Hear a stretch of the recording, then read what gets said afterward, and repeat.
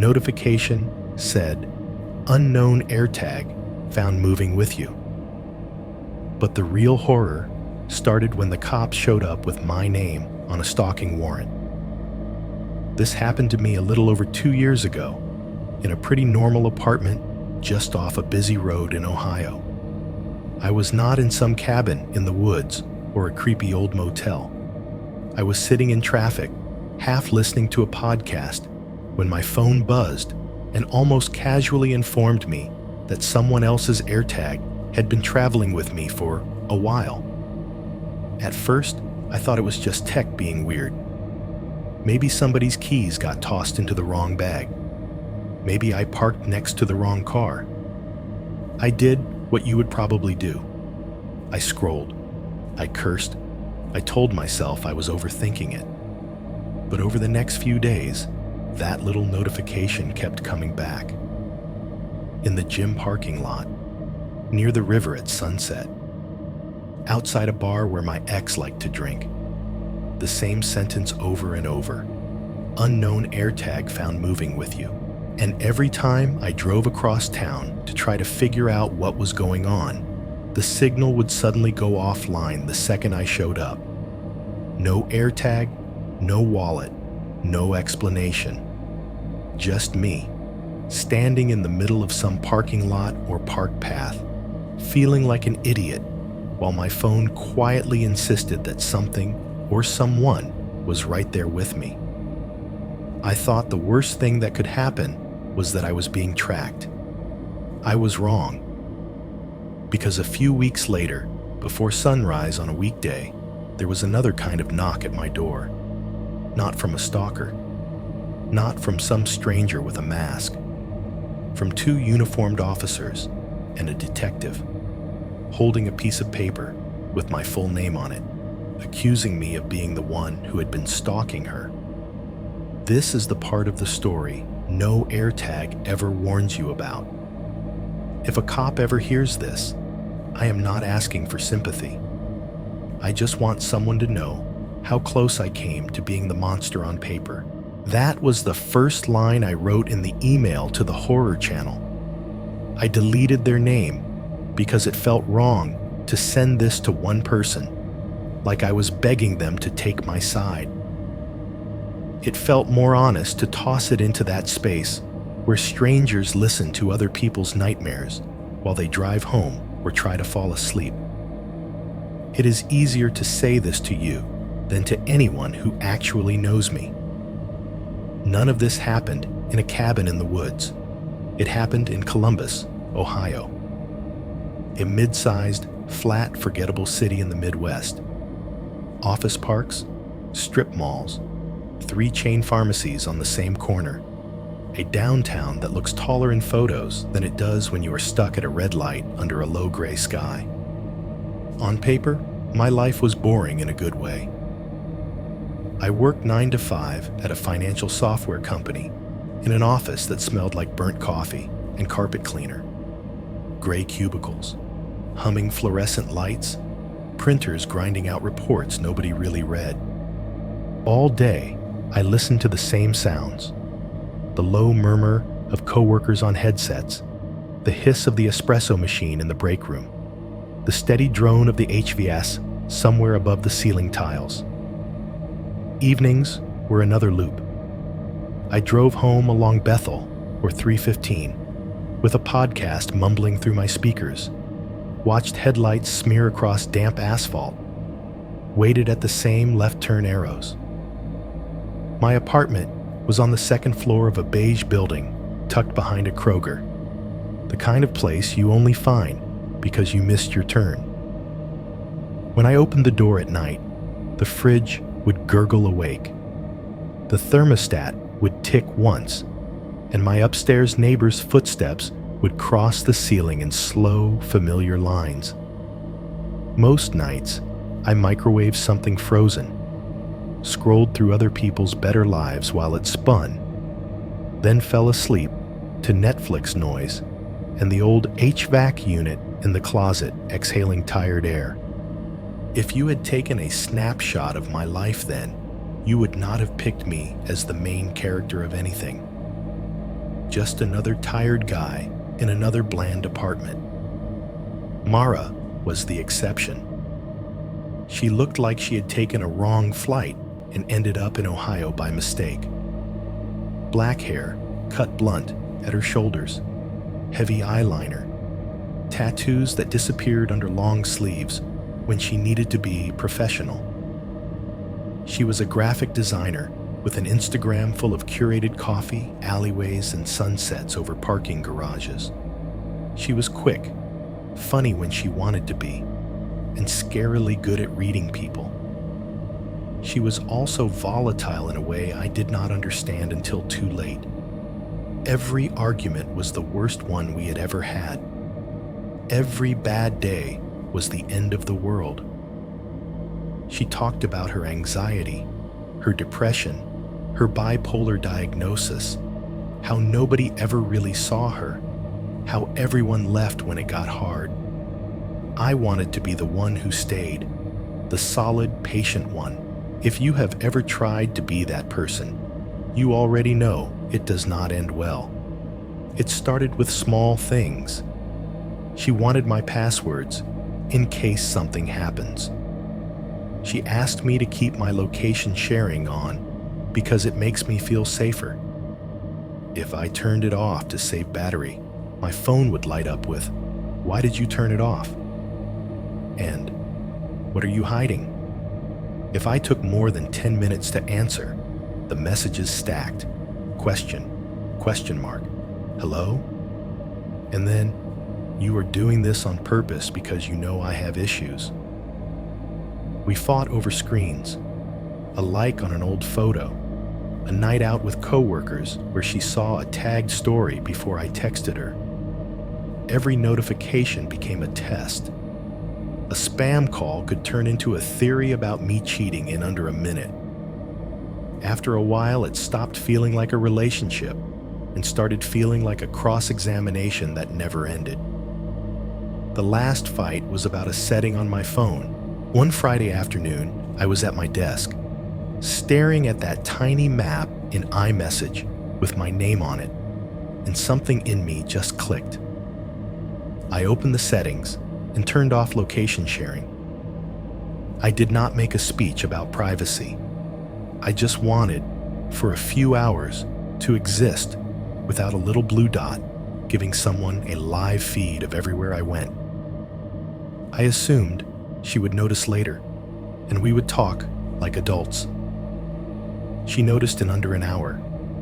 By the time I drove home and climbed the metal stairs to my door, my phone was already buzzing. When I stepped into the apartment, the fridge hummed on and my screen lit up with paragraphs, screenshots of the "location unavailable" message. So, this is what we're doing now. After everything I told you, you know this triggers me, and you did it anyway. When I tried to say I needed some space from being tracked, the argument flipped.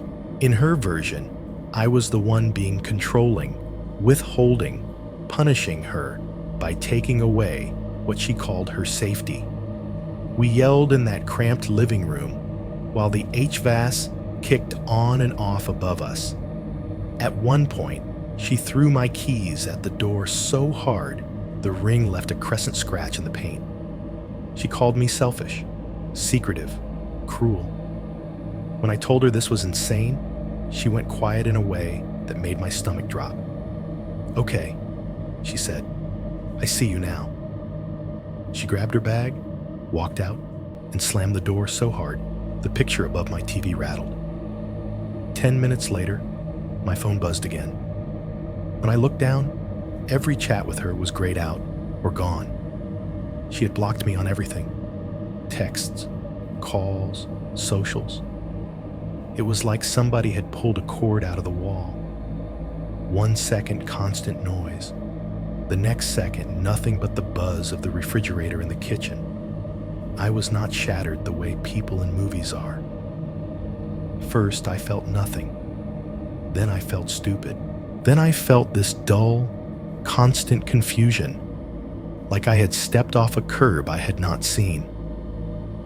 Our mutual friends drifted toward her side without saying it. Group chats went still when I spoke up. Her best friend Jenna had never liked me, and now I could almost hear her saying, "I told you so," every time I opened my phone. A couple of weeks slid by like that. Work, microwave dinners, scrolling, sleep. The days blurred. Then one Thursday afternoon, while I was staring at the smudged gray fabric of my cubicle wall, my phone lit up with a name I had not seen in a while. Logan. We had known each other since high school. His parents had a big place out in the suburbs off Bethel Road. Long driveway, trees wrapped in lights in winter. He was having some people over on Saturday, which in Logan language meant a full house party. Loud bass, red cups on every surface, backyard string lights, smoke hanging over the grass, cars squeezed down both sides of the street. "You should come out," he texted.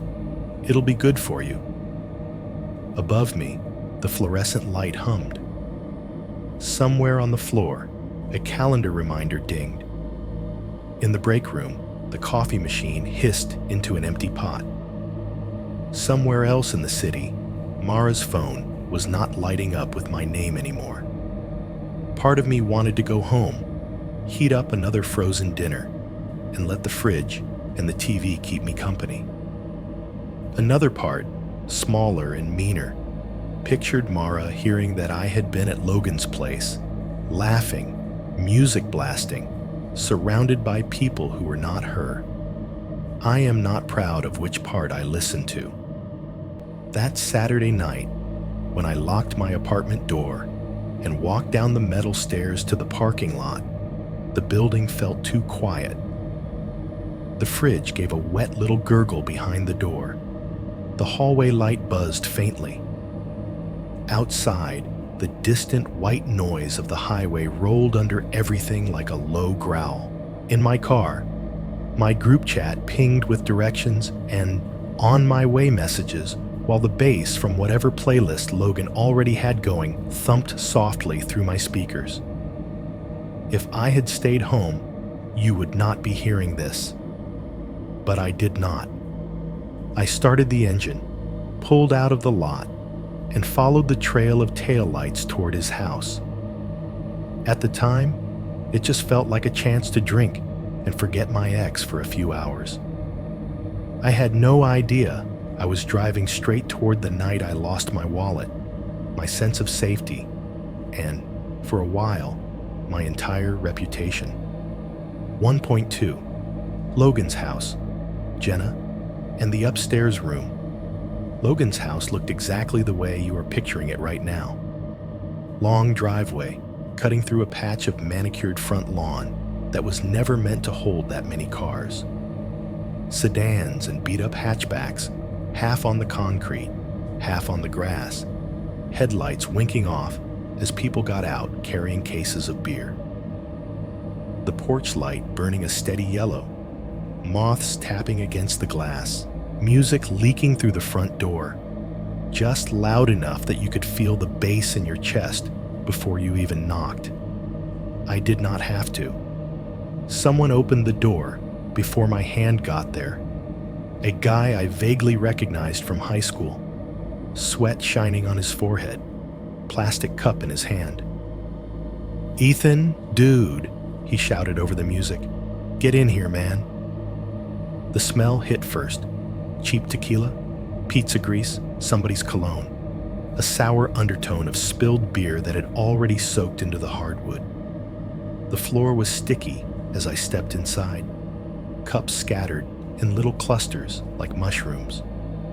There were half-deflated balloons tangled in a ceiling fan pull cord, streamers drooping in sad arcs between the corners of the living room. Logan's parents' nice house had that temporary skin of chaos stretched over it. Family photos on the wall above a couch someone had definitely already thrown up behind. A tasteful rug under a coffee table scarred with ring-shaped watermarks and a little white hill of spilled salt. "Beer?" the guy asked. "Yeah, I said, because that was the whole point of being there. He shoved a can into my hand and disappeared back into the churn of bodies, leaving me at the edge of it. It did not take long to feel the old gravity. People who used to know me as Mara's boyfriend drifted over one by one. A girl from her old design program, a guy who had sat 2 desks down from her at some marketing job. The conversations all started the same way. "Dude, it's been forever. How's, You could see the realization hit mid-sentence, the way their faces changed as their brain caught up to the fact that they had seen a breakup post or a story that vanished too quickly. The sentences died halfway out of their mouths. A pause, a quick, "Oh, right," and then a clumsy pivot into work talk. The Browns, the weather. Those pauses hurt more than any direct insult would have. They were little silent verdicts, not "How are you doing?" but "What did you do?" I stayed near the kitchen because that was where the drinks were and because it meant I could keep my hands busy. The kitchen had that same party-worn look. Chipped Solo cups stacked by the sink, a trash bag tied to a cabinet handle, countertops crowded with mismatched bottles, and a couple of curling pizza boxes. The fridge hummed steadily under all the noise, its magnet-studded door opening and closing as people pulled out cold beer and shoved in warm. I was staring into a row of liquor bottles, wondering which bad decision to pour over ice when I heard a laugh I recognized. Jenna's laugh had always cut through a room, higher than Mara's, a little rough at the edges, like she did not care who heard her. I turned without meaning to, and there she was by the opposite counter, curled hair, black crop top, high-waisted jeans, holding a Truly in one hand and gesturing with the other as she told some story to a cluster of people. Her eyes flicked over, landed on me, and for a second, we just looked at each other over the landscape of sticky tile and empty cups. The last time I had seen Jenna, she had been standing in Mara's apartment kitchen, pointing at me with that same hand and calling me toxic for making her friend cry. There had been mascara streaks under Mara's eyes, an empty wine glass on the table, and a different kind of trial going on. Now Jenna smiled. Not a fake tight-lipped one either. She peeled away from her little group, wove around a guy trying to balance 3 slices of pizza on a plate, and walked straight up to me. "Wow," she said, letting the word stretch.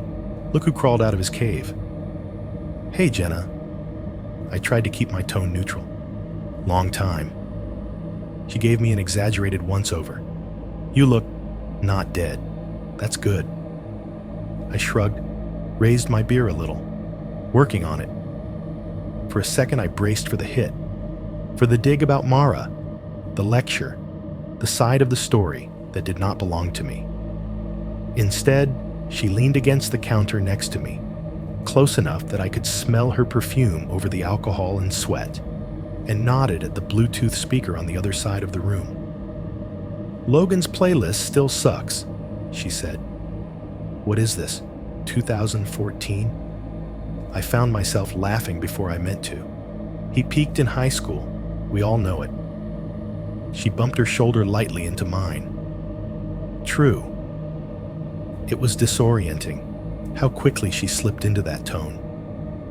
She asked about my job, rolled her eyes when I described bug tickets and endless client emails, told me about a freelance project she was doing for a local brewery. She made fun of the guy in the corner trying to freestyle, the couple making out too hard on the couch, the way Logan always yelled his own name when he was drunk.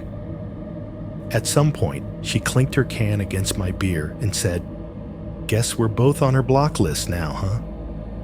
The joke landed like a dart. I tried to play it off. "Yeah," I said lightly. "Exclusive club." She blocked me right after you two blew up, Jenna said, taking a sip. Apparently, I was a bad influence. She made air quotes with her fingers. Like she did not come to me first every time she wanted to be talked into something stupid. There was something sharp behind her smile, but there was also something else. A shared exile, a mutual distance from Mara's orbit. Or maybe that is what I wanted it to be. We drank. The kitchen folded into the living room and back again, bodies drifting, music shifting from EDM to old pop to something bass-heavy enough to make the cabinet doors rattle. Every time we moved, the soundscape changed.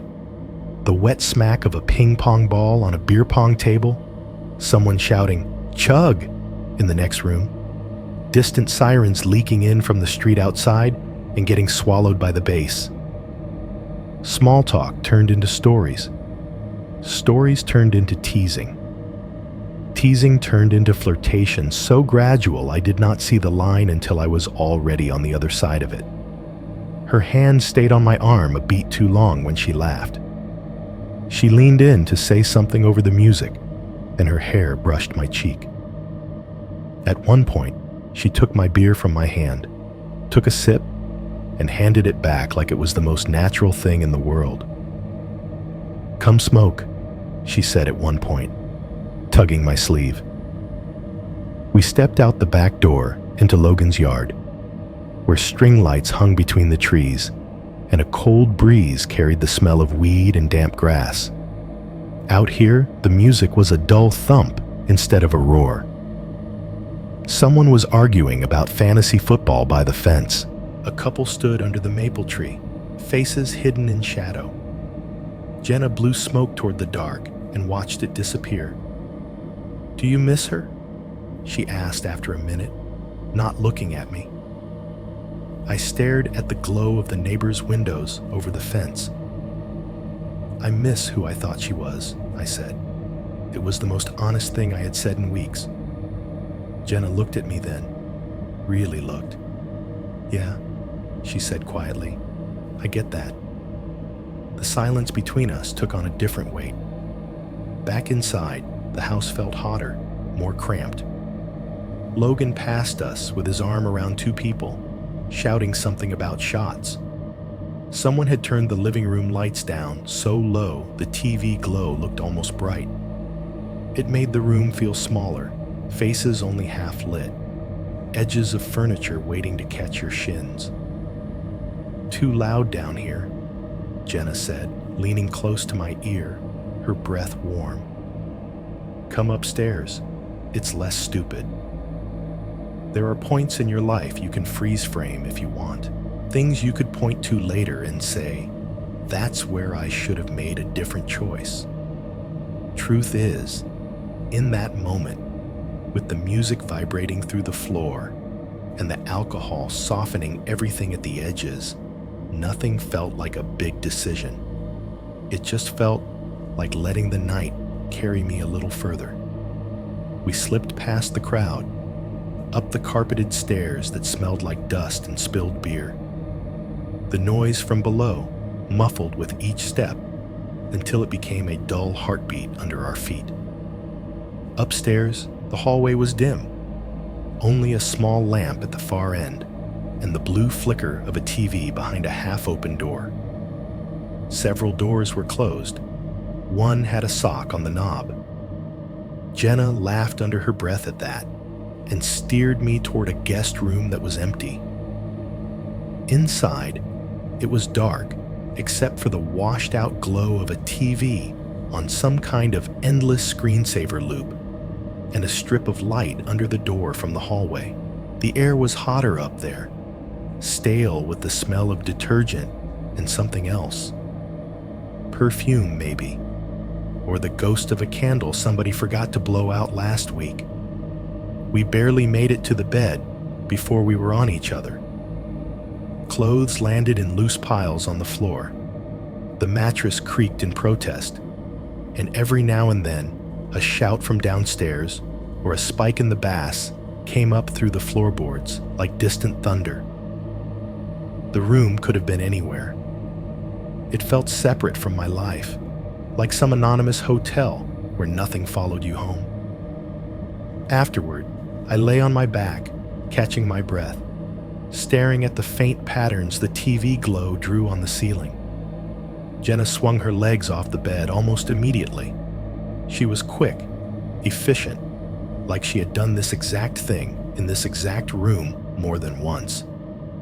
She checked her phone, thumb sliding down a feed that lit her face blue, then started pulling her jeans back on.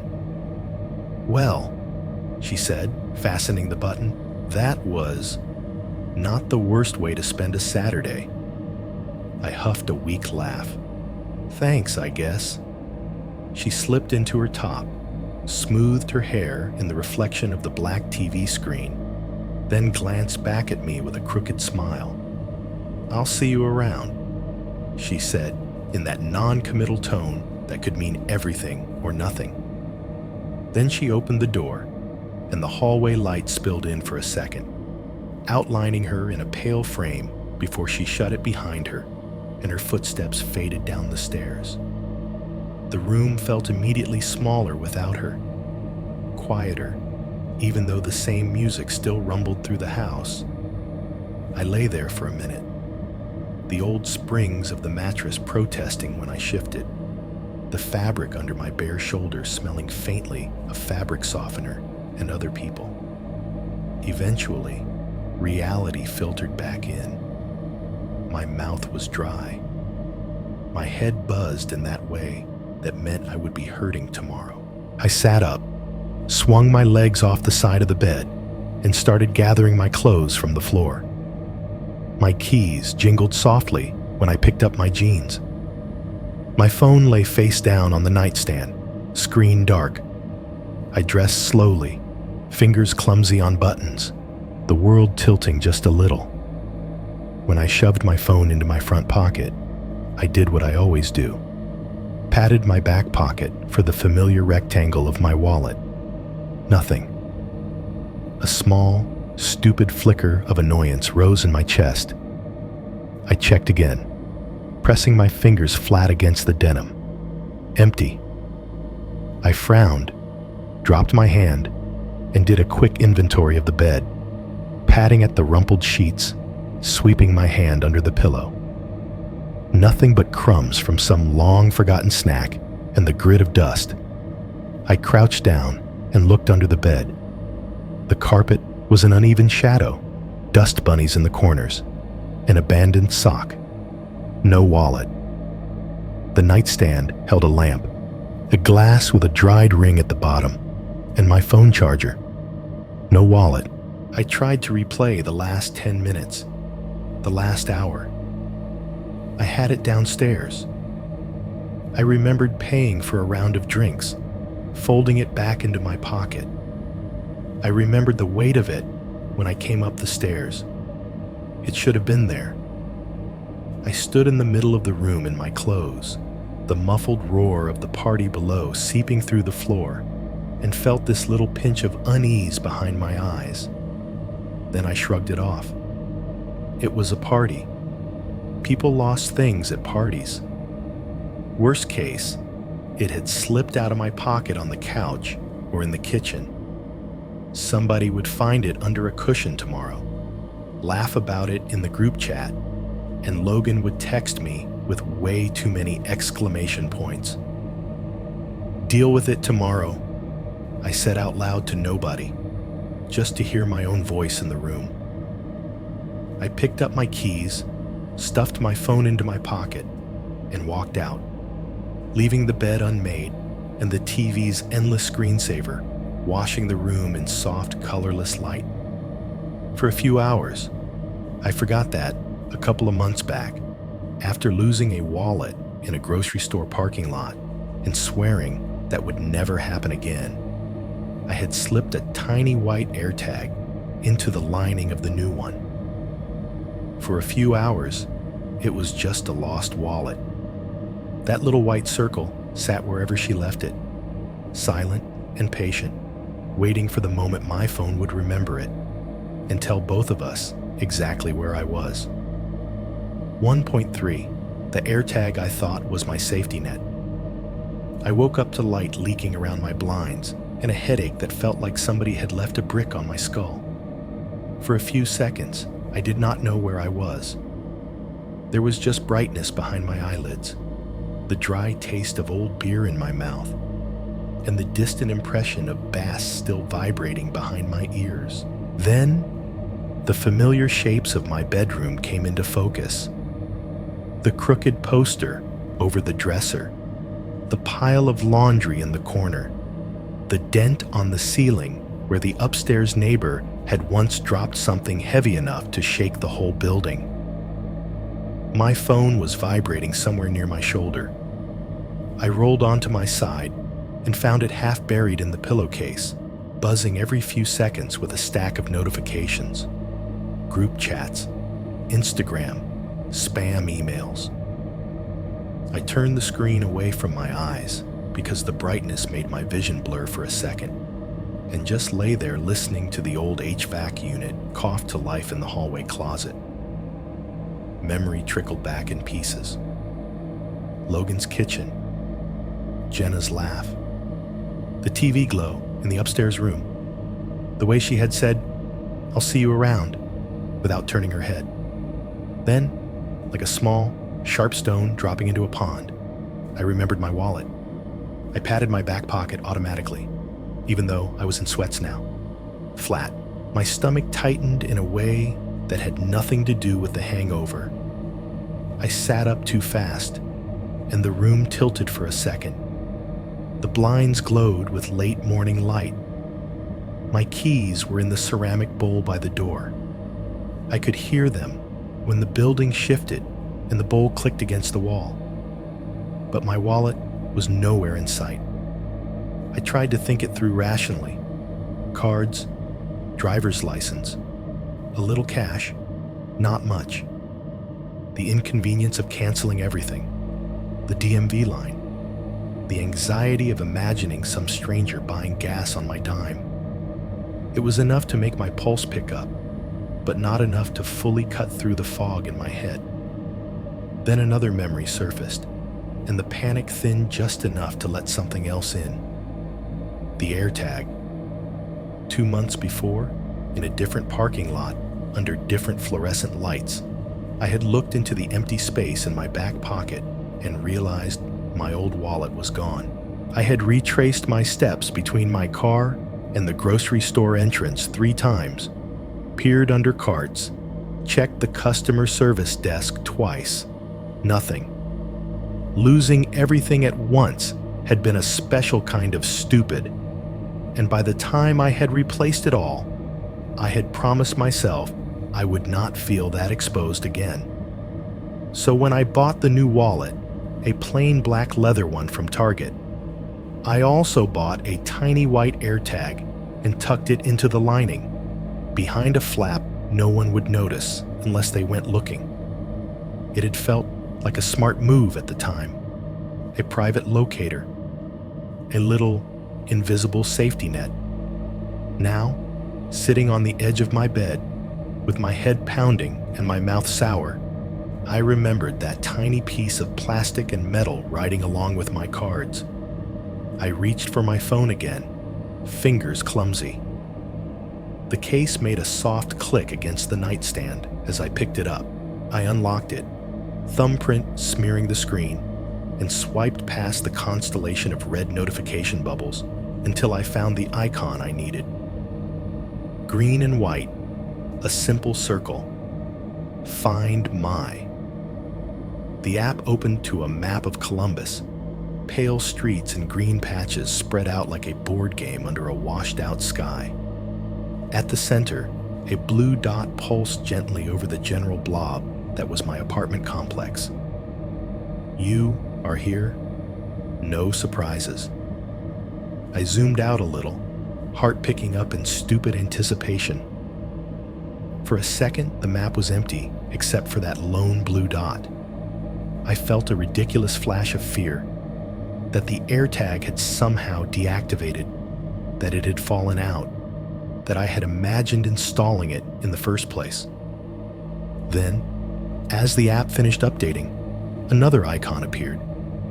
A small gray circle, a few miles north, pulsing gently in its own little halo. I tapped it, and the label popped up with a name I had given it months ago: Wallet. The address underneath was not some random house or alley. It was an ugly little strip mall off Sawmill Road, a familiar cluster of rectangles I had driven past 100 times. Nail salon, Chinese takeout, tax prep office, and, anchored on one end, Planet Fitness. For a second, the tension in my shoulders loosened. Of all the places my wallet could have ended up, a gym felt almost reasonable. Maybe somebody had found it in Logan's yard and taken it there for some reason. Maybe it had slipped out in somebody's car and they went there straight from the party. Maybe Jenna worked out there and had already dropped it at the front desk with an eye roll and an, "Of course he lost this." You start building those little stories fast when you need one. I watched the gray dot. It stayed put over the parking lot, not drifting along the roads. Either the wallet was in a car that had not moved yet, or it was sitting inside on a bench, waiting to be claimed. I told myself there was no reason to panic. I had tech on my side. Apple had sold me the illusion that a little white disc could keep my life from falling through the cracks again. This was that promise finally paying off. I could have thrown on clothes right away and gone. Instead, I put the phone face down on the comforter and stood up slowly, waiting for the room to catch up with my body. My head throbbed in time with my heartbeat, a dull, insistent drum at the base of my skull. Coffee first, I decided, then shower, then gym. In the kitchen, the overhead light was too bright against the dimness behind my eyes. I filled the kettle, listening to the rush of water over metal, then the rising hiss as it heated on the stove. The building was quiet in that late morning hungover way. No kids running in the hallway, no neighbor's TV blaring, just the distant, constant rush of traffic from the main road and the whir of my fridge kicking on and off. While the coffee dripped through the filter, I picked up my phone again. The gray dot was still there, steady over Planet Fitness. Creepy and useful at the same time, I muttered to myself, scrolling in and out of the map. There was something unsettling about being able to see a thing that was not in your hand, sitting somewhere else under a different stretch of sky. I showered, letting the hot water beat some of the ache out of my neck. The steam fogged up the mirror, turning my own reflection into a vague outline. For a few blessed minutes, I forgot about Mara, about Jenna, about any of it. There was just water and tile and the sound of the pipes rattling inside the walls. By the time I was dressed and had forced down half a cup of coffee, the headache had shrunk to a manageable ring around my temples. I grabbed my keys from the bowl, patted my back pocket on reflex, and felt only fabric, and then caught myself and laughed once without humor. "It's fine," I told the empty apartment. "You know where it is." Outside, the air had that washed-out, too bright quality of a late Sunday morning where half the city was either in church or sleeping off what they had done the night before. The parking lot was a patchwork of sun and shadow. My car sat in its usual spot, a film of dust on the windshield catching the light. The engine coughed once and turned over. The radio came on mid-commercial, some local dealership screaming about 0% APR. I flipped until I found a talk show, voices discussing something forgettable, and pulled out onto the road. The drive to Sawmill was familiar. I could have done it on autopilot. Car dealerships with ridiculous inflatable things flapping in the wind. Mattress stores promising final weekends that never actually ended. fast food signs arching over lanes of traffic like neon totems. The highway hummed under my tires, a constant white noise that settled into the background as I watched the green signs tick past. Every couple of minutes at a red light, I checked the app. The gray circle stayed put. Wallet, last seen, now. The certainty was comforting, like following a GPS route. Turn right, go straight. Your lost life is waiting at your destination. When I finally turned into the strip mall lot, the Planet Fitness sign loomed over the row of stores in its migraine yellow and purple. The building itself was a block of beige and brick, windows tinted to hide the rows of treadmills inside. Clusters of cars were scattered around the lot, clustered closer to the entrance, leaving the far corners empty. I pulled into a space a few rows out, killed the engine, and listened as it ticked softly in the quiet. The late morning sun reflected off windshields, making it hard to see inside any of the vehicles. The air that seeped in through the cracked window smelled like exhaust and wet asphalt, carrying the faint whiff of someone's fast food from a nearby bag. Before I stepped out, I pulled my phone from its holder and opened the app one more time, just to let myself feel that little jolt of relief. The gray dot was still sitting exactly on top of the gym icon. I let out a breath I had not realized I was holding, slipped the phone into my pocket, and opened the door. The hinge creaked. The slam of the door sounded too loud in the open space. Somewhere behind me, a truck downshifted with a low growl as it turned onto the main road. I locked the car out of habit and, standing beside it, pulled my phone back out, thumb already swiping to the map. The screen blinked once. The blue dot of my own location updated, snapping to the center of the lot. The gray circle was gone. In its place, where the label wallet had been, the map showed nothing but a faint, fading ring and a small line of text at the bottom. No location found. Last seen. Just now. I stared at it, blinked, and refreshed. Nothing. Zoomed in. Zoomed out. Toggled between map and satellite view, as if that would force it back into existence. The AirTag had been live all morning, right up until the minute I pulled into the parking lot. Now, suddenly, it might as well have never existed. My first reaction was not terror.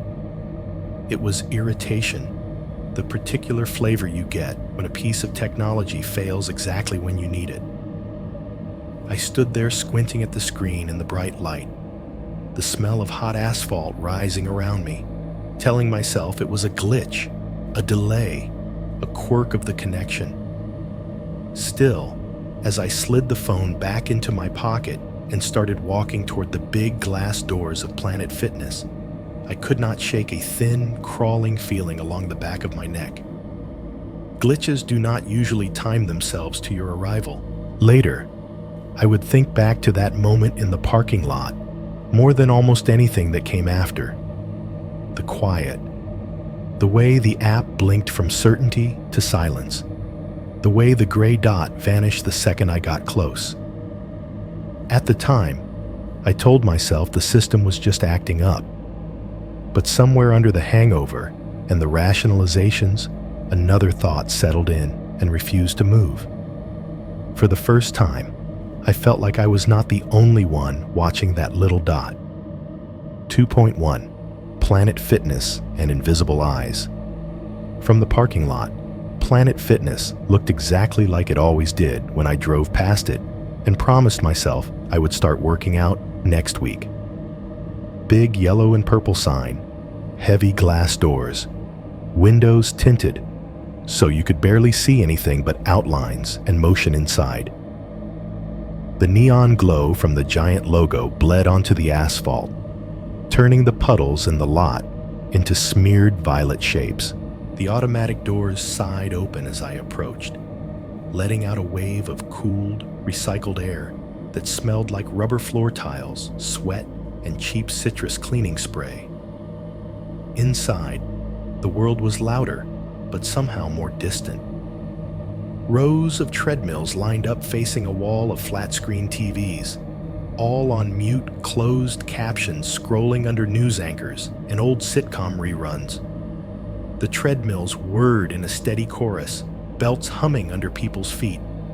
Somewhere deeper in the room, weight machines clanked and thudded. Every few seconds, there was the sharp metallic sound of somebody dropping a dumbbell just a little too hard. I stood there for a second, just inside the entrance, letting my eyes adjust. Purple walls, motivational posters, mirrors reflecting the same handful of shapes again and again. The front desk was a small island in all that fluorescent glow.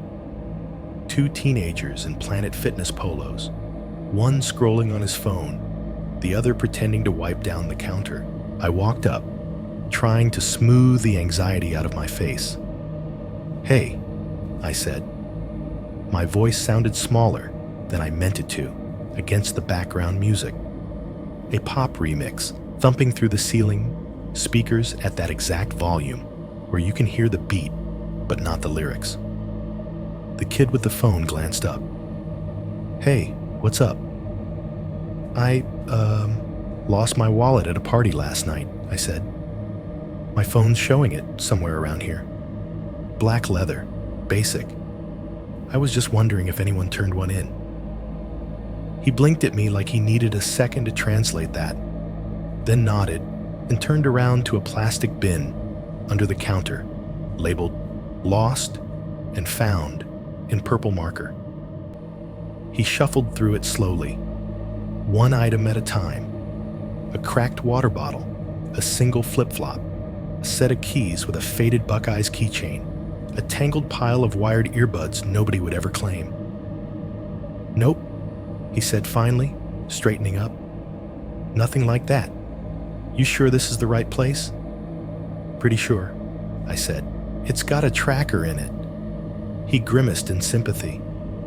"Well, if someone brings it in, we'll toss it in here."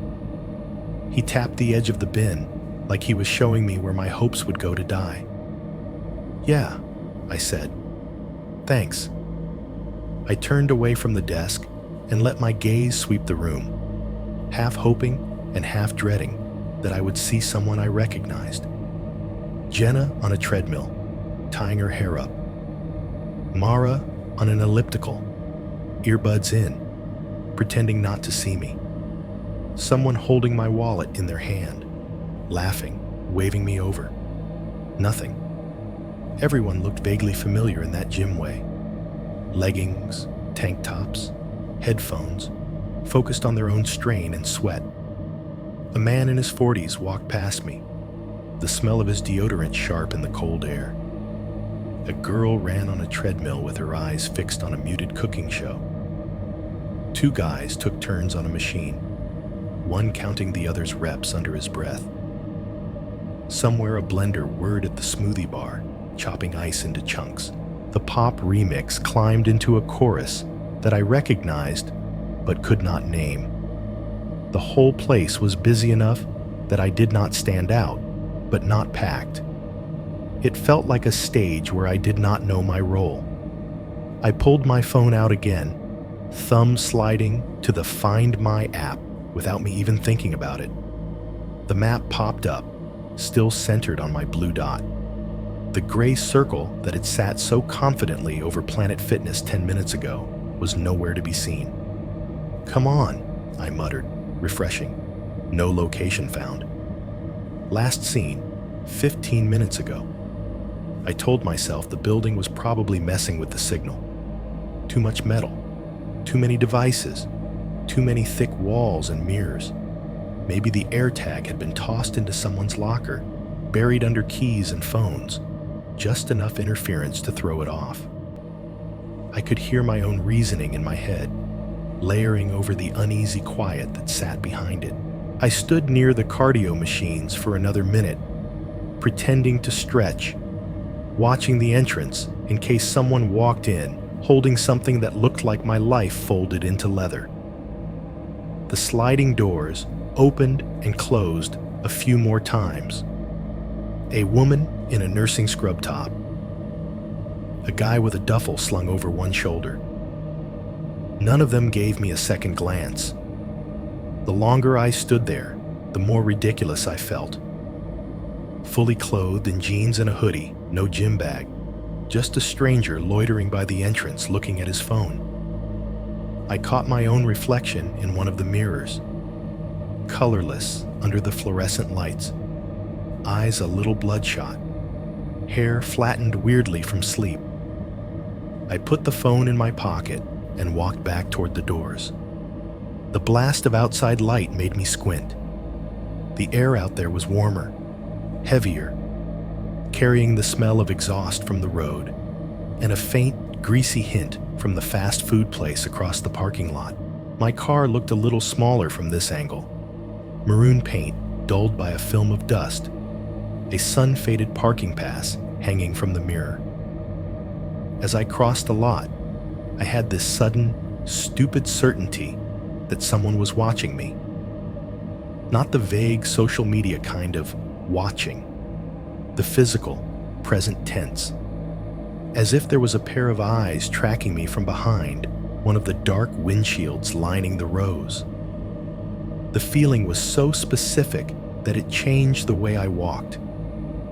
I became aware of my shoulders, the angle of my head, the way my hands hung by my sides. I had nothing in them, no bag, no wallet, no proof I had a reason to be there beyond my own word.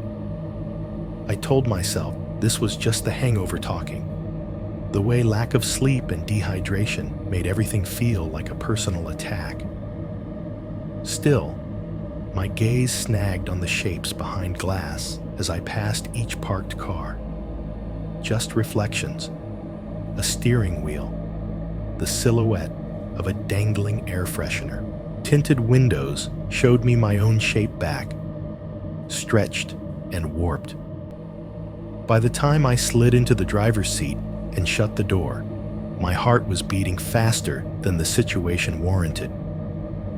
The inside of the car smelled like stale fries, and the faint citrus of the air freshener I had stuck to the vent weeks ago. I thumbed the lock button, listening for the soft clunk of the doors sealing me in. The map on my phone hadn't changed. Blue dot in the middle of the lot. No gray circle. No label that said wallet. Just the thin line of the freeway and the beige shape of the gym. I refreshed again. And again. The app spun its little wheel like it was trying. Really trying. Then gave me the same polite shrug. No location found. A part of me tried to be rational. Maybe the battery had finally died. Maybe whoever had picked up my wallet had found the AirTag and popped it out. Annoyed at the idea of being tracked. That was what I would have done, I told myself, if I had picked up someone else's property and it started shrieking at me from their phone. Another part of me, quieter but sharper, replayed the timeline. The AirTag had shown up as recently seen at this exact spot. It had stayed active for the whole drive. It had stayed active while I sat in my apartment staring at the map. It had vanished only after I pulled into the parking lot, turned off the engine, and stepped out. It felt less like a battery dying and more like somebody flicking a switch. I tried to picture a stranger in the gym, pulling my wallet from a bag, watching my little blue location dot inch closer on their own phone, then calmly twisting the AirTag open and sliding the battery out just as I parked. The image was absurd. It was also the first one that made the hair on my arm stand up. I drove home anyway. Traffic had picked up a little. Families heading to lunch, people running errands, the usual weekend shuffle. The talk show hosts on the radio were making jokes about something that had happened in the news. Their laughter felt thin and hollow against the low murmur in my chest. Back in my apartment, the silence hit me the second I shut the door. The fridge hummed softly. A neighbor's TV leaked the tinny sound of a sitcom audience laugh track through the wall. I sank onto the couch, kicked my shoes off, and opened Find My again because I did not know what else to do. Blue dot, no gray circle. I told myself to let it go, cancel the cards, file it under lesson learned. The AirTag had done its best and failed. Things fail. That was life. The rational monologue sounded fine in my head, but my thumb kept drifting back to the app like a tongue to a sore tooth. That night, the TV flickered in front of me, throwing shifting light across the walls. Some crime show played on mute. I could see actors stalking through dark hallways, guns drawn, their faces tightening in staged horror, but I could not hear any of it. The only sounds in the room were the low rumble of the HVAC, the faint whoosh of cars passing on the road outside, and the soft, repetitive tap of my finger on the screen every time I refreshed the map. Blue dot, no gray circle. By midnight, my eyes were burning. I dropped the phone onto the couch cushion, face down, and stared at the ceiling of my apartment, tracing the outline of that old dent made by my neighbor's dropped whatever. I told myself I was being ridiculous, that tomorrow I would wake up, call the bank, get new cards, and move on. I did not know it yet, but losing the wallet was the least important part of what had just happened.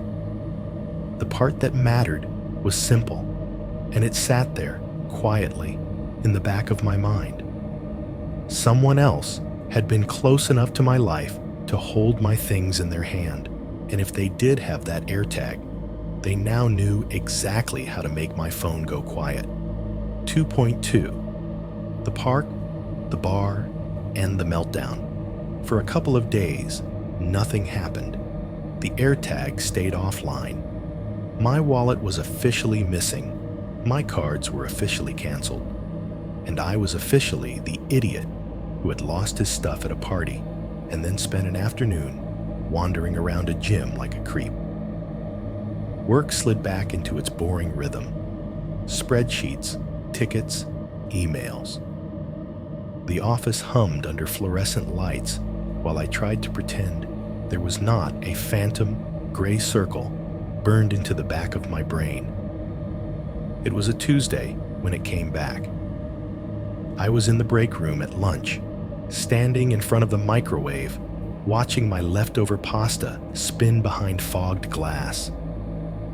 The room smelled like burnt popcorn and reheated curry. The TV in the corner played a daytime talk show on mute, the hosts' mouths moving in big plastic smiles while subtitles scrolled too fast to follow.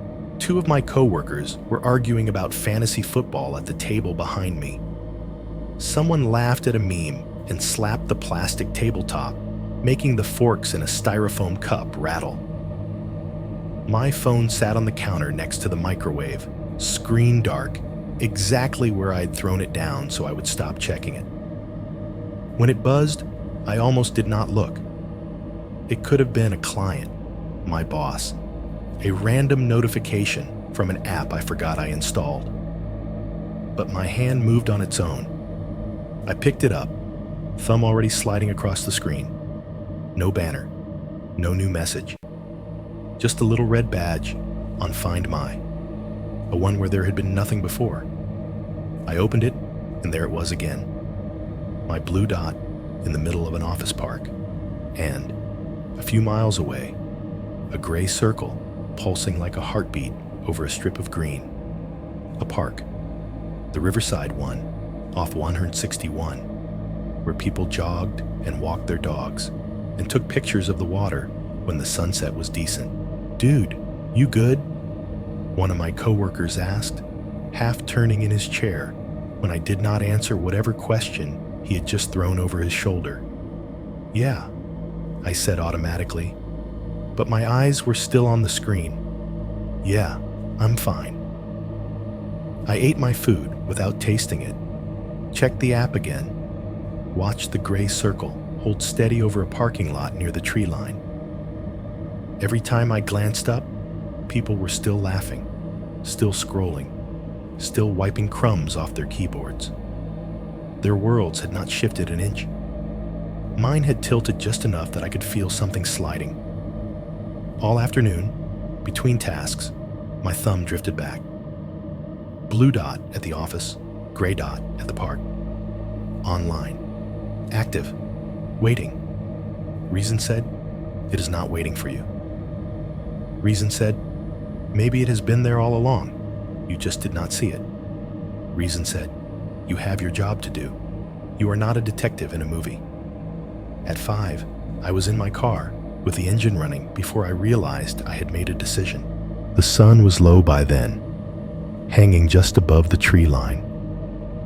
The sky had that washed-out gradient from pale yellow to flat blue. I drove toward the river, with talk radio murmuring in the background, the host's voice fading in and out as my mind pressed the same thought against the inside of my skull. What are the odds? The park lot was half full. Gravel crunched under my tires as I pulled in and coasted into a space under a tree. The air through the open window carried the smell of mud and leaves, with a faint sweetness from somebody's vape drifting on the breeze. I checked my phone. Blue dot. Here. Gray circle. Still there, maybe 50 yards ahead, near the bend in the path where you could see the river between the trees. For a second, relief. Like the universe had finally stopped messing with me. See? I told myself. You come here, you pick it up, you go home. Story over. I got out of the car. The door thudded shut, a dull sound in the open air. Distant, I heard kids yelling on the playground, the metallic squeak of swings. A dog barked, then another. Somewhere, someone's Bluetooth speaker played music so quietly that it was more vibration than melody. I walked around the front of the car, the gravel shifting under my shoes. Halfway to the trail entrance, I pulled my phone back out, already imagining the conversation I would have if I found someone holding my wallet. Thanks so much. Yeah, I'm an idiot. No, I won't lose it again.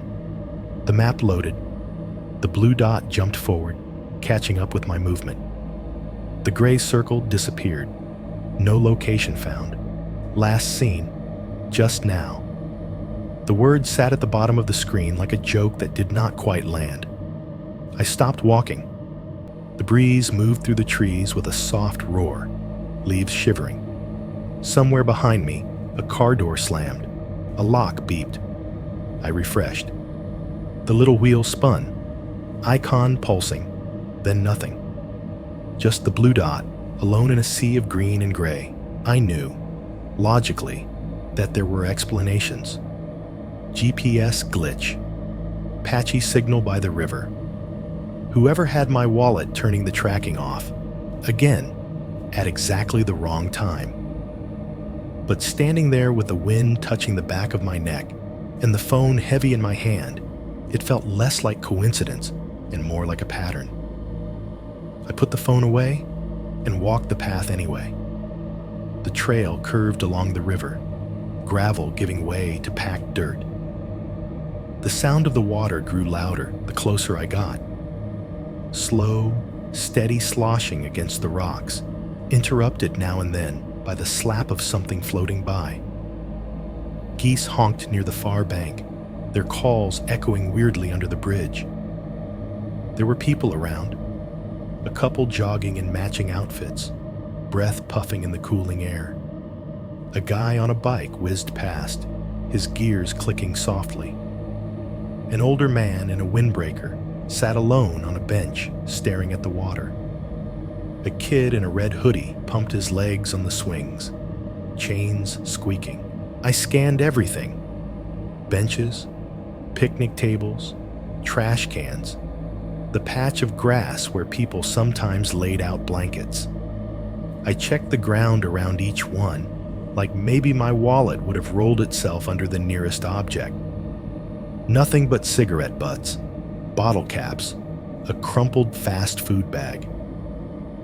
The feeling of foolishness came in waves. Every time I glanced down at my empty hands, at the unhelpful rectangle of my phone, I felt more like a man looking for a ghost no one else believed in. There was no sign taped to my chest saying, "I have a reason to be here." To everyone else, I was just some guy walking the same path they were, wearing a look that was a little too tight around the eyes. By the time the sun slid fully behind the trees, the temperature dropped enough that I could see my breath. I turned back toward the parking lot, hands stuffed in my jacket pockets, listening to my own footsteps crunch and the distant thunk of someone closing the trunk of their car. In the driver's seat, I tried the app one more time. No change. Offline. Last seen. Just now. I drove home with the radio off. The silence in the car made every little rattle and hum louder. The dashboard lights painted my knuckles in ghostly green where they gripped the steering wheel. Over the next few days, I did the adult thing.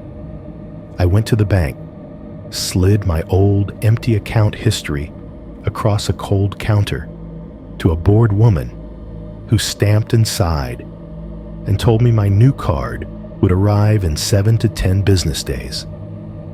I ordered a replacement driver's license, paid a fee to the state that felt like a fine for being stupid.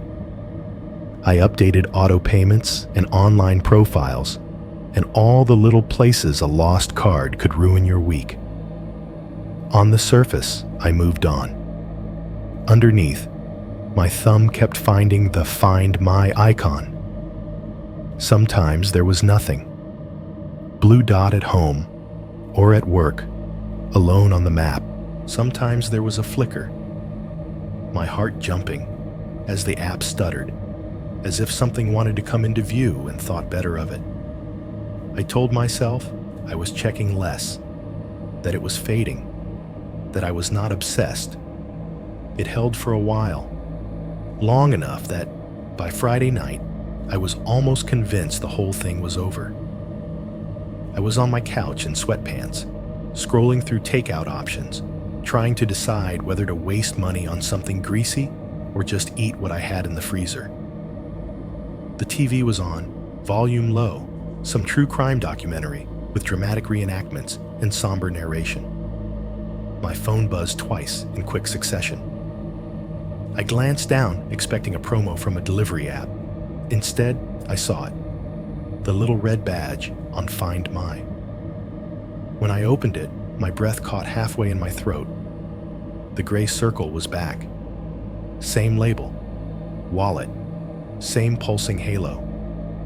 But this time, it was not over a gym or a park. It was planted right in the middle of a block I knew by heart, a popular strip in the short north, a line of bars and restaurants that came alive every Friday and Saturday night. The name of one of those bars sat exactly under the dot.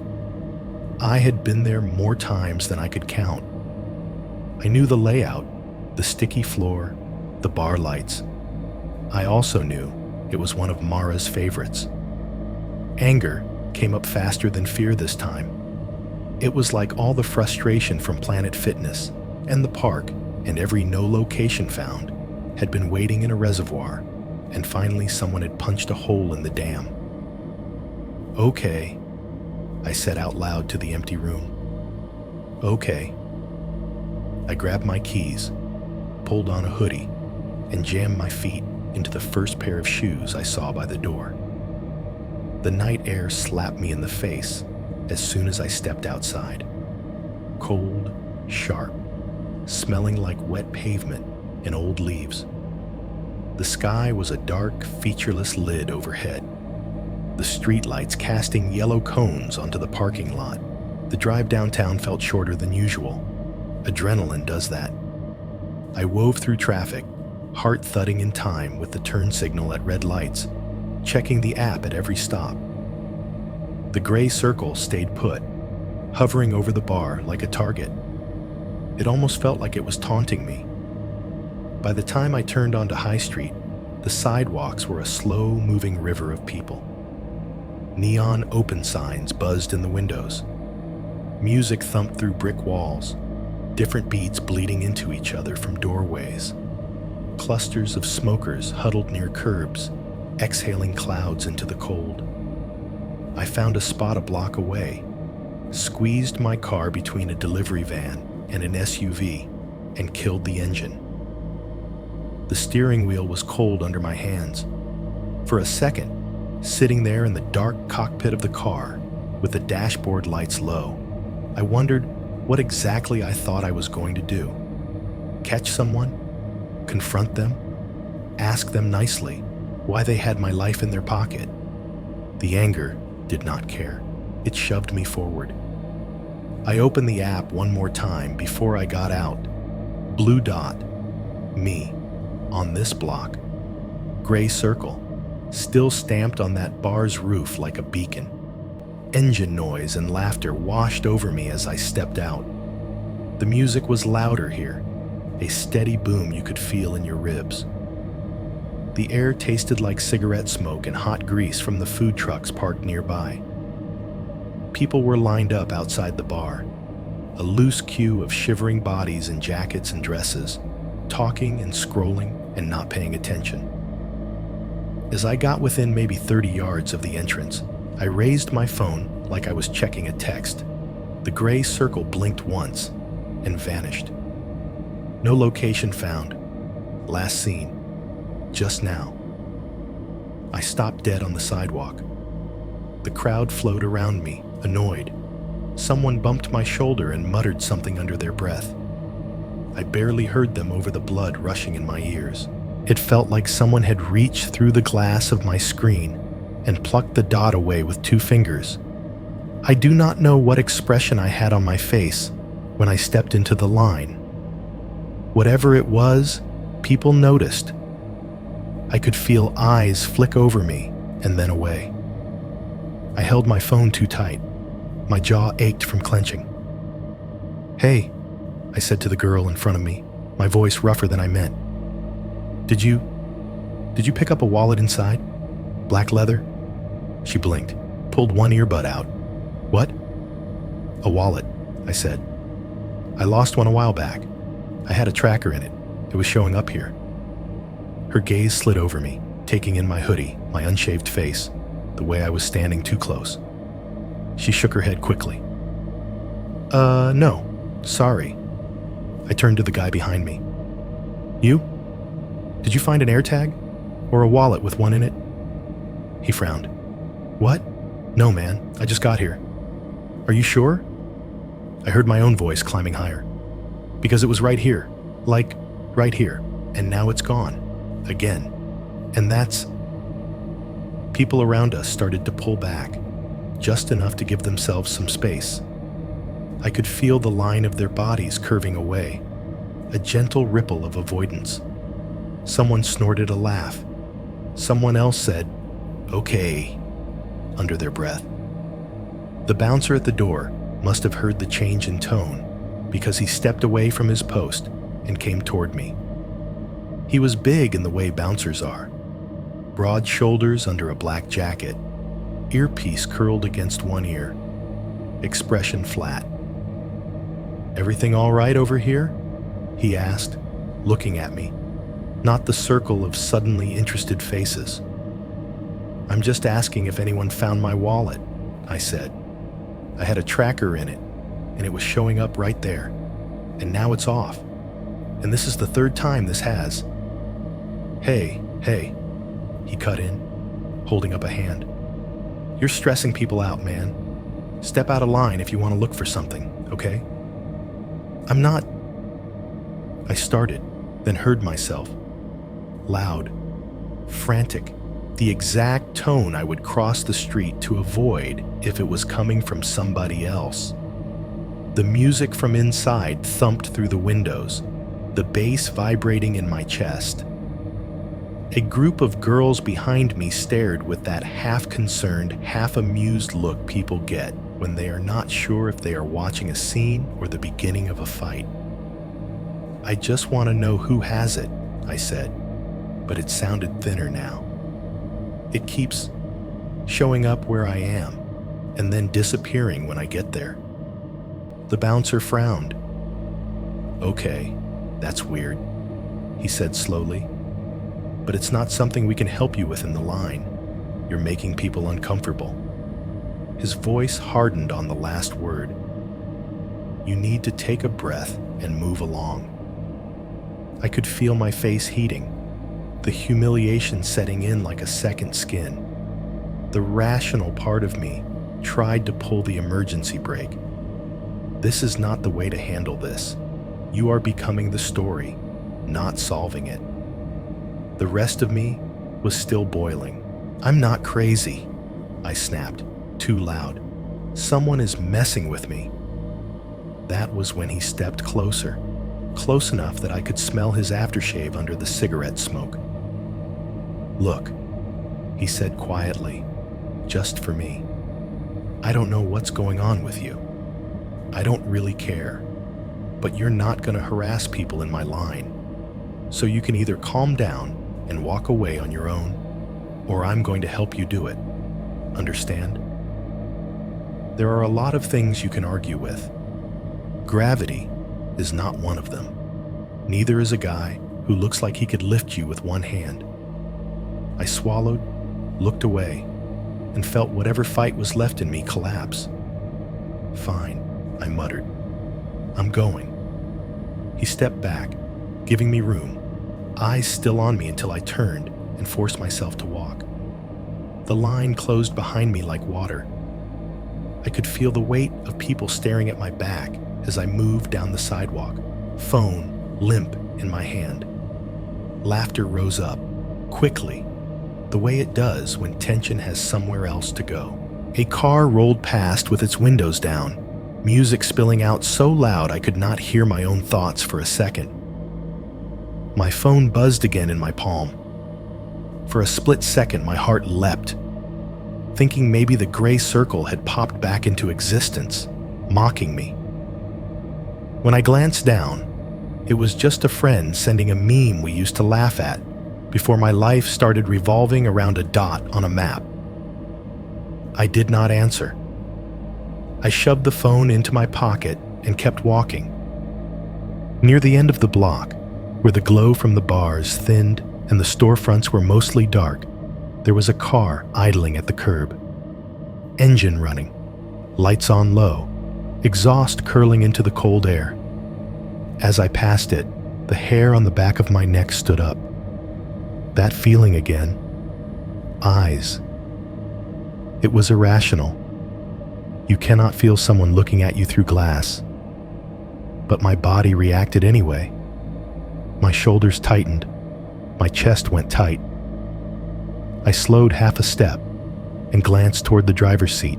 The windshield reflected the street lights and neon so perfectly that all I saw was my own face, pale and stretched in the curve of the glass, phone-shaped bulge in my hoodie pocket, eyes wide in a way I did not recognize.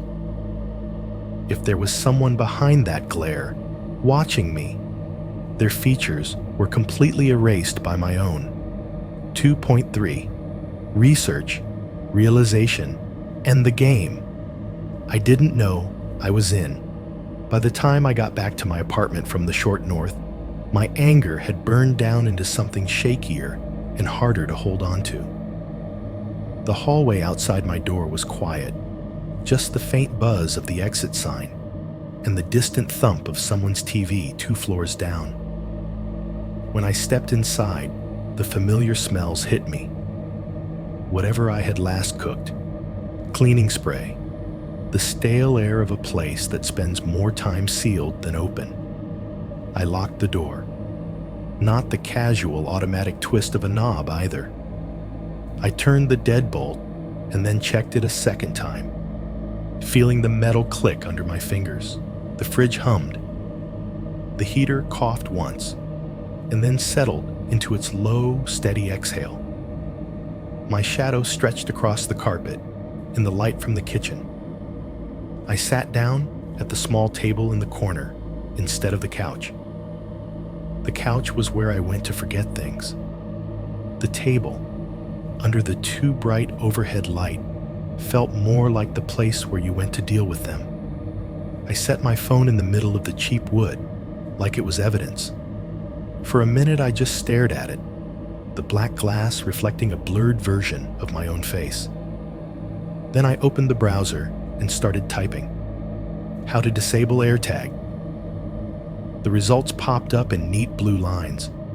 Apple support pages, tech blogs, angry forum posts. I clicked one at random, then another. Each article said the same thing in different words. If you find an AirTag that does not belong to you, you can twist the metal back off with your fingers, lift it away, and the battery pops out. No power, no tracking, offline. I looked down at my empty hands, like I might find one there. All I saw were faint impressions from where I had been clenching my fists. Next search, AirTag stocking cases. The mood in the room shifted without anything physically changing. The heater still hummed. The fridge still clicked on and off. But the text on my screen dragged the temperature down a couple of degrees anyway. News stories, police reports, lawsuits. A woman who kept getting the notification, unknown AirTag moving with you, every time she left her house. A guy who discovered one duct taped under his bumper. People who had gone home, read the vague, chirpy warning on their phone, and then realized someone had been following their routes for days, maybe weeks. In article after article, there was the same second layer. Law enforcement confused or uninterested. Companies insisting they had done their best to build in safety features. People left in the middle of that gap. One quote stuck with me from some sheriff's department in a state I had never been to. The problem is, these devices are doing exactly what they're designed to do. It's just that sometimes people use them for things they weren't designed for. I sat back in my chair and listened to the hollow tick of the kitchen clock. The light above me hummed. Somewhere in the building, a toilet flushed, pipes knocking once in the wall behind my head. If someone had my wallet in their hand, they did not need my permission to make that AirTag appear or disappear. They did not need my password, or my face, or my thumbprint. They just had to pinch the back and twist. Battery in, online. Battery out, offline. Repeat as needed. I opened Find My again, almost on reflex.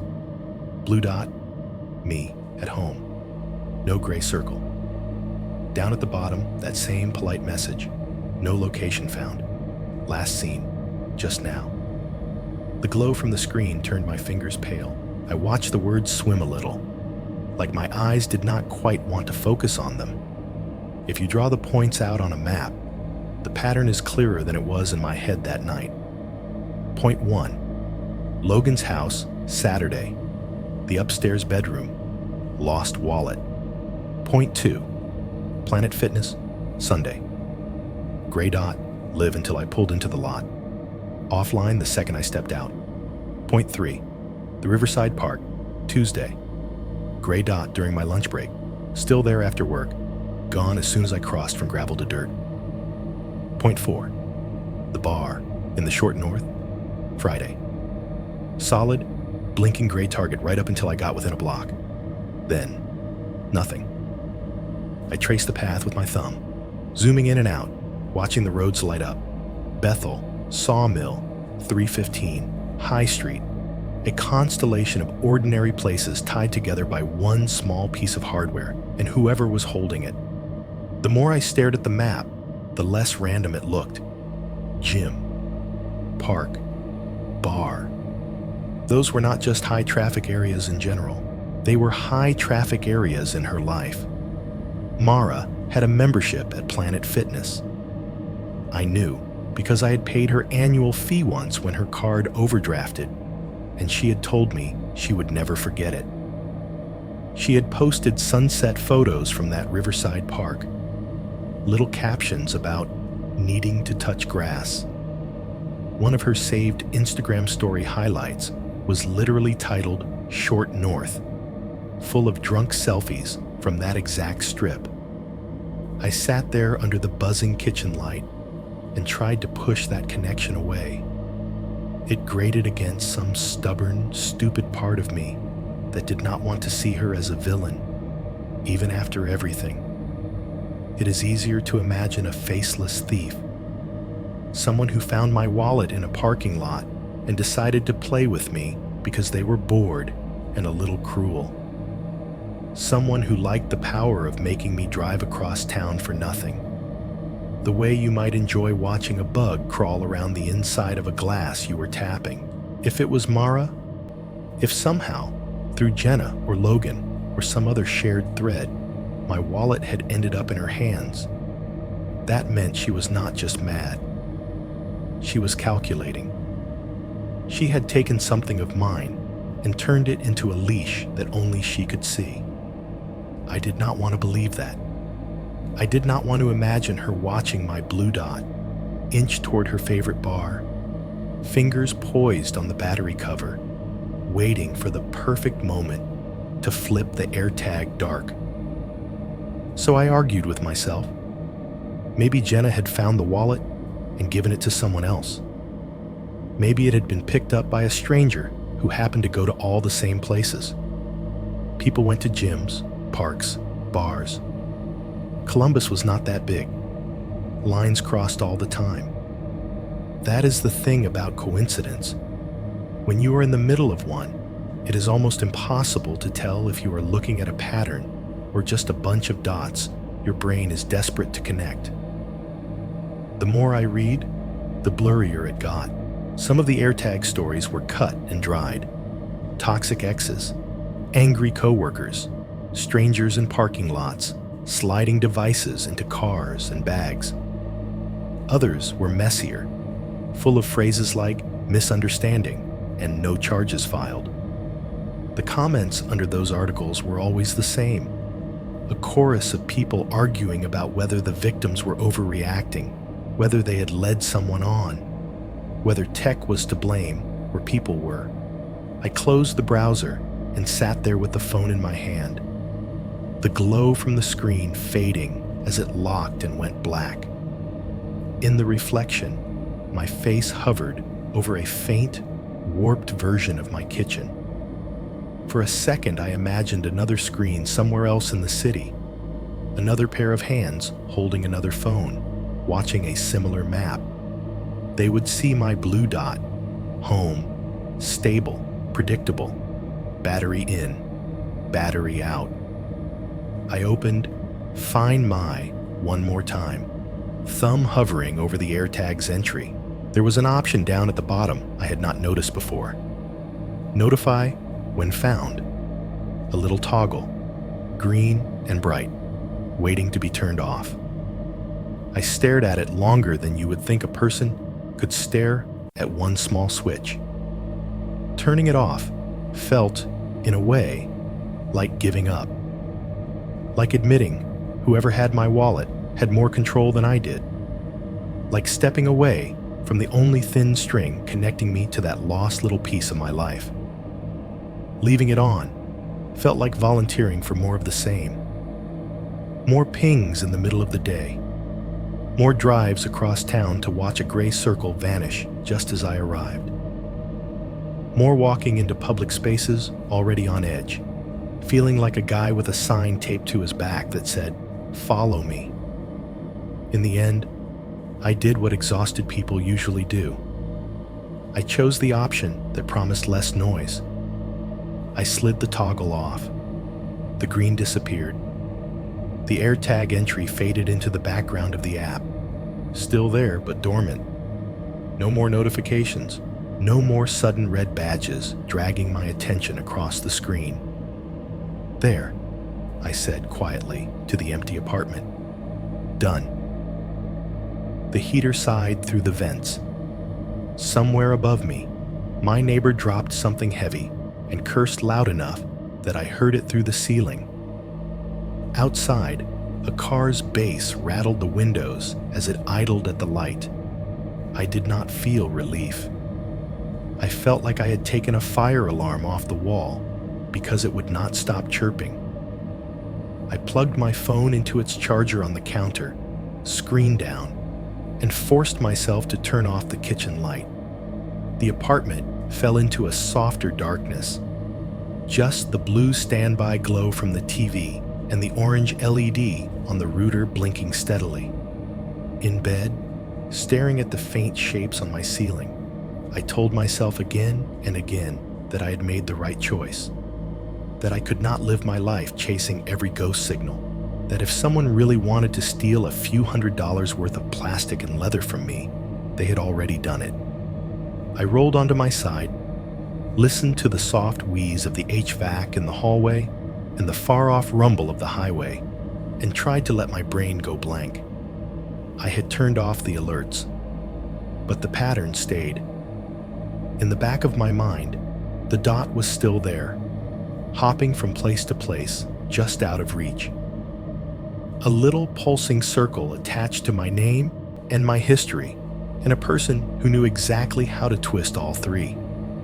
I deleted the notification. The fear stayed. I just did not know yet how far she had already gone. 3.1, trying to forget the dot. For a while, it looked like turning the notification off had actually worked. Days passed with no new red badge on the Find My icon. My phone still lit up constantly. Group chats, work emails, app promotions pretending to be urgent. But that one particular little bubble stayed blank. It was like standing in a room where a smoke alarm had been chirping for hours, and then someone finally changed the battery. The silence felt wrong at first, then normal, then almost convincing. I told myself that meant the AirTag was done. Whoever had my wallet had either tossed it or killed the battery. The game was over. I had stepped out of it. Life tried very hard to be ordinary again. At work, the glow of my monitor and the hum of the AC swallowed most of my days. The office smelled like coffee grounds and printer toner. People's voices blurred into a low drone as they traded tickets and small talk over the tops of gray cubicles. Spreadsheets, bug reports, meetings where everyone stared at the same slide while someone said, "Circling back," too many times. New cards arrived in the mail, one by one in plain white envelopes. Each one had that faint, plasticky smell when I peeled off the little sticker and signed the back. I sat at my kitchen table with my laptop, updating numbers on websites while the fridge rattled quietly behind me and the overhead light buzzed. Autopay here, saved card there. It felt like grafting a new set of organs into my financial life. Coworkers started inviting me out again, not with the tight sympathy they might use for a funeral, but with the loose, casual tone of people trying to fold you back into their routine. "Happy hour at O'Malley's?" my manager asked one Thursday, leaning on the edge of my cubicle. "You've been looking like you live in here lately." I went. Why not? The sports bar was loud, all televisions and neon beer signs, and the smell of fryer grease. We sat in a booth that stuck to the back of my thighs, clinked glasses, shouted jokes over a game I did not care about. For an hour or two, the only notifications I saw were scores flashing across the screen and the check landing in the middle of the table. One night, unable to sleep and out of groceries, I drove to the 24-hour Walmart near my apartment. The place was mostly empty. the aisles overbright and humming with fluorescent light. A cleaning machine whined in the distance, a high mechanical chirp as it circled end caps. My cart's wheels squeaked in a rhythm that synced up with my steps, metal rattling whenever I hit a crack in the tile. I walked past rows of cereal and canned soup, past an end display of air tags in neat little boxes, their packaging glossy under the lights. For a second, my hand twitched toward them, some part of my brain whispering, "You could just buy another one. Start over." I kept walking. At the self-checkout, the scanner beeped monotonously as I passed frozen meals and eggs over the red line. The machine's voice told me to place my items in the bagging area like it was the most important instruction in the world. From the outside, my life looked like it had snapped back into place. Work, errands, TV, sleep, repeat. Inside, something small and tense stayed curled up just under my ribs. Every time I unlocked my phone and slid across the rows of apps, my eyes snagged on the green and white circle of Find My. Sometimes my thumb hovered over it for a second, the muscle memory of opening it still fresh. A few times, I even tapped it by accident, or that is what I told myself, only to yank my finger away and hit the home button like I had touched something hot. It was not even about the wallet anymore. It was about the feeling of being blinked at by something that knew exactly where I was, while I had no idea where it was. Turning off the alert had been like closing the blinds. It did not change what might be outside the window. At night, when I lay in bed with the lights off, my apartment sounded louder than it ever had before. The fridge in the kitchen cycled on with a low, rising hum, then clicked off with a little tick that made my shoulders jump. The heater popped once or twice as the metal in the vents adjusted to the heat, a sound like someone tapping the wall with one knuckle. Footsteps crossed the ceiling as my upstairs neighbor moved from one room to another, each one muffled but distinct, tracing a pattern I could almost map in my head. None of these noises were new. I had just never listened to them this hard before. Sometimes, as I lay there staring at the shadow of that old dent in the ceiling, I would feel an urge to roll over, unlock my phone, and check the map just one more time, just to make sure nothing had changed, just to make sure the dot had not reappeared somewhere too close, or in a place that would make the hairs on my arms stand up. Most of the time I resisted. A couple of times I did not. Each time, the map was empty except for my own location, a tiny blue pulse in a beige noise city.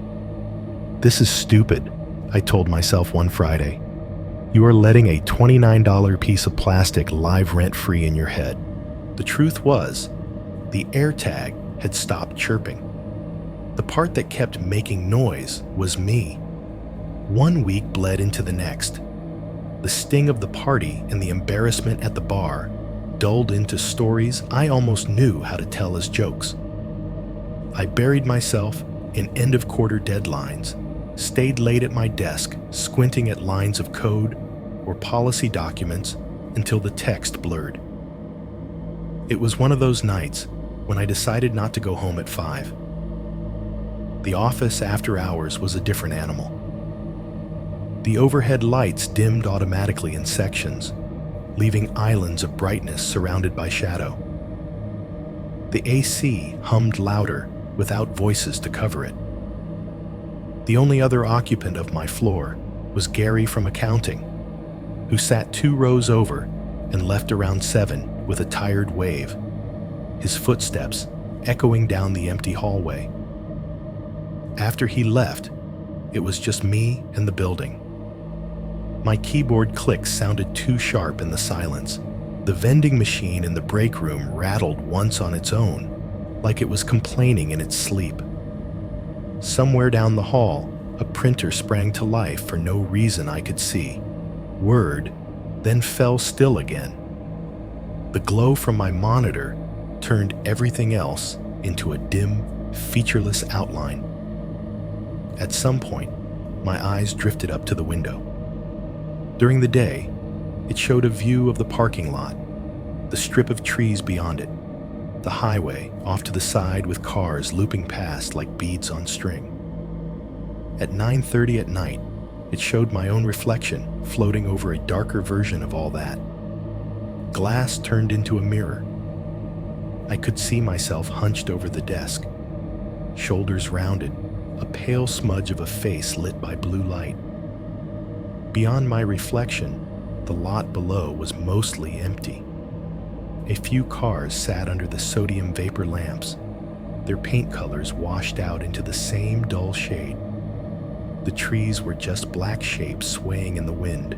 Headlights swept past every now and then on the road beyond, quick, bright slashes that disappeared as fast as they appeared. For a second, I had the uncanny sensation that I was not looking out, but in, as if there was someone standing down there in the dark, in the corner of the lot, staring up at the one lit square of glass and the figure moving around inside it. I shook it off, blinked, and went back to my screen. By 10:30, my eyes were dry, and my brain felt like wet cardboard. I saved what I was working on, sent myself one last email so I would not forget in the morning, and shut the computer down. The monitor went dark, taking my reflection with it. The sudden absence of the fan's whir made the room too quiet. I packed my bag, slung it over my shoulder, and walked down the hallway toward the elevators. My footsteps echoed a little on the industrial carpet. The motion sensor lights clicked on in front of me and off behind me, chasing me in a slow, comforting wave. In the lobby downstairs, the security guard nodded from behind the desk. The wall-mounted television next to him played a news channel on low volume. The anchor's voice, a distant murmur about something bad happening somewhere else. "Late one tonight, huh?" the guard said. "Yeah," I answered, trying to get ahead of some stuff. He made an understanding noise, the kind adults make when they do not really want details. I stepped out through the glass doors into the chilly air. The parking lot felt bigger when it was empty.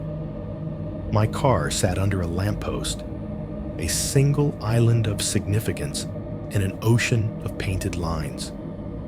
The wind pushed dried leaves along the asphalt in quiet scrapes. The sky was so clear, I could make out a handful of stars fighting through the city glow. I unlocked the car and slid into the driver's seat.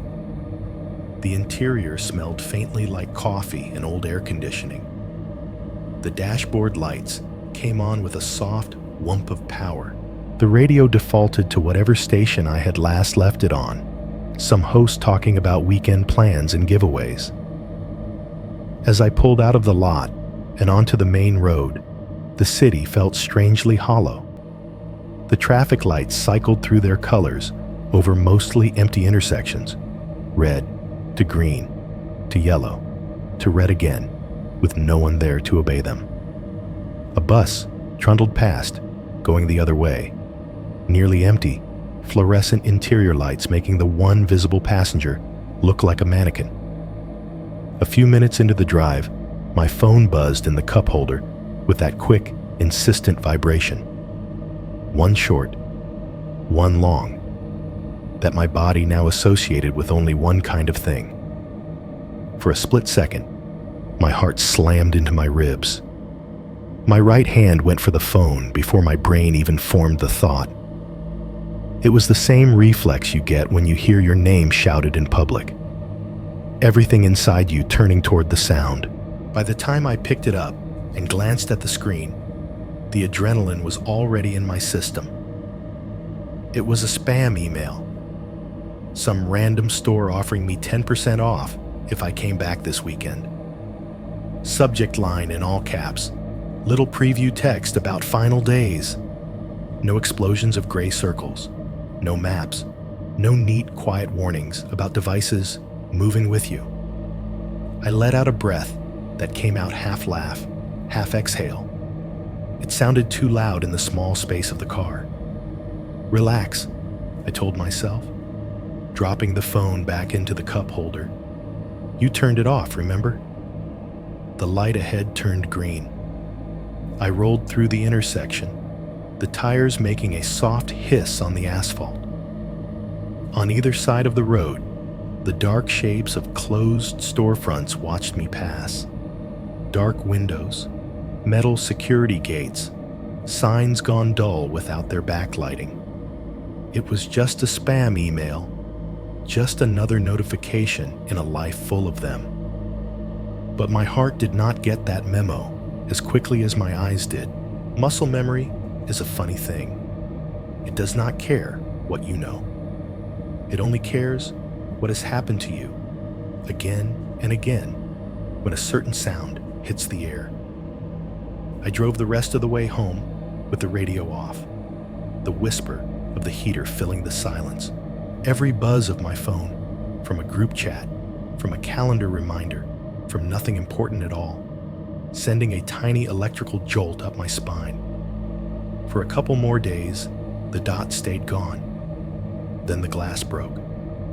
3.2, the sound of glass exploding. My building is the kind of place your brain stops seeing after a week. 2-story walk-up, beige siding that always looks a little dirty even when it is not. Metal staircases bolted to the front. The parking lot has lines so faded people just kind of guess where to park. 2 street lights at either end hum and buzz, one of them flickering every few seconds, like it cannot fully commit to staying alive. Beyond the lot, the highway throws a constant low whoosh into the air, like a big distant vent that never shuts off. That night, when I pulled in, the lot was almost empty. A couple of cars I recognized by shape rather than make. My upstairs neighbor's battered SUV, the red sedan that always took up just a little too much space. I killed the engine and sat there for a second, listening to the tick-tick-tick of cooling metal under the hood. The dashboard lights faded. The heater fan wound down into silence. The world outside the windshield was a smear of yellow cones and dark gaps. Somewhere across the lot, a motion sensor light flared on and off, startled by nothing I could see. I got out, locked the car, and climbed the metal stairs to my door. They clanged under my weight, the sound bouncing off the siding. The hallway outside my unit smelled like old carpet and someone's detergent. A single bare bulb buzzed overhead, light pooling weakly on the beige door with my peeling apartment number. Inside, the air that rushed at me when I opened the door was warm but stale. It had the layered smell of my life, last night's takeout, the faint ghost of coffee, cleaning spray that never quite killed the undertone of dust. The soft hum of the fridge came from the kitchen to the left, steady and complacent. I tossed my keys into the ceramic bowl by the door. They clinked against the other metal already there, a sound that usually meant home. My shoes came off with a dull thump as I nudged them into their corner by the mat. The living room was lit only by the orange glow from the TV's standby light, a tiny, unwavering dot in the dark. I hit the power button on the remote, and the screen flared to life, filling the room with the washed-out brightness of a late-night infomercial. Some too energetic host was demonstrating a blender or a mop. Their voice turned down low enough that it was just a murmur under everything else. I did not want to think. I wanted noise. The apartment settled around me in its usual ways. The HVAC kicked on with a gentle shudder in the wall behind the couch. then began its low exhale through the vents. Somewhere in the building, water rushed in pipes as someone flushed a toilet or turned on a shower. A car door slammed faintly outside, then another, and then the thrum of an engine receding. Routine took over. I walked down the short hallway to the bathroom, the carpet rough under my socks. The mirror over the sink showed me a face that looked like it had been left in the freezer too long. Pale, tired, eyes faintly red at the edges. I showered, letting the water beat against the back of my neck until my muscles loosened. Steam fogged up the glass, and the air grew thick and warm, a little pocket separate from the rest of the world. For those minutes, nothing existed but tile and water, and the white noise of it hitting porcelain. I came out in sweats and an old t-shirt, hair damp, skin flushed from the heat. The living room felt cooler by comparison. I dropped onto the couch, the cushion sighing under my weight, and pulled the throw blanket over my legs. The TV cycled from infomercials to a rerun of some crime show. The kind with actors in cheap suits walking through dim hallways, flashlights cutting cones of light through fake fog. The sound was still low, more murmur than dialogue. I picked my phone up from the coffee table and started scrolling, thumb moving without much intention through timelines and headlines I would not remember in the morning. The glow from the screen and the TV together bathed the room in soft, flickering light. Shadows shifted on the walls every time the scene changed. My eyes started to sting. The words on my phone blurred into meaningless blocks of gray and white. I could feel sleep creeping up in that way it sometimes does on the couch, heavy and sideways. My fingers slowed. The phone slipped a little in my grip, then tilted. I let it drop onto my chest, telling myself I would get up and move to the bed in a minute. That was when the glass exploded. There is no other way to describe it. It was not the sound of something small falling. It was not the tinkling of a dropped glass in a sink. It was a sharp, violent crack that cracked the quiet in half, followed by a roaring crash as hundreds of pieces of glass blew apart at once. It sounded like a car accident inside my apartment. For a split second, I thought something had hit the building. A truck, a tree, a bomb. The sound was that big. It came from the direction of the living room window and the sliding glass door that opened onto my tiny balcony, thin panes of cheap glass that had never been asked to do anything except keep the wind out. The phone slid off my chest and hit the floor with a soft thud. I did not move. When people talk about time slowing down in moments like that, they usually mean it as a metaphor. In my case, it felt literal.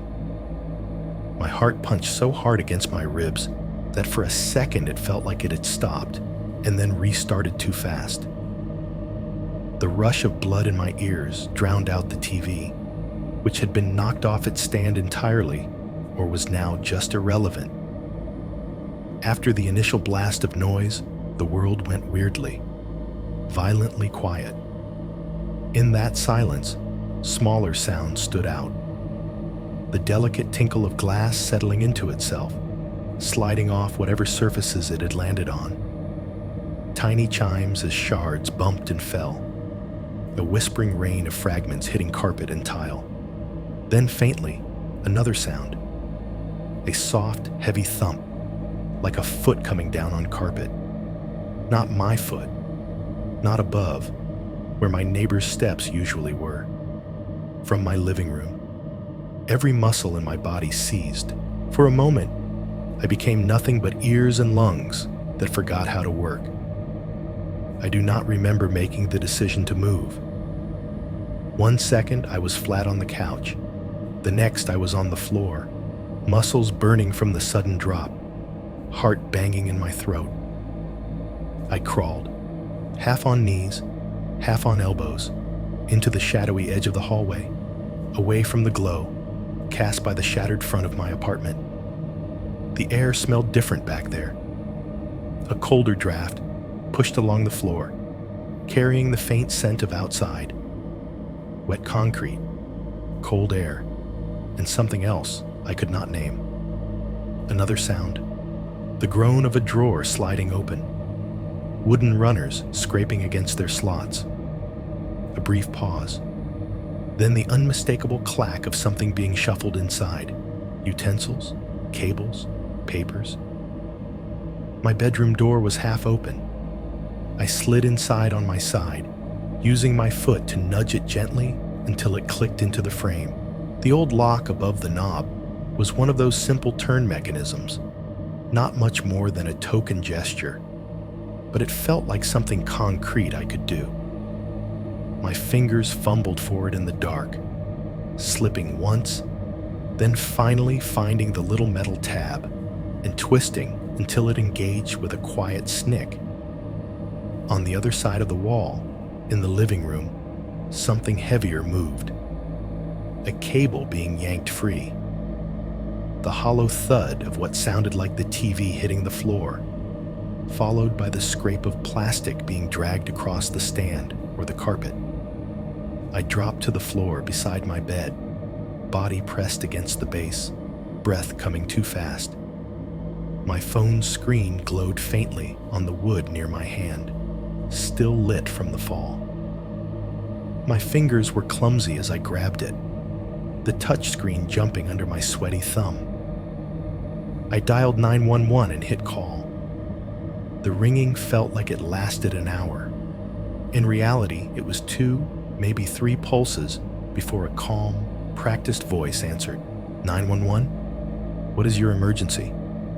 I had to swallow twice before words came out.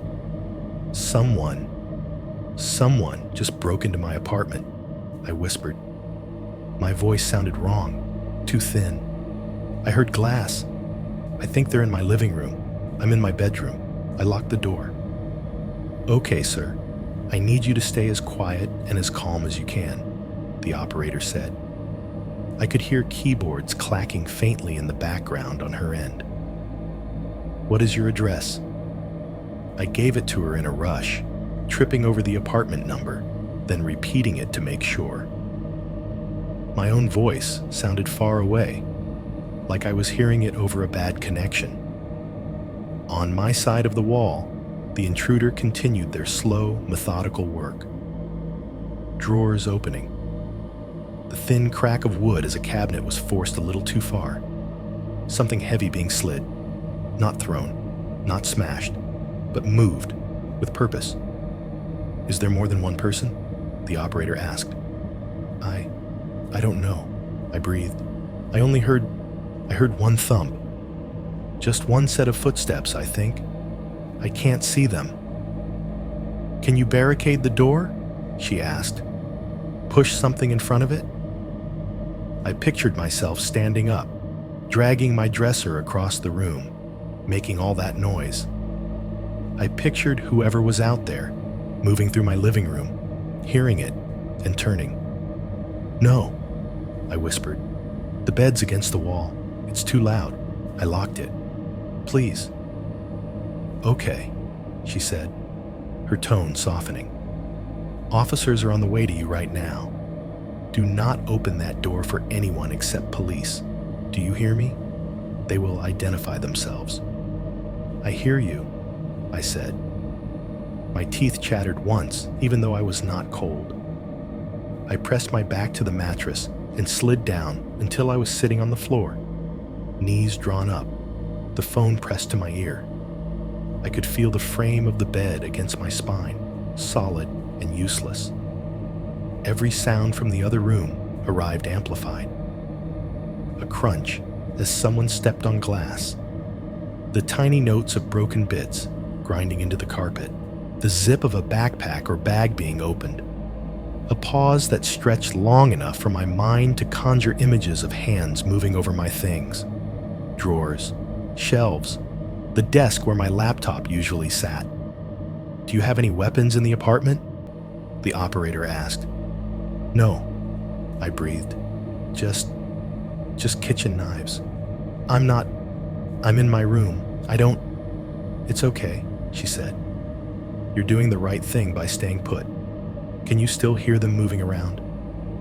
As if cued, there was another sound from the living room. A heavier object being jostled. My TV stand, maybe. Or the small shelf under it where I kept my game console, my external hard drive, my router, all the little brick-shaped pieces of my life. Yes, I whispered. They're still there. Okay, she said. Officers are very close. You might hear them in the stairwell. Do not panic if you hear louder footsteps. Just stay where you are. Time stretched. The HVAC in the hallway clicked off, plunging that constant white noise into a sudden vacuum. Without it, I could hear my own breathing too clearly, each inhale a small shudder. Somewhere outside, a car door slammed, followed by a muffled burst of laughter. The contrast felt obscene. In that suspended space, my mind did what minds do when they are waiting for impact. It ran scenarios. I pictured the intruder turning toward my bedroom door, seeing the thin, cheap wood, the standard lock. I imagined a hand trying the knob, feeling the resistance. The decision point on the other side of the barrier I was leaning against. Jiggle the handle harder, walk away, or kick. The floor under me seemed to vibrate with each sound from the living room, the faintest tremor running through the carpet and into my bones. I tried to track their path. Doorway, coffee table, TV stand, desk, back again, mapping it in my head based on the creaks and scrapes. Then suddenly nothing. The silence settled so fast, it felt like someone had sucked the air out of the room. No drawers, no footsteps, no crunch of glass. Just the distant low rush of the highway outside and the tiny high whine of my phone pressed to my ear. Are they still moving? The operator asked, voice a little sharper now. I don't hear anything, I whispered. Maybe they left. Maybe they're... A muffled thud from somewhere below interrupted me. The stairwell. Heavy, quick footsteps pounding up, then more behind them. The sound echoed differently than the intruder's steps had. More weight, more urgency, more of them. There was a faint crackle of radios through the thin walls, a commanding shout I could not entirely make out. My heart started hammering in a new rhythm. Okay, I think I hear them, I whispered. I think the cops are here. Seconds later, the building shook with a series of hard, authoritative knocks on my front door. Police! Columbus PD! Open up! The voice on the other side of the wood was loud enough to cut through everything, even my panic. It had that firm, trained tone that expects compliance. Sir? The operator said in my ear. That should be them. Do not hang up yet. Go ahead and open the door slowly, okay? I stood up on legs that did not feel like they belonged to me. The room tilting for a second as blood rushed back into places that had been clenched. I unlocked my bedroom door, with hands that shook so much I almost missed the latch.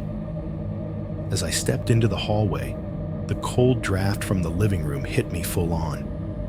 The TV was off. The infomercial host was gone. The only light came from the street lamp outside, pouring through a jagged, gaping hole where the sliding glass door had been. 3.3. The robbery that wasn't just a robbery. 2 officers came through my bedroom door first, guns drawn, flashlights cutting harsh lines through the darkness. Police! One of them barked again, even though I was already standing there with my hands slightly raised, phone still pressed to my ear. The operator's voice became a distant murmur as I lowered it. "We've got the caller," the taller officer said into the radio on his shoulder. "Male, alone, cooperative." They moved past me, one toward the bathroom, one toward the living room, beams of light spearing into corners I had never really looked at before. Their boots made a different sound on my carpet than my feet ever did. Heavier, more final. "Stay in the hallway for a minute," the shorter officer said to me without looking back. "We're just going to clear the place." So, I stood between the bedroom and the living room, every nerve buzzing, while strangers swept my home like it was a crime scene on TV. I watched their flashlights sweep across the living room first. The beams stabbed into the shattered mouth of the sliding glass door, catching on jagged edges of remaining glass and making them glitter like teeth. Outside, the streetlight spilled a pale yellow glow through the opening, the bulb overhead buzzing faintly. The curtains had been pushed aside, one of them half off its rod, swaying gently in the cold air that poured in. "Windows blown in," one officer said, his voice flat, professional. His radio crackled in response with some clipped acknowledgement. Their lights moved to the kitchen, the hallway closet, the bathroom. Doors opened and closed. One of them ducked his head into the tiny laundry nook, like someone might be hiding between the detergent and the dryer sheets.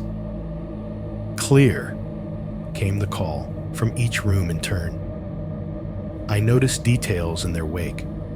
Shoe prints in the glittering field of glass, the disturbed angle of my coffee table, a streak on the wall where something had scraped by too close. It was like looking at my own life from a few inches above it, seeing it at a distance for the first time. "You can come in," the taller officer said finally, stepping back from the broken door.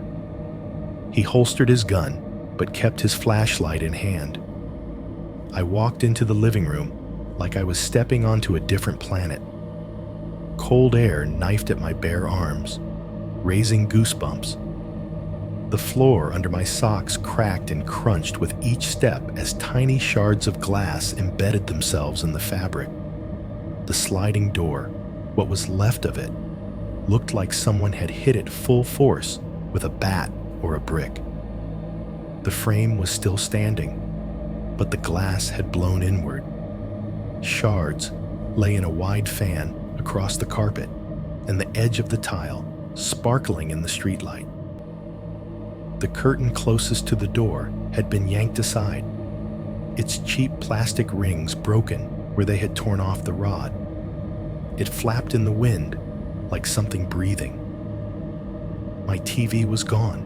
The blank rectangle of the stand stared back at me, a dust outline marking where the screen had been. The soundbar was gone too, a faint line in the dust, the only sign it had ever existed. The game console that used to sit below, the little stack of controllers, the row of cases, empty. The HDMI cables that had snaked neatly from shelf to screen were now just hanging, unplugged, or missing entirely. The officer's flashlight swept past that empty space and landed on my desk. Where my laptop used to be, there was nothing but the circular impression in the dust where it had sat for months. The portable hard drive that had been plugged into its side, a black brick loaded with years of photos, documents, saved projects, was gone. The charging cables dangled over the edge like dead vines. My tablet, which I had left on the corner, next to a coffee mug ring, was missing too. "What all's supposed to be here?" the shorter officer asked, pulling a small notebook from his pocket and clicking a pen. "TV, soundbar, PlayStation, laptop, hard drive, tablet," I heard myself list, my voice thin and far away. I think that's it. I'd have to look more." My eyes darted to the entryway table. The ceramic bowl where I kept my keys sat untouched, keys still inside. The little stack of mail, rubber banded together, was undisturbed. A drawer in the side table next to the couch where I kept spare cash, maybe $100 in 20s, hung half open. But when I pulled it further out, the envelope was still there, unopened. In the bedroom, when I glanced back, my dresser drawers were slightly ajar. Shirts and socks had been rummaged through, but my watch was still there on top, the cheap jewelry I owned untouched. The intruder had not been greedy. They had been specific. Back in the living room, the shorter officer scribbled as I talked. "Electronics then?" he said. "TV? Gaming stuff? Computers? Nothing else?" "Not that I can see," I said. "I mean, I'll know more once I go through everything. But they didn't take cash." He shrugged in that practiced way that said he'd seen this 100 times and there was nothing special about it. "That's pretty common," he said. "They go for stuff they can fence right away. TV, consoles, laptops, easy to move. Cash they might have missed, or maybe they were in a hurry. This looks like a smash and grab to me. Kids, probably, or someone who knows the neighborhood." He flipped a small card out of his notebook and handed it to me. Case number, his name, a non-emergency line. "If you notice anything else missing, call this number, give them the case number. They'll add it to the report," he said. "We'll patrol a little extra around here for a while. You might want to think about upgrading that door, though. That glass is nothing." I nodded, staring at the jagged edge of the frame. "The front door wasn't touched?" I asked. The question came out before I could stop it. Like, no marks? No signs they tried it? He shrugged again. "Didn't see anything obvious. They probably came straight to the window. It's faster. Door makes more noise sometimes." "Right," I said. "Sure." He and his partner stepped out onto the balcony for a minute, their boots crunching over glass. One of them swept his flashlight beam along the railing, the siding, the small gap between my unit and the next. The night outside felt pale and unreal through the broken frame. Inside, my eyes drifted to the front door anyway. The paint around the knob was the same chipped beige it had always been. The deadbolt sat flush. The peephole stared back as a dark, coin-sized circle. But there, just below the deadbolt, almost invisible unless you were looking for it, a faint, dark smudge. It could have been nothing. A mark from my own hand over years. A scuff from groceries bumping into the wood. But my gaze locked onto it. The shape was about the size of a thumbprint, slightly oily, catching the light differently than the surrounding paint. It looked like someone had rested their fingers there, right where you would if you were putting a key into the lock in the dark, or if you were trying to see whether the lock would turn for you. For a moment, the sound of police radios and officers' voices faded. All I could hear was the echo of whatever had happened at my door before the window shattered. A quiet test. A hand on my lock. A decision. They had chosen the window, in the end.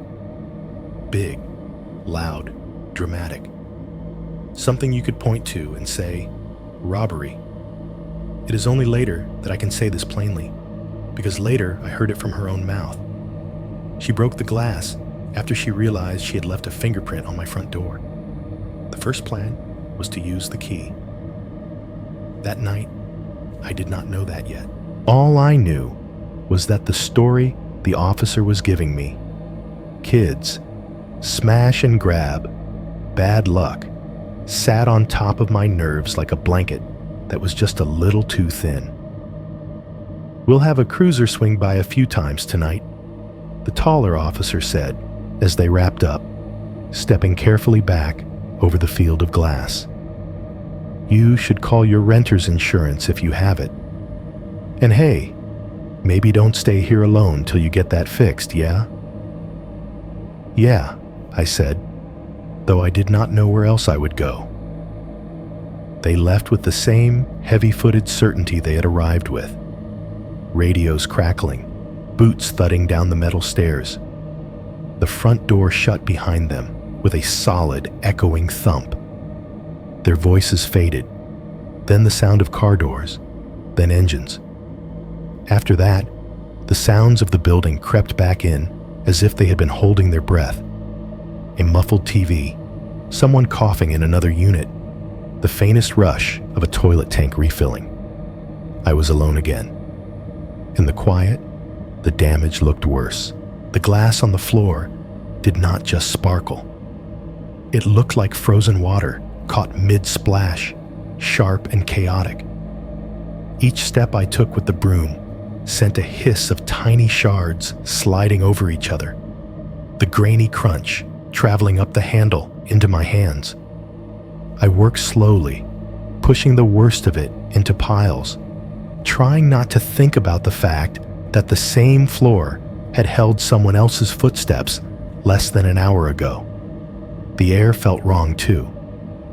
The constant draft from the broken door turned the room into a mouth-breathing cold. Street noise was louder now that there was nothing between my living room and the parking lot but torn curtains and open space. I could hear every engine as it passed, every bit of laughter, the distant rumble of the highway with less filter. I taped a trash bag over the gap as best I could, the plastic rattling every time the wind shifted. It was a joke as far as security went, but it was the only barrier I had. I taped one across the frame of my bedroom window too, even though no one had touched it. Sweeping took an hour, maybe more. It felt like it took days. Every time I thought I had cleared an area, a shard would catch the light and glint at me from a new angle, mocking my effort. The dustpan filled and emptied, the sound of glass hitting the bottom a sharp, hollow rain.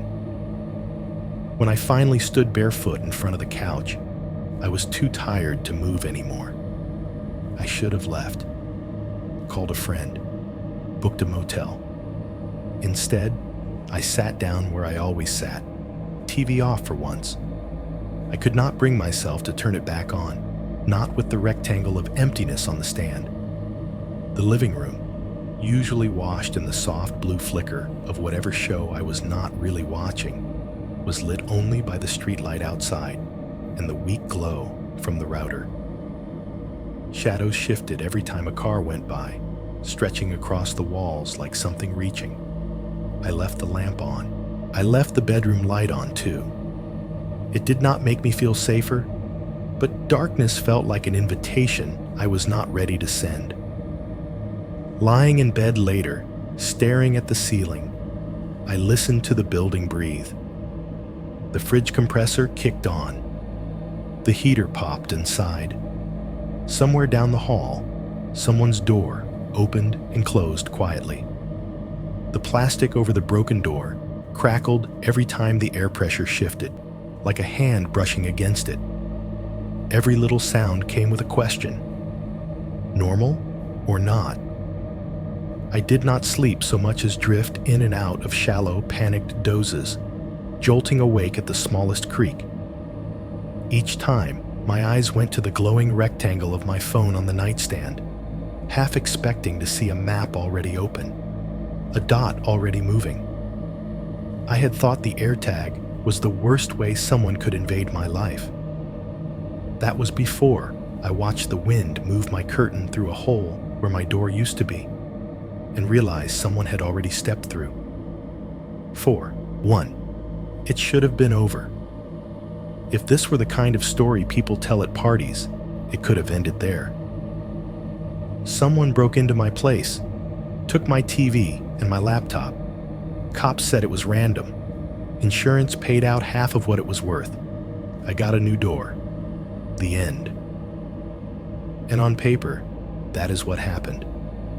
The landlord had maintenance out the next morning. They swept the last of the glass from the balcony, measuring and muttering, then screwed a sheet of plywood over the frame while they waited for the new sliding door.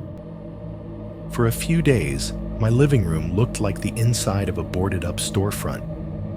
Yellow light trying and failing to push around rough, splintered wood. I filed an insurance claim. That process was exactly as cold as you're imagining.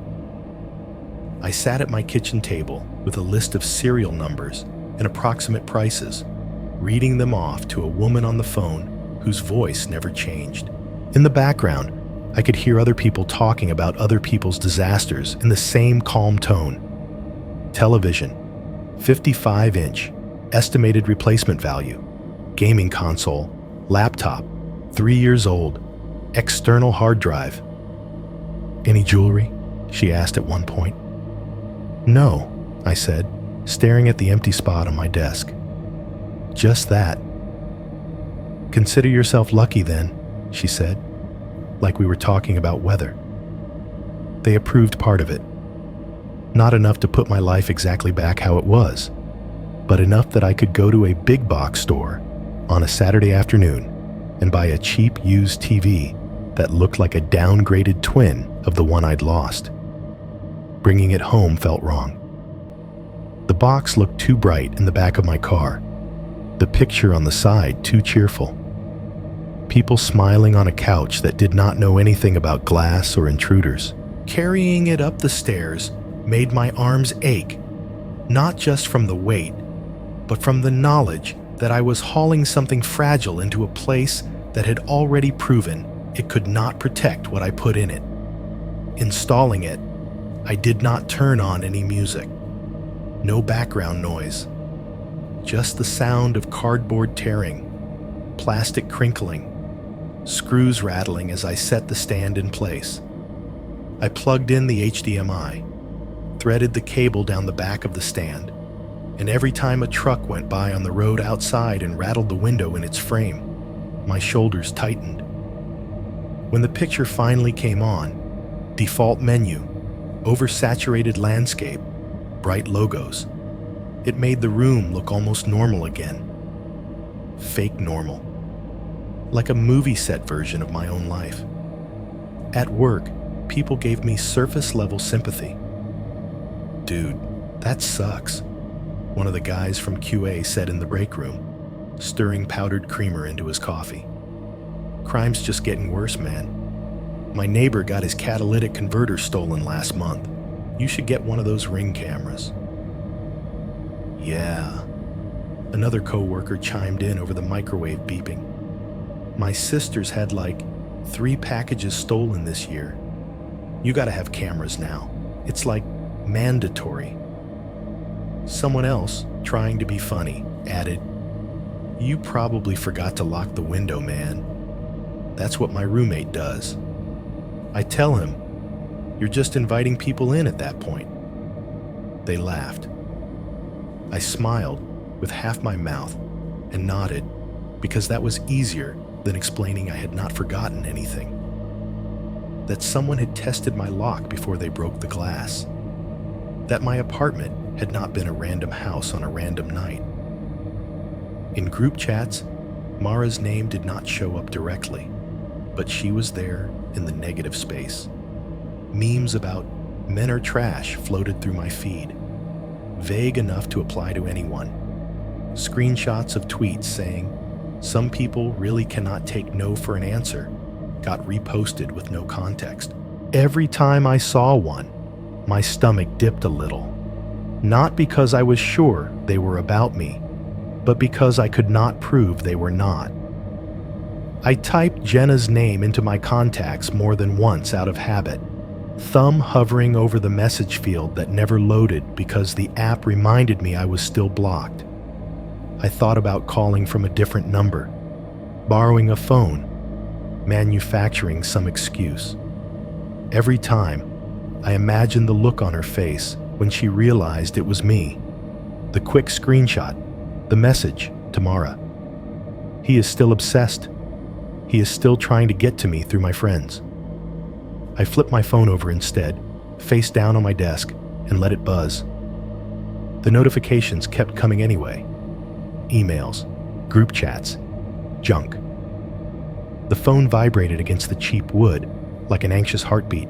Sometimes I would sit there and just stare at the black slab, knowing that somewhere under that dark glass, the Find My icon still lived on the home screen. A quiet little eye I refused to tap. At night, even after the new sliding door was installed, this one, allegedly more secure, with thicker glass and a better lock. The apartment did not go back to the way it had been. The plywood was gone. The glass was intact. The curtain hung properly again, no longer half off the rod. If you walked in as a stranger, you might not have known anything had happened beyond the slightly different TV and the faint scratch marks on the floor. My body knew, though. The fridge compressor, kicking on at 2 a.m., made my chest tighten. The heater popping in the vents sounded like someone testing the weight of their foot on the hallway floor. My upstairs neighbor, dropping something in the kitchen, jolted me fully awake from half sleep, heart pounding, as if I had just heard that first crash all over again. One morning, I was tying my shoes near the door, getting ready for work, when I heard a knock out in the hallway. It was not even on my door. It was one over. A quick, normal knock, 3 raps, polite. A delivery guy, probably, or a neighbor. My whole body locked up anyway. I froze with one shoe half tied, fingers tangled in the laces. The knock echoed in my chest like it had been inside my unit. The hallway muffled it just enough to make it sound wrong, like a memory pushed through a wall. I waited, breath held, listening. "Yo, you home?" a male voice said, casual through the drywall. There was a muffled reply I could not make out. Then the low murmur of conversation. Then the creak of a door opening fully. Normal building noises. Nothing like the pounding I had heard when the officers arrived that night. It did not matter. The adrenaline was already in my system, bitter in the back of my throat. I forced my hands to move, finished tying the shoe, and stood up on legs that felt like they belonged to someone else. In the mirror by the door, my face looked washed out and slightly blurred, as if the glass between me and the world had not fully solidified after being shattered. My nervous system had rewritten the rules without asking me. Every sound was a possible threat now. Every knock, every crack, every distant crash from outside carried a little echo of what it felt like to wake up to your living room exploding inward. By all reasonable measures, it should have been over. The AirTag alerts were off. The wallet was gone. The break-in was done. The claim filed. The door repaired. The neighbors were moving on with their lives, talking about football and weather and gas prices in the parking lot. I kept telling myself the same story everyone else did. It was bad luck. Wrong place. Wrong time. Maybe someone had seen me bring electronics in. Maybe the break-in had nothing to do with the lost wallet, or the blinking dot, or the woman whose name now lived mostly in subtext. I almost believed it. I think that is what makes what happened next feel so cruel. Looking back. When the cops came back, it did not feel like a new chapter starting. It felt like the last one snapping shut on my fingers. 4.2, the knock with the warrant. The morning they came back, everything sounded ordinary at first. It was a Tuesday, around 7:30 a.m. The sky outside my blinds was that flat, early light that makes everything look like it has been desaturated. I was halfway dressed, jeans on, t-shirt pulled over my head, socks in my hand. The kitchen smelled like cheap coffee grounds and dish soap.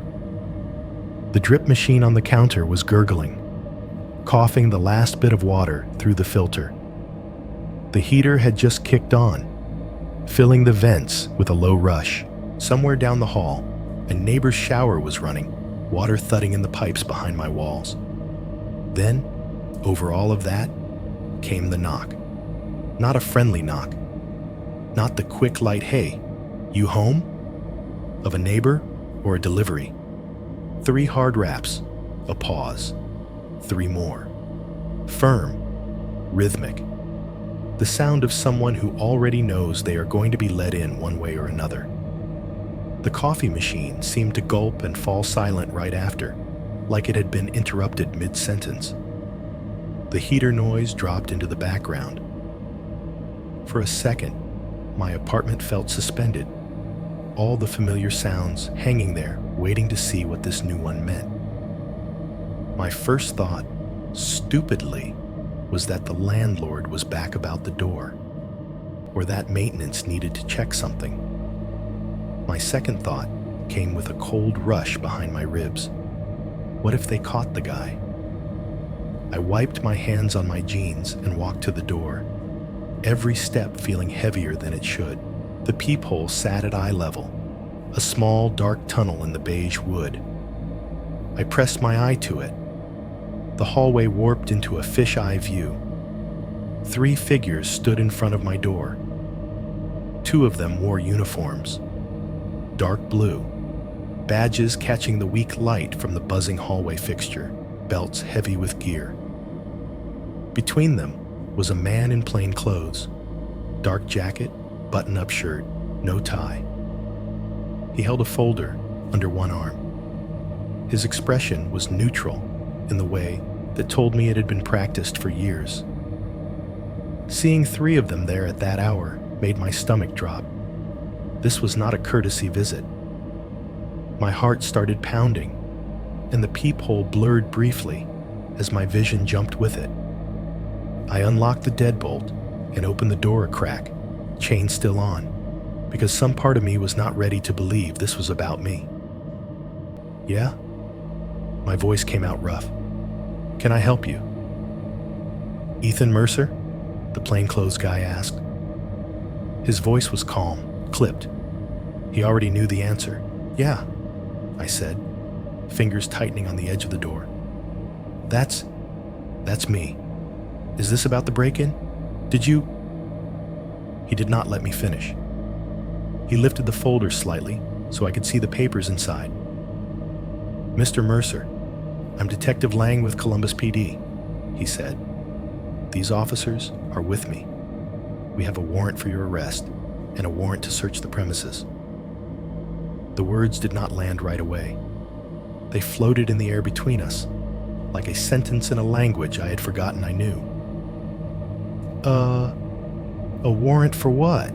I heard myself ask. The hallway smelled like someone else's breakfast. Toast, cheap bacon, a hint of burned butter, like the building was having a normal morning inches away from my life. "For suspicion of stalking and harassment," he said, still in that calm tone. "We're going to need you to step out into the hallway, sir." Something in my chest clamped down. For a second, I honestly thought I might throw up right there on the welcome mat. "You've got the wrong..." I started. "Because that is what you say, even if you know they have not." The words sounded like a cliché coming out of my own mouth. "Step out, please," one of the uniformed officers said, more firmly. "We'll explain everything once you're secured. Do not make this harder than it has to be. There is a point where your choices narrow so fast it gives you vertigo." I slid the chain free with hands that had gone numb and opened the door all the way. The hallway light hit me full on. It buzzed overhead like it always did. The carpet smelled faintly of vacuuming and old spills. I stepped out into that bland, beige corridor, like I was walking onto a stage. A neighbor's door across the hall cracked open an inch. just enough for a sliver of eye and chain. It shut again, the second one of the officers glanced that way. Another door, at the far end, creaked. I saw the flash of a bathrobe, then nothing. "Turn around, hands behind your back," the taller officer said. If you have never had handcuffs put on you, you might imagine the sound more than the feeling. The little metallic click, the ratchet of metal tightening, the cold clamp around your wrists. The sound is exactly what you think it is. The feeling is worse. The bracelets bit into the thin skin at the base of my hands, heavy and unforgiving. My shoulders pulled back at an awkward angle. My heart hammered so hard I could feel it in my throat. The hallway, with its bland paint and framed generic artwork, suddenly felt like it belonged to someone else. I started again because I could not say it. "Ethan," Detective Lang cut in, stepping into my peripheral vision. "You have the right to remain silent. Anything you say can and will be used against you in a court of law." He read the rest of it in that same steady tone, the words falling into place like bricks around me. I had heard them 100 times on television. Hearing them addressed to me felt like the floor tilting. When he finished, he nodded toward my open door. "We're going to conduct the search now. We'll be as efficient as we can. Officer Reed will stay with you." They guided me back inside, one hand on my upper arm. The feel of my own carpet under my socked feet, with my hands cuffed behind my back, was one of those sensory details my brain filed away instantly, knowing it would never forget it. "Have a seat," Officer Reed said, gesturing toward the couch. I sat. The cushions sank under me, familiar and wrong. My torso had to lean slightly forward because of the angle of my arms. The TV, the replacement, the too bright one I had just installed, sat dead black across from me. In the kitchen, Detective Lang and the female officer started opening drawers. The sounds were simple, but suddenly amplified. Silverware clinking, wooden runners scraping, cabinet doors thudding shut. In the bedroom, another officer slid the closet door open. Hangers clacked together. Boxes shifted and thumped. From my spot on the couch, the search turned into a disjointed soundtrack. A zipper rasping as a bag was checked. The soft rip of Velcro. Papers being shuffled. A binder dropped on the table. Somewhere, a pen scratched against a notepad as someone made a list. My own breathing became part of the rhythm. In, out, in, out. Too fast at first, then slower when I realized the dizziness was making everything worse. I tried to latch onto any explanation other than the one they had given me. Maybe they had mixed up names. Maybe they were following up on something from the break-in and just had to go through the motions. Maybe this was some bureaucratic screw-up that would be funny later. The sort of thing you tell people while you all shake your heads at the incompetence of the system. Behind all of that frantic rationalizing was a colder, quieter thought. She did something. I stared at a spot on the wall where the paint was slightly discolored, a faint square where an old tenant's artwork had hung, the edges blurred. From the bedroom, a female voice cut through the rustle of fabric. "Detective, you're going to want to see this." Her footsteps came down the hallway a second later, measured and solid. When she stepped into the edge of my vision, she was holding something small and black in one gloved hand. It looked wrong in my apartment, like a prop that belonged to another set. A notebook.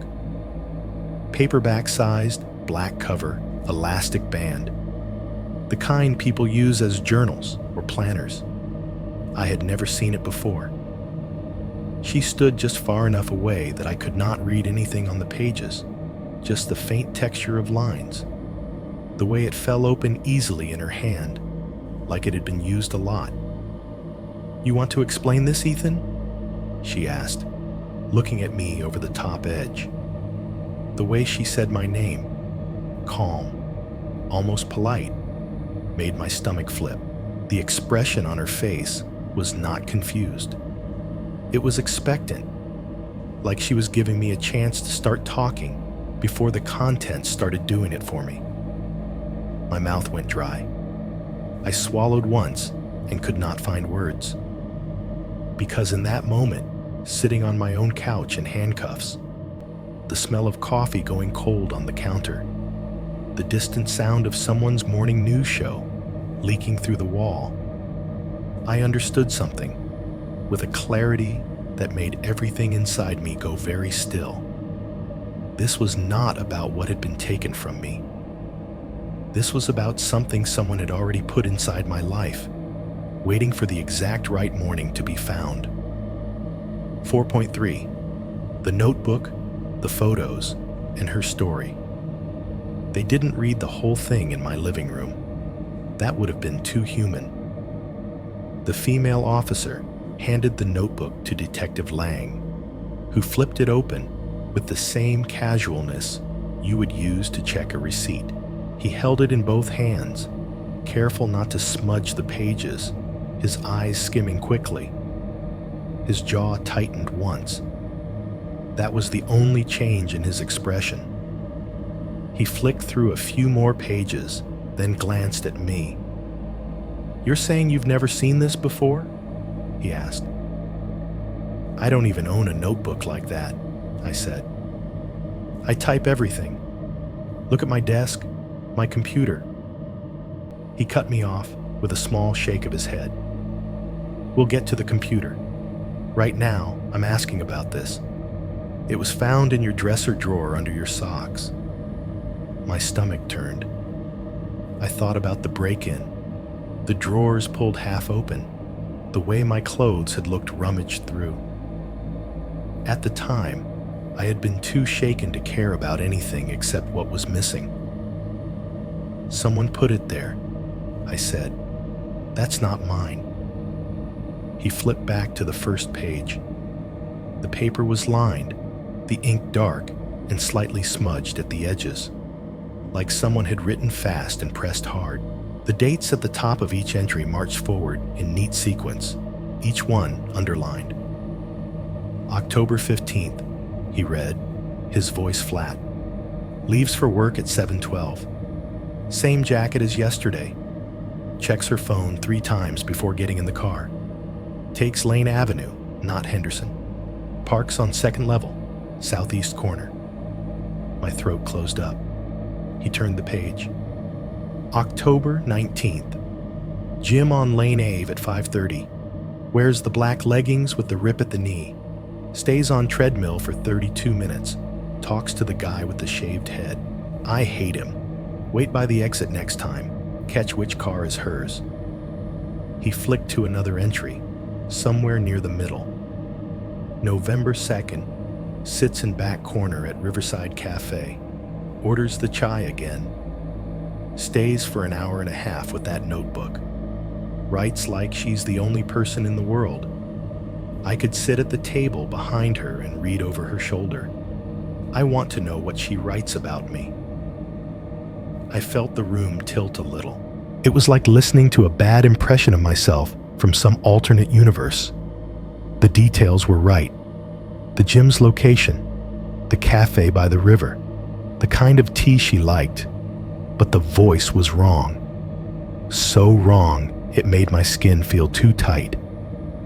"I didn't write that," I said, my voice coming out thin. "I haven't been to her cafe since before we broke up. I didn't even know she still went there." Lang flipped further, eyes scanning lines without reading them out loud now. I caught glimpses upside down, followed her, outside her building, waited. She turned and saw me. She looked scared. I liked it. Bile climbed into the back of my throat. "This is not..." I started, then stopped.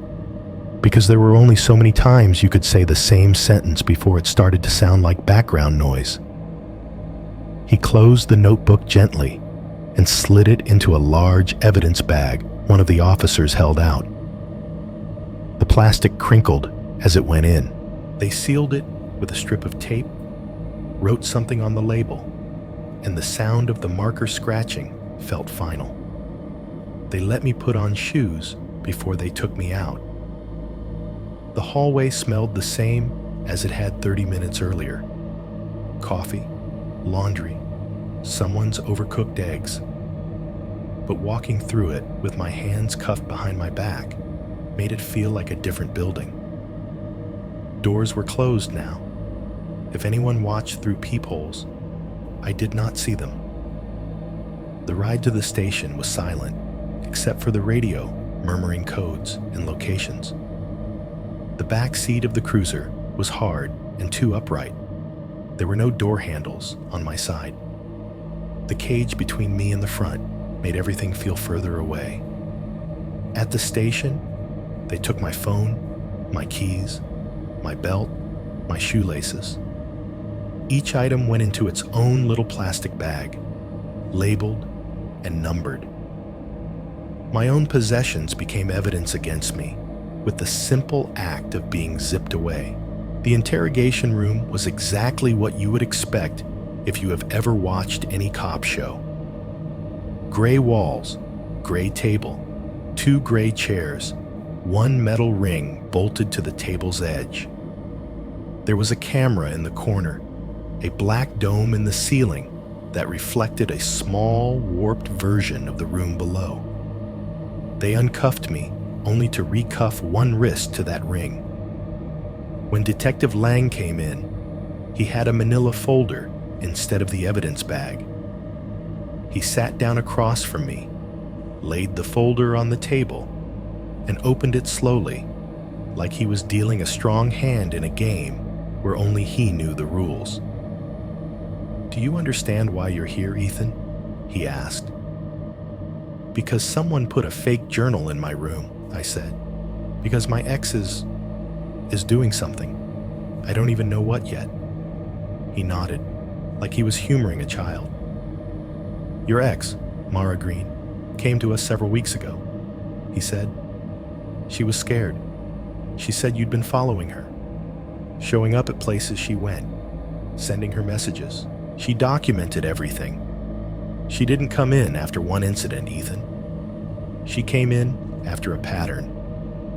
He pulled out the first stack of papers, photos, printed on regular office paper, each one slightly grainy, taken from a distance, but clear enough.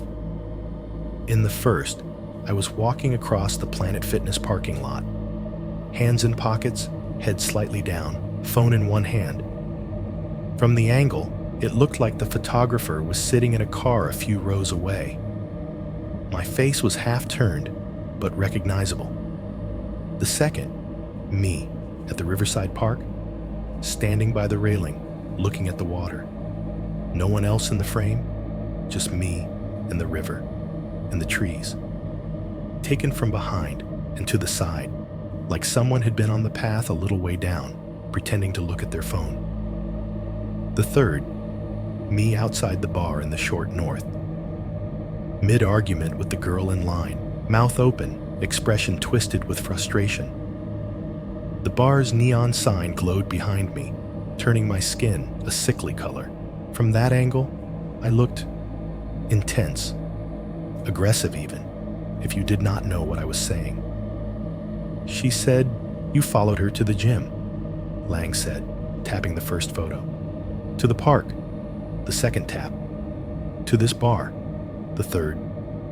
"I was tracking my wallet," I said, my voice cracking halfway through. "I lost it at a party. It had an air tag in it. It kept pinging at those places, so I went to track it down.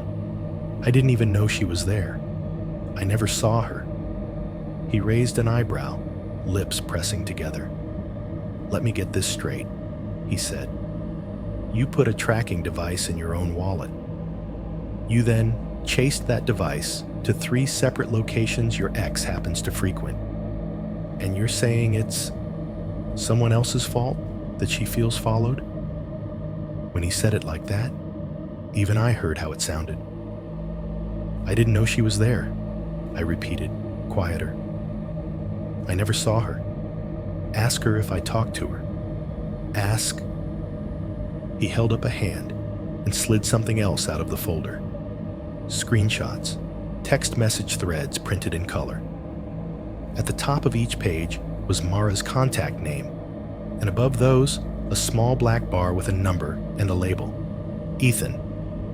The messages from me were ugly, long walls of text.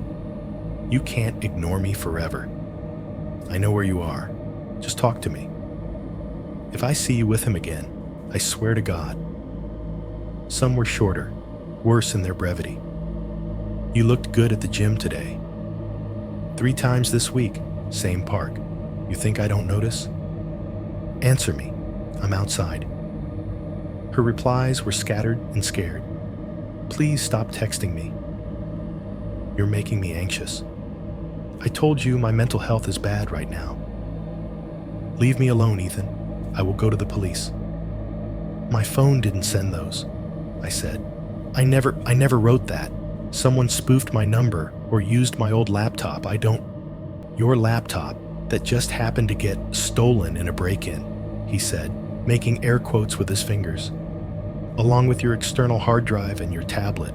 Very convenient, considering she says you were using your devices to harass her and then wiped them. I stared at the pages. The words blurred for a second, then sharpened. My own name at the top of these message chains looked like a label someone had slapped on a monster. There is no record of these texts on your current phone, Lang went on. You know what that looks like to us. Someone deletes their side of the conversation. Someone wipes devices. Someone smashes their own window to make it look like a random burglary after things escalate. She says that's what you did, he added more quietly. She says she told you she was fragile, that her mental health was hanging by a thread, that she begged you to stop, that you kept pushing. She's lying, I said, but the word came out thin, airless. She has to be. She's always been dramatic. She twists things.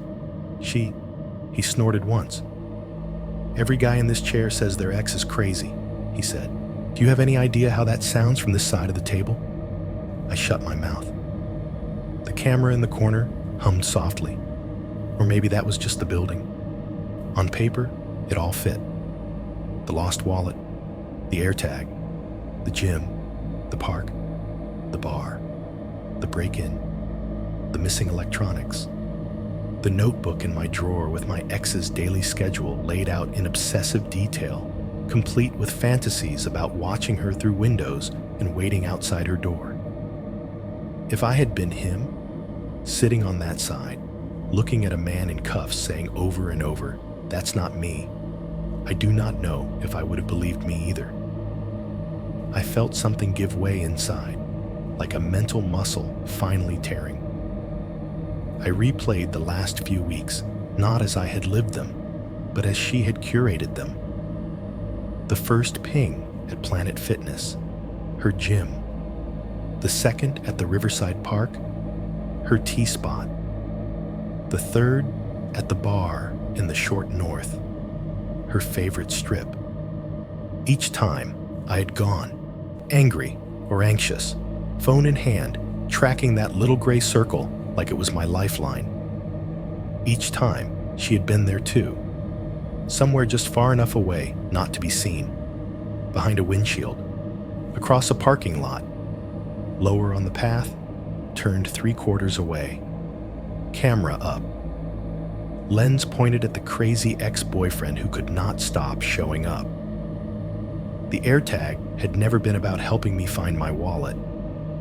It had been a lure, a little electronic bell she could ring whenever she wanted me to put myself on her timeline. A justification. Proof that she had a stalker who would cross the city just to be within 100 feet of her. "I was looking for my wallet," I said one last time, but even to my own ears it sounded pathetic. I thought someone was messing with me." Lang leaned back, staring at me for a long moment. "From where I sit," he said finally, tapping the folder with one finger, "it looks a lot more like you were the one doing the messing." He closed the folder slowly, the sound of the cardboard edges hitting together too loud in the small room. Somewhere outside, a door slammed, the echo faint through layers of concrete and drywall. In here, there was just me, the ring biting into my cuffed wrist, and the realization settling over everything like dust. I thought I was the victim of someone's sick little tech game. I was actually already the villain in a story she had been writing for weeks. 5.1. The system has already decided. If the arrest at my front door felt like the floor giving out, being processed felt like falling through the rest of the building. They took me from the interrogation room down a series of hallways that all looked the same. Gray paint, gray tile, fluorescent lights buzzing overhead. The air smelled like disinfectant and old sweat, the kind of sterile sourness that no amount of bleach ever really erases. At booking, they sat me on a metal stool in front of a blank wall. "Look straight ahead," the officer said. The camera clicked 3 times. Front, left, right. No smiling, no frowning. Just my face, flattened into pixels, ready to be attached to a file that did not feel like it belonged to me. Next were fingerprints. They took my hands one at a time, rolling each finger over a glass plate that glowed faintly green. The scanner beeped softly with each print, like it was satisfied. My own skin looked alien under the glass, whorls and ridges magnified, recorded. Behind me, someone in a holding cell yelled something unintelligible. Another voice shouted back. A door clanged shut somewhere down the line, the echo metallic and final. They took my shoelaces again, even though I had never gotten them back from the first time. They took my belt. They wrote my name on a plastic wristband and cinched it tight. The holding cell was a concrete box with a metal bench bolted to the wall. The toilet in the corner had no seat. The air was colder in there, or maybe that was just the lack of movement. A heavy door with a narrow window thunked shut behind me, the sound reverberating in my teeth. I sat on the bench and tried to keep my breathing steady. Voices seeped through the walls, a constant low murmur, punctuated by the occasional shout, a cough, someone banging a fist against metal. The fluorescent light overhead flickered once, then steadied, humming with that high electric whine that slides under your skin. Time got weird. There was no clock, just the slow stretching of seconds and the too-fast jump of my heart. Eventually, a man in a wrinkled suit appeared outside the small window, a clipboard in hand. "Ethan Mercer?" he asked as the door opened. "Yeah," I said, standing up too fast. My legs tingled. "I'm Ben Ortiz, Public Defender's Office," he said, brisk but not unkind. "Come on, let's talk before your bail hearing." They took me to a small room with a table and 2 chairs, but no camera this time. He sat, flipped open a file, and let out a quiet, tired sigh. "Okay," he said. "Here's the situation." If Detective Lang had laid bricks around me, Ortiz poured concrete over them. "Mara has been to the police 3 times in the last month," he said, tapping the folder. "Each time with more documentation. Photos of you at locations she goes to. Screenshots of text messages from your number. That notebook they found in your drawer. and medical records from her therapist describing anxiety, panic attacks, and fear of leaving her apartment because of you. He flipped one page and frowned. The prosecutor is excited, he said, and there was a bitterness in his voice that had nothing to do with me. They like pattern cases. Makes them look proactive on domestic stuff. On paper, you look like a dangerous ex-boyfriend who refuses to let go. I swallowed. The fluorescent light buzzed louder for a moment, then quieted. I lost my wallet, I said. Somebody took it. I had an AirTag in it, and it kept pinging at places. I went to those places to get it back. I didn't even know she was there. I never saw her. He nodded once, the way doctors do when they have heard your symptoms and already know the prognosis. I believe that you believe that, he said. But do you understand how that sounds to a jury? My tracking device just happened to drag me to my ex's gym, her park, her favorite bar, and then my laptop and devices just happened to get stolen. Juries don't like coincidences. They really don't like stories that depend on invisible tech glitches only you know about. She spoofed my number, I pushed, or somebody used my old laptop. Those texts, the ones he showed me, I never sent them. Check my phone records. Check. We will, he said quickly. We'll request everything we can, but right now, the state has photos, texts, a journal, and a victim who's been in therapy talking about how you're ruining her life. You, on the other hand, have a story about an AirTag and a robbery that looks a lot like you getting rid of your own evidence.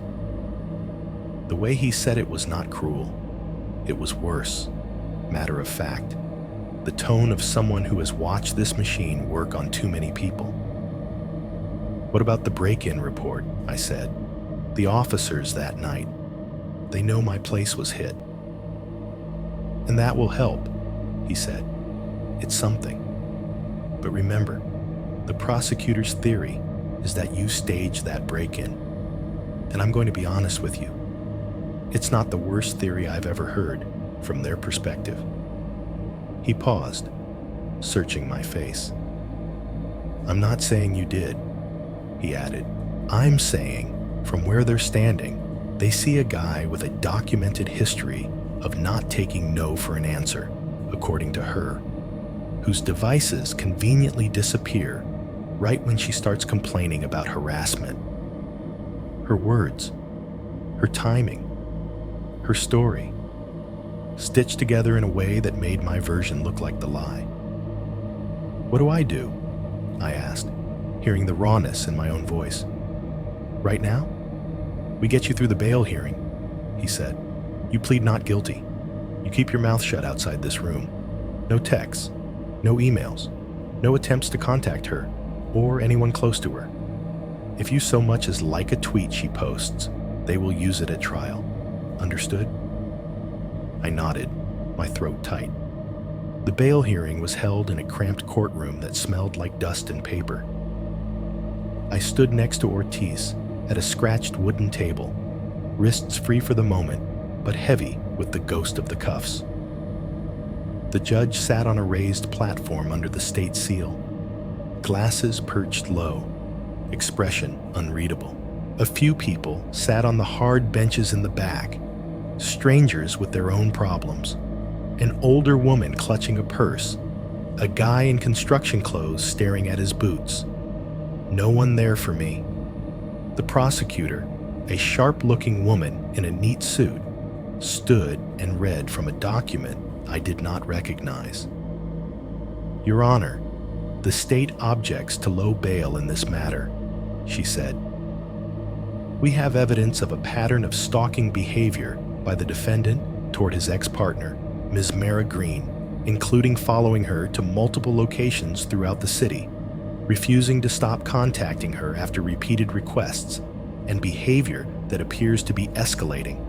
Ms. Green's therapist has documented increased panic attacks, hypervigilance, and fear of physical harm, which she attributes directly to Mr. Mercer's actions. The words landed like blows. Pattern, stalking, escalating, fear of physical harm. All of this, she continued, is corroborated by a contemporaneous journal found in the defendant's residence, which details Ms. Green's daily schedule and includes disturbing fantasies of following her home and watching her through the windows.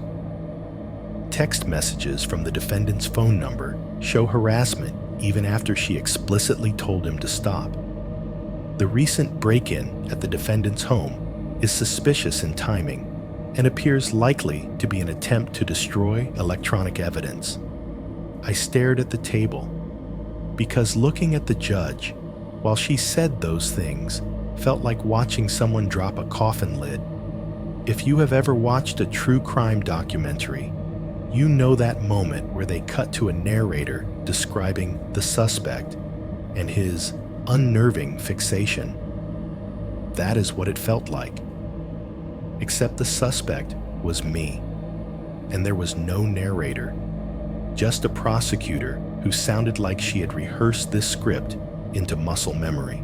Ortiz spoke, argued that I had no prior record, that I had cooperated, that I had strong ties to the community. The judge listened, nodding occasionally. It felt like watching someone throw pebbles at a freight train. In the end, the judge set bail high enough that I knew my savings were about to vanish. They slapped on conditions: no contact with Mara, no going within 1,000 feet of her home or workplace, no possession of firearms, mandatory check-ins. I heard the gavel, the clunk of it, and it sounded like a door in my life shutting. I was released later that day, blinking in the weak afternoon light outside the courthouse. The air smelled like car exhaust and rain on concrete. I had a folder of paperwork in one hand and a plastic bag with my belt and wallet in the other. My phone felt heavier than both when they handed it back. There were messages waiting. The screen lit up in a flash of previews. HR, can you come by my office when you're back? Logan, dude, WTF is going on? Mom, call me. Mom, Ethan, please, call me. And from numbers I did not recognize, links to articles, local news blurbs with headlines like "Man accused of stalking ex-girlfriend released on bond with my last name" and a blurry booking photo attached. The buzz of the phone in my hand, constant, felt different now. Not like opportunity, but like warning. At work the next morning, HR did not even try to pretend it was anything but damage control. "We're aware of the legal situation you're in," the HR manager said, sitting behind a desk with motivational posters on the wall behind her. Teamwork, integrity, respect. The words looked like a joke from where I sat. "We're not making any judgments, Ethan, but in light of the nature of the allegations, and out of concern for all staff, we're placing you on administrative leave, pending the outcome of your case." "So, I'm fired," I said. "You're not terminated," she corrected gently. "You're on leave, with partial pay. We'll revisit when there's more clarity." More clarity, as if anything about this felt clear. Group chats that had once been constant noise on my phone started to thin out. The same people who had invited me to happy hour, who had sent memes and inside jokes at all hours, went quiet. A few sent tentative messages at first.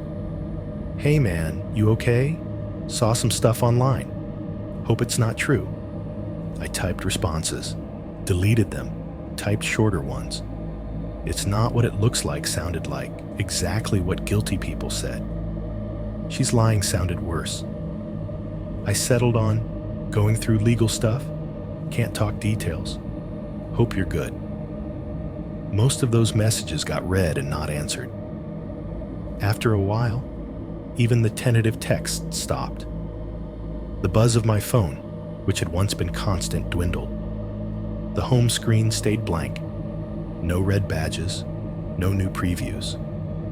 The silence after feels different than the silence before. Before, silence was just the absence of noise. After, it was the presence of a question hanging in the air around me wherever I went. What did you do? The system does not come out and say, "We've decided who you are." It does not need to. Between the photos, the texts, the notebook, and the way people react to labels like stalker and harasser, the decision starts to seep in through every crack. By the time I found out what she had done with my stolen laptop, it almost did not matter. On paper, I was already the monster everyone warns you about. 5.2. The fake messages and the real panic. When Ortiz slid the new stack of papers across the table, I already knew I would hate what was on them.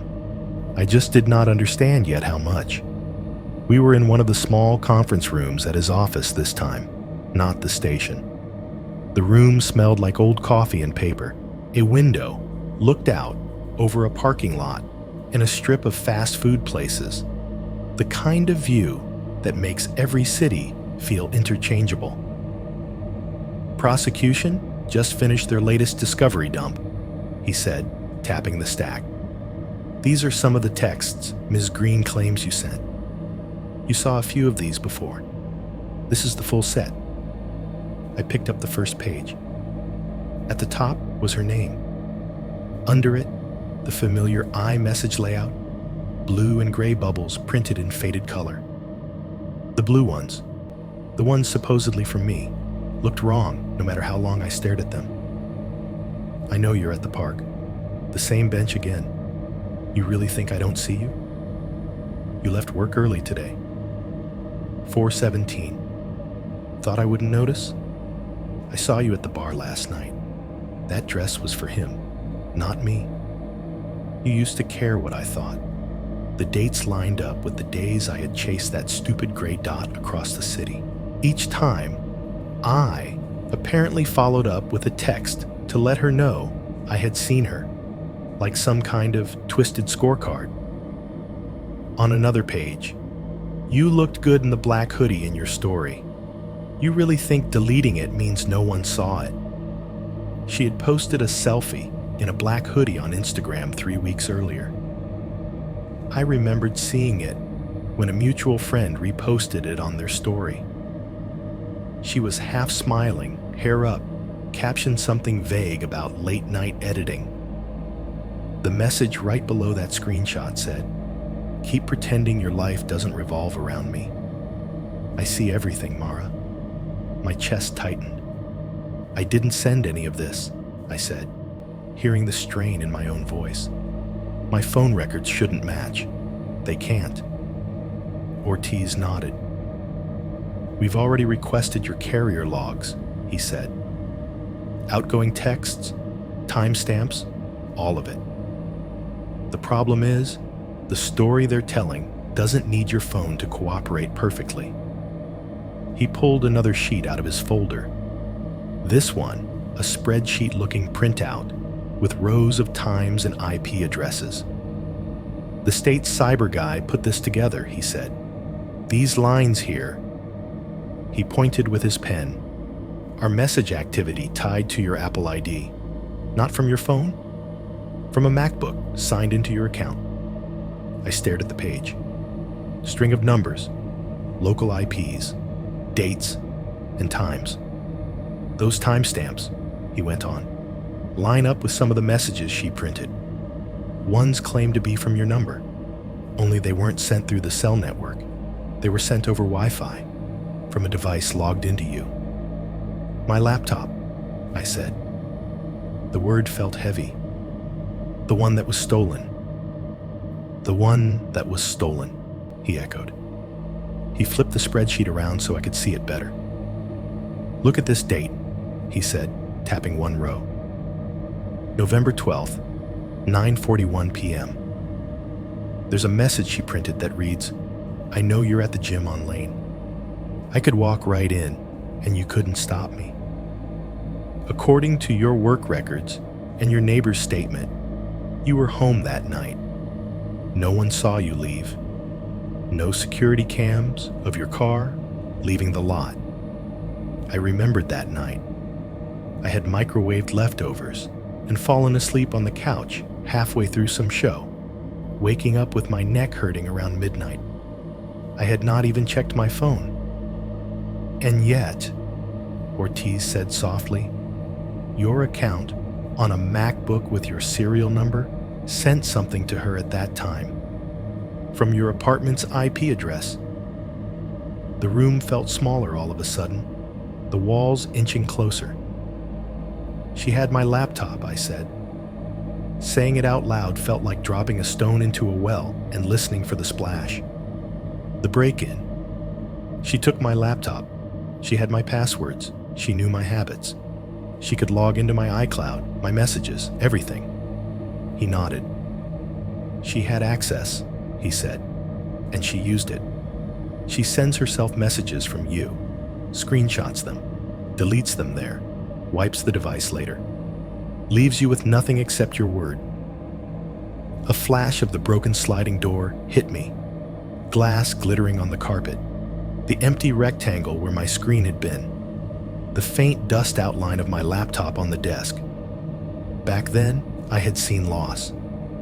Now, replaying it in my head, I saw a replacement. She had not just taken my stuff. She had taken my shape.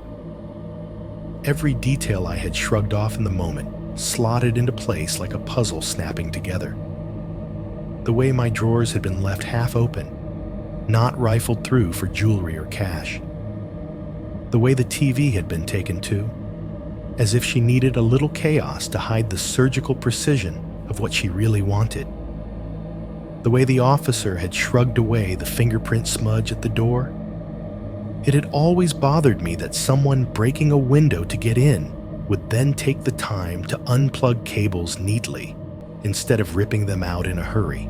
Now, I could see her there, in my living room, quiet, methodical, confident enough to loosen wires one by one because she knew I was not coming back until the police told me it was safe.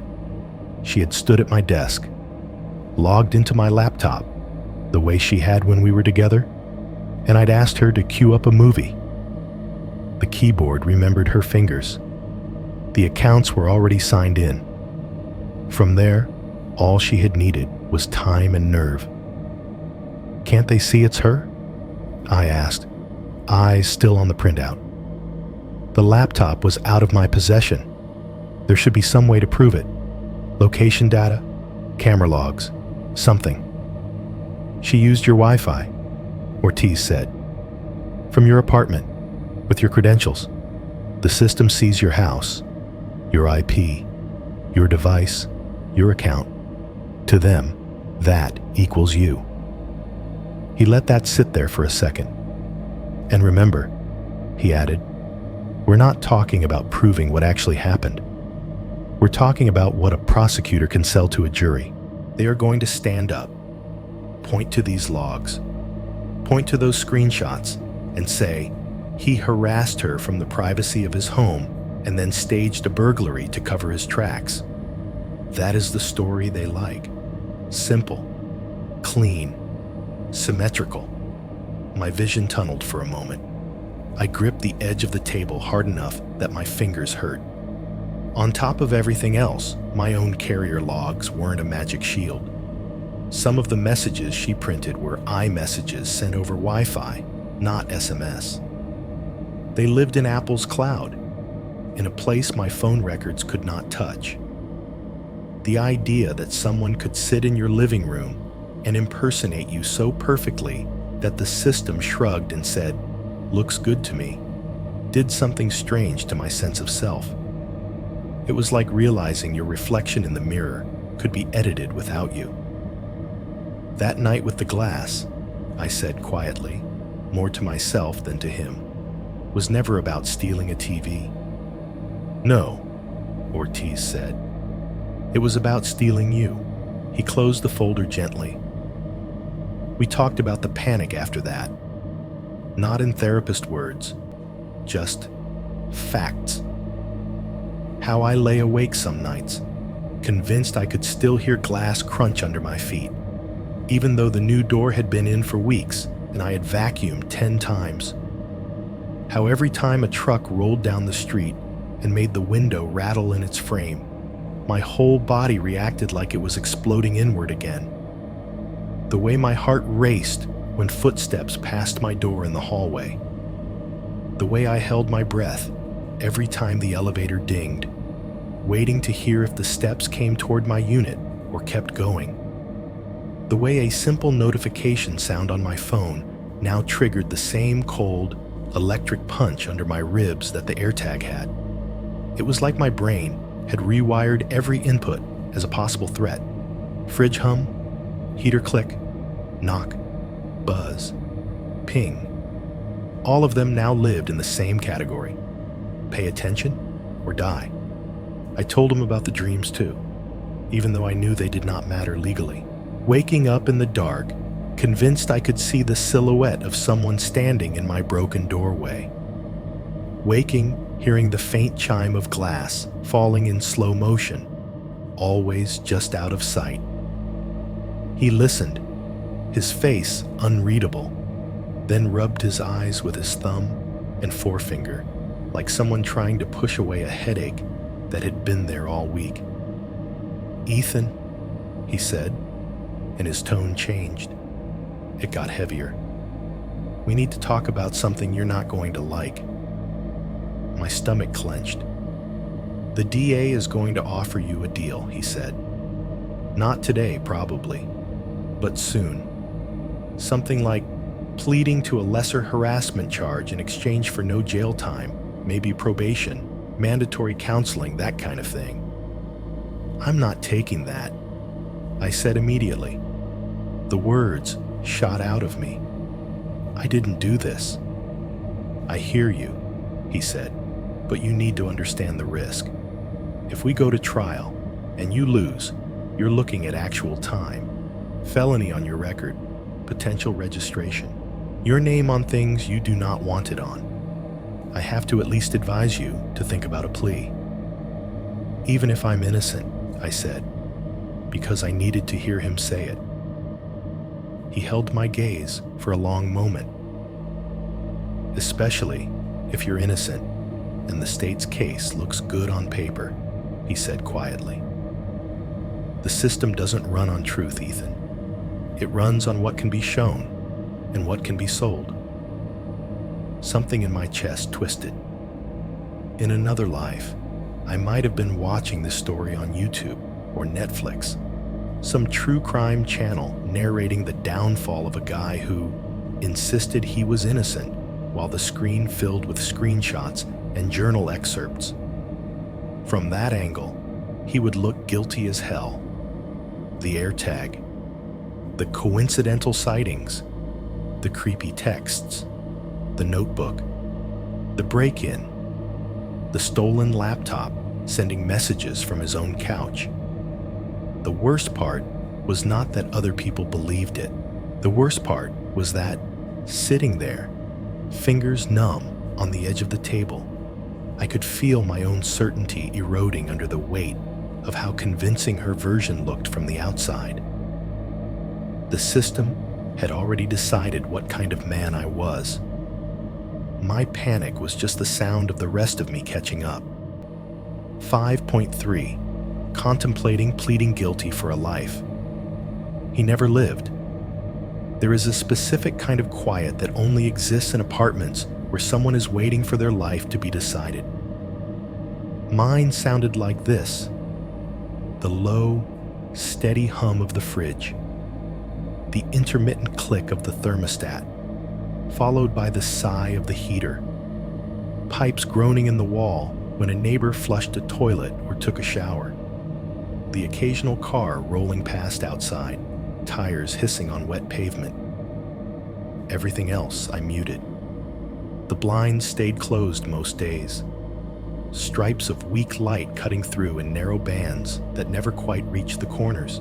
The TV was usually on, but the volume stayed at 0, cycling through streaming menus and screensavers, an aquarium of fake fish drifting back and forth in silence, microwave meal trays stacked up on the counter, red and black cardboard pressed flat against each other, plastic forks tossed half-rinsed in the sink.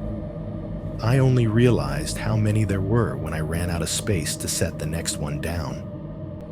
Work stopped being a place and became a folder in my inbox. Administrative leave sounded temporary in the HR email. The line about unpaid pending the outcome of ongoing legal matters was less so. My badge still sat on the table by the door, useless, its little company logo staring up at the ceiling like it was waiting for an explanation too. My phone became the loudest thing in the apartment, even when it made no sound. It would buzz on the coffee table, screen lighting up with my mom's name or my sister's, and my stomach would twist before I even picked it up. Not because I did not want to talk to them, but because I knew there was only one topic anyone cared about now, and it was not my day. The first time my sister called, she tried to keep it light. "Hey," she said, "you eating, sleeping, or just stress scrolling like an idiot?" I laughed once, because that was the script we used for everything else. Then there was a pause, and her voice shifted. "Listen," she said, more carefully. "I need to ask you something, and I need you to be honest with me, okay?" "Okay," I said, though I already knew what was coming. Is there anything you want to tell us?" she asked. "About, I don't know, how you've been, how things were with Mara, any issues with, like, obsession, or difficulty letting go, or..." "I'm not saying I believe her. I just..." She trailed off. The quiet on the line was thicker than any silence in my apartment. "You think I did it," I said finally. Not a question, just the shape of the air between us. "I think I don't know you as well as I thought I did right now," she said, voice cracking. "And that scares me. My parents were worse in a different way. Their concern came packaged as advice.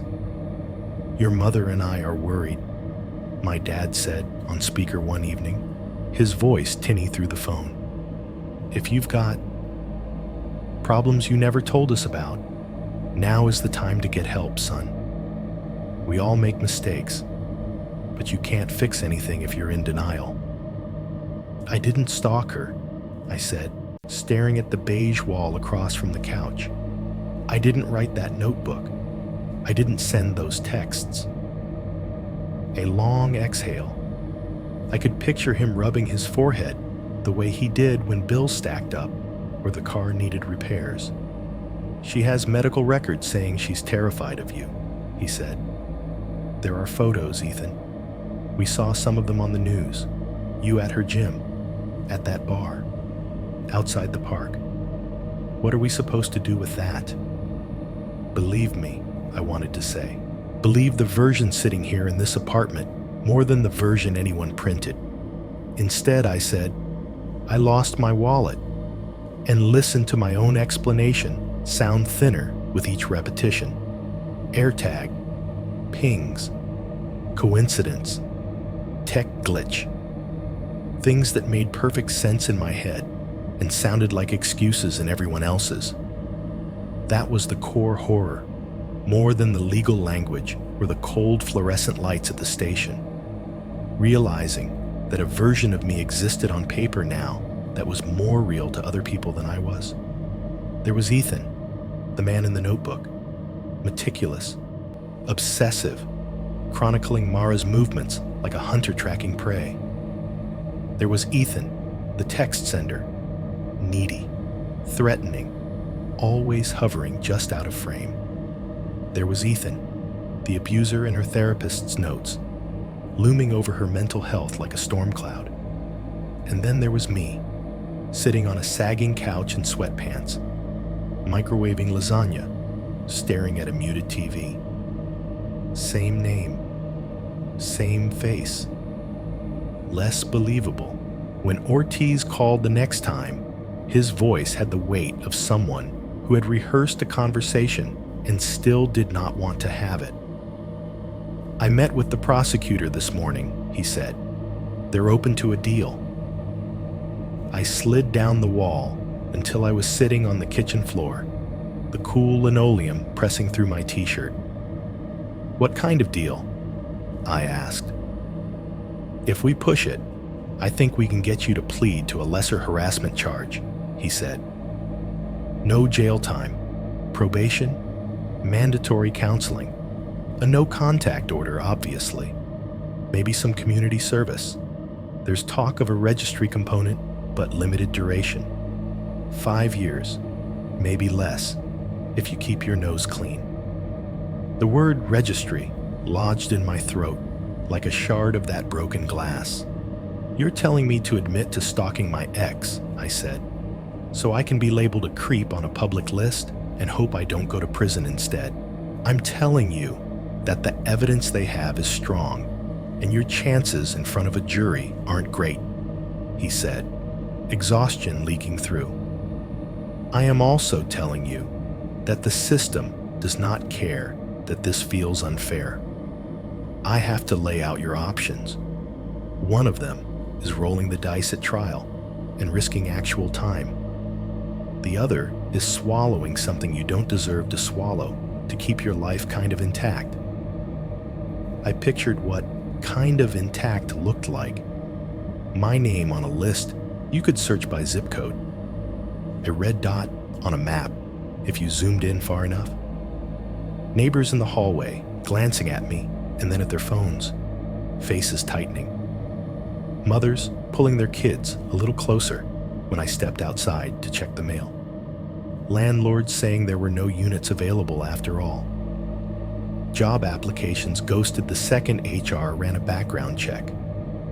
I pictured Mara somewhere with her phone, reading quietly about the outcome. Maybe a news blurb.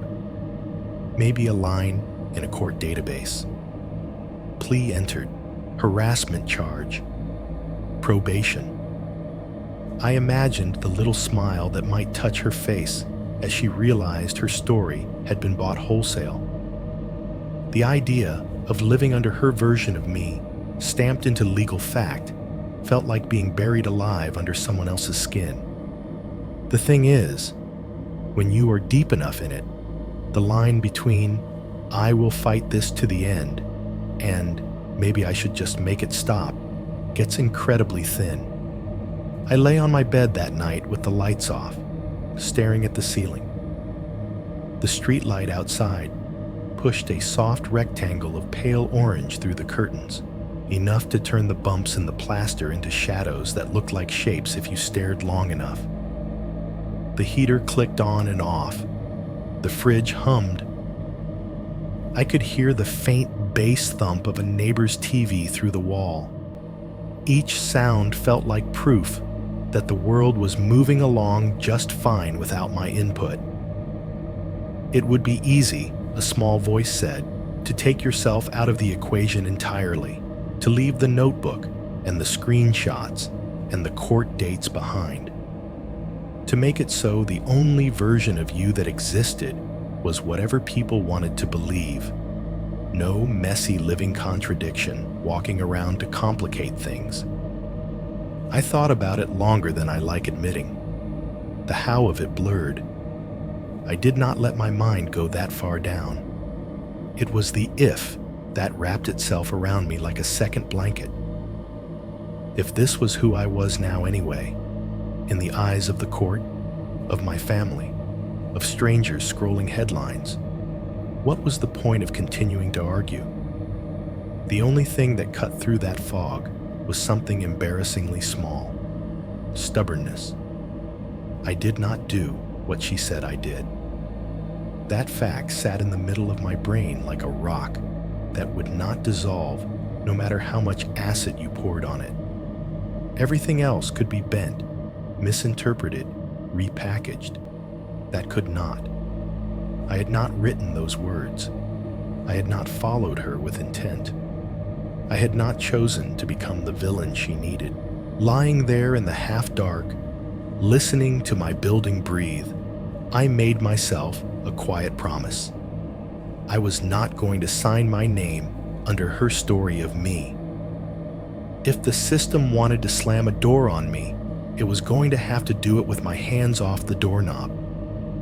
I wish I could say that resolve felt heroic. It did not. It felt fragile. It felt like choosing to stand still in front of a train instead of stepping off the tracks, because at least then, if you were flattened, you could say you had not jumped. When I tell you this now, it's because I need you to understand how close I came to disappearing. If it hadn't been for someone else's conscience finally waking up, you would be hearing this story in past tense from a crime reporter, not from me. 6.1. The call that changed everything. The day everything shifted, the weather finally caught up to my mood. It had been threatening rain all morning. Clouds layered low and heavy over the city, the kind that make noon look like 6 p.m. The blinds in my apartment were half closed, so the light that did sneak in was gray and tired. The kitchen table was buried under paperwork. Court dates, letters from HR, insurance forms, printed emails from Ortiz with phrases like evidentiary hearing and burden of proof that might as well have been written in another language. I sat there in sweatpants and a t-shirt that had seen too many days in a row, a half-eaten frozen burrito sweating on a paper plate next to the stack.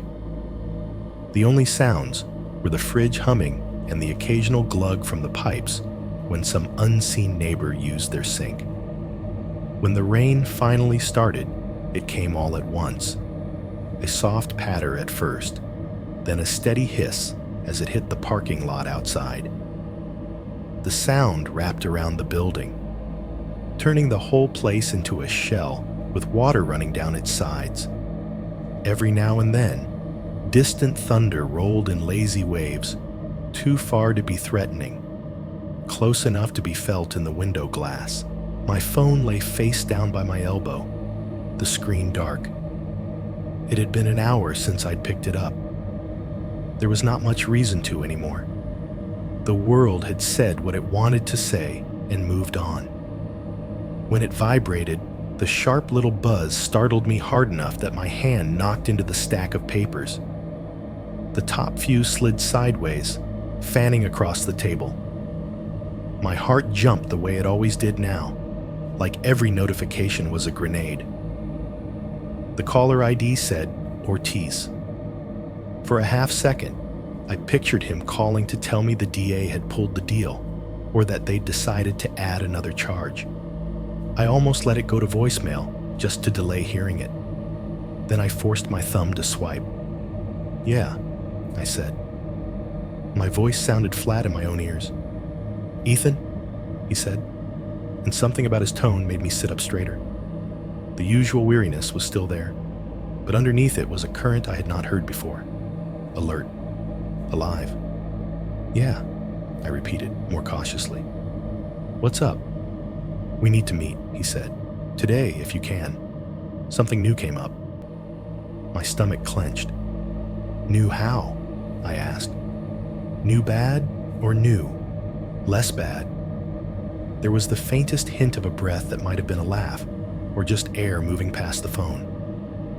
"Just get down here," he said. "I'd rather not do this over the call." The drive to his office took 15 minutes. The rain turned the road into a gray ribbon, streetlights reflecting in streaks across wet asphalt. The wipers thumped back and forth, hypnotic. Water ran in thin rivers along the curb, carrying leaves and cigarette butts and the occasional plastic cup.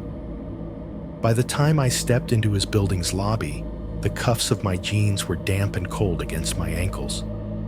The smell inside was a mix of old carpet, copier toner, and the too strong lemon cleaner they probably used once a week, whether it needed it or not. Ortiz's office was on the 3rd floor. The elevator ride felt like being pushed up through molasses. When the doors opened, the hall was lined with closed doors and framed diplomas, the names all blurring together. His assistant glanced up when I walked in, then nodded toward his door. "He's waiting," she said. Ortiz was standing when I entered, not sitting behind his desk like usual. He had a manila folder in his hand, edges bent from being gripped too tight. "You look like someone just told you Santa's real," I said before I could stop myself. The joke came out dry, automatic, a reflex from a previous life. "If Santa were a morally conflicted 20-something with bad judgment, maybe," he said. "Sit." I did. The chair creaked under me. Rain tapped lightly at the narrow window behind him, blurring the view of the lot outside into a watercolor of parked cars and umbrellas. He sat too, opened the folder, and let out a breath. "A man walked into the station yesterday evening," he said. "Asked to speak to the detective on your case. He gave a statement, a long one." My pulse ticked up. "Who?" I asked. "Someone from work? From the building?" He shook his head once. "He's one of Mara's recent boyfriends," Ortiz said. "Or hookups. Depends on which part of his statement you believe. We're just going to call him Liam for now, because I don't want to deal with his real name leaving this room yet." The word boyfriend landed with a strange weight. Imagining her with someone else had always hurt in a small, petty way. Now, it registered as something else, a missing piece sliding toward my field of view. He came in with texts, screenshots, and enough guilt written all over his face that Lang decided to take him seriously, Ortiz went on. "He says Mara gave him a wallet a while back, a men's wallet, black leather, AirTag inside." The room tilted. "He says she told him it belonged to an abusive ex she was trying to get a restraining order against," Ortiz said. Her story to him was that the courts weren't listening, and she needed evidence that this guy kept showing up wherever she went. He pulled a page from the folder and slid it toward me. It was a screenshot printout, blue and gray bubbles again, but a different contact name at the top, M. The first message from her. "Got it? The wallet?" His reply, "Yeah. You sure about this?" Hers. "It's the only way they'll believe me. He's dangerous. You said you'd help me feel safe." My throat went dry. "Liam says she asked him to carry the wallet to specific places," Ortiz said. "Planet Fitness, the Riverside Park, that bar in the short north. Same spots we've been talking about for weeks." He tapped the screenshot with his pen. According to him, Mara would tell him where she was going, give him a time window, and ask him to go there first, with your wallet in his pocket. His job was to sit, watch, and let her know when you arrived. Then he was supposed to take it offline, her words, by popping the battery out of the AirTag. Memories flickered. The gray dot on my phone, stubbornly blinking at Planet Fitness until my car rolled into the lot, then vanishing the moment I stepped out. The park at sunset, the crunch of gravel, and the way the dot disappeared as my foot hit the ground. The bar, the pulsing neon sign, my own reflection in a windshield, thinking I felt eyes on me. "Safety evidence," Ortiz said, his voice edged with disgust. "That's what she called it. She told him she needed a pattern to show the cops. Dates, times, locations where you just happened to be where she was, with GPS data to back it up." He handed me another page. More messages. Her. "He's here. Blue jacket. Same as last time. See him?" His. "Yeah. He's looking at his phone like crazy. This is messed up, Mara." Her. "Did you take it offline?" His. "Pulled the battery. He looks pissed, LOL. Her. "Good. Get a picture if you can." Underneath was a grainy image, me in the Planet Fitness lot, staring down at my phone. My shoulders hunched, expression tight, jaw clenched. I remembered that moment exactly. The mix of relief at seeing the dot still there and irritation that it wouldn't update faster. From her angle, from his camera, I looked like a man obsessively checking to see where a woman was. "I'm going to be honest with you," Ortiz said quietly. Reading through these, I almost threw up. I flipped to the next page. Her. He followed me again. That's 3 times this week. They have to believe me now. His. This doesn't feel like a joke anymore. Her. It's not a joke. He ruined my life. You're helping me survive. Please, Liam. One more time. I need him to look obsessed. The words "I need him to look obsessed" sat on the page like something alive. Rain hammered harder for a moment, then eased back into a steady hiss. It sounded like static, like the white noise you get when a channel goes dead. Liam says he thought it was funny at first, Ortiz said. He says he bought her story about an abusive ex. Thought he was doing this noble thing, helping a scared woman build a case. He admits the game part of it was exciting at the beginning. Sit somewhere, watch a stranger walk in, flip a battery, watch him spin around looking confused. My stomach lurched. He says it stopped being funny when she started talking about planting extra proof. Ortiz continued. Her words, not his. According to his texts, that's when he got spooked enough to consider backing out. He shuffled through the stack, then slid another sheet across. Her. We'll put the journal in his place and no one will question it. His. Mara. That's too far. You can't frame someone. That's like actual prison time. Her. He deserves it. You didn't see what he did to me. The system doesn't care about girls like me unless we make them care. His. I thought we were just showing where he shows up, not this other stuff. Her. You're already in it. Please, don't bail now. I need you. Looking at those words, I felt something twist in my gut in a way the legal language never had. It was like suddenly being allowed to see a rehearsal of my own trial, lines practiced and refined in the dark. In her story to him, I was a monster so obviously dangerous that anything done to me was justified. In her story, to the cops, she was the terrified victim building a paper fortress. In reality, she was using my own AirTag as a fishing line, hooking me over and over and dragging me into frame. I don't know what's worse, I said, voice low. That she did it, or that he went along with it? Ortiz leaned back, rubbing his forehead. He says he finally drew the line when she started talking about the journal and planting things in your apartment, he said. And when news of your arrest hit, he realized how far it had already gone. That's why he came in. Conscience, guilt, whatever you want to call it. Self-preservation, too. He doesn't want to go down with her. I stared at the text until the words blurred. My own name on a page, described as dangerous, obsessed, abusive, used as a justification for engineering my downfall. My hands shook. The paper rattled audibly. I feel like I'm spying on a conversation in a control booth, I said. Like I'm watching them rig the game in real time. They're behind the curtain saying, okay, now make him look like this. While I'm out there in the parking lot, wondering why my app doesn't work. Ortiz closed the folder gently.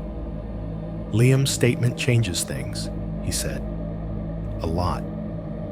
It doesn't fix everything. Not yet.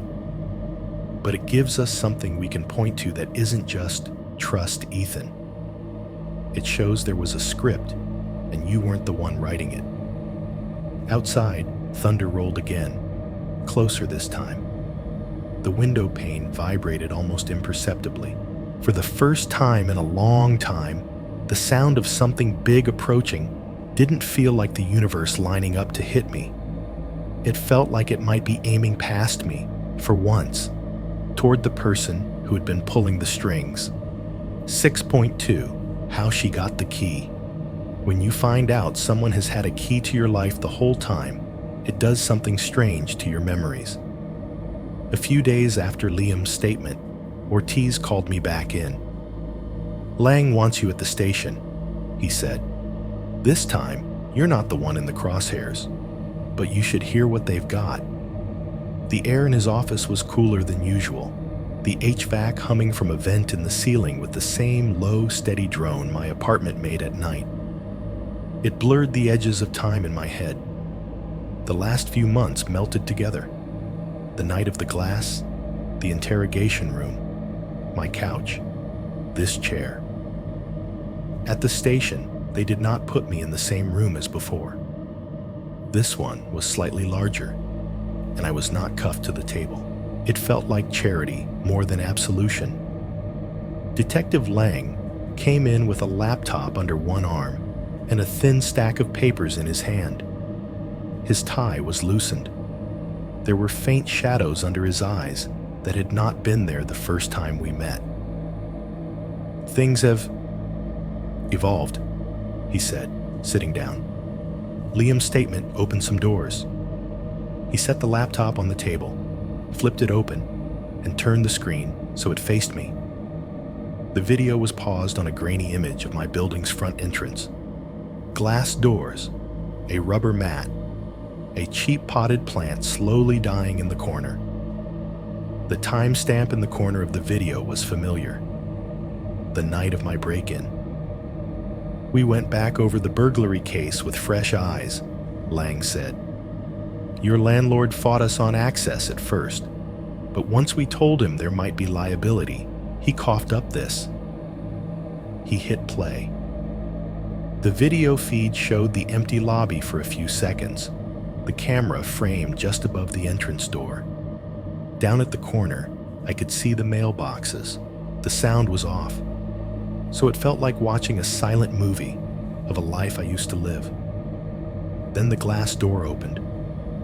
A hooded figure stepped in from the dark. Black hoodie, dark jeans, shoulders hunched slightly against the November air. The hood was up, shadow hiding most of the face, but the build was familiar. My chest tightened. The person did not hesitate. No checking the directory, no looking around like they were lost.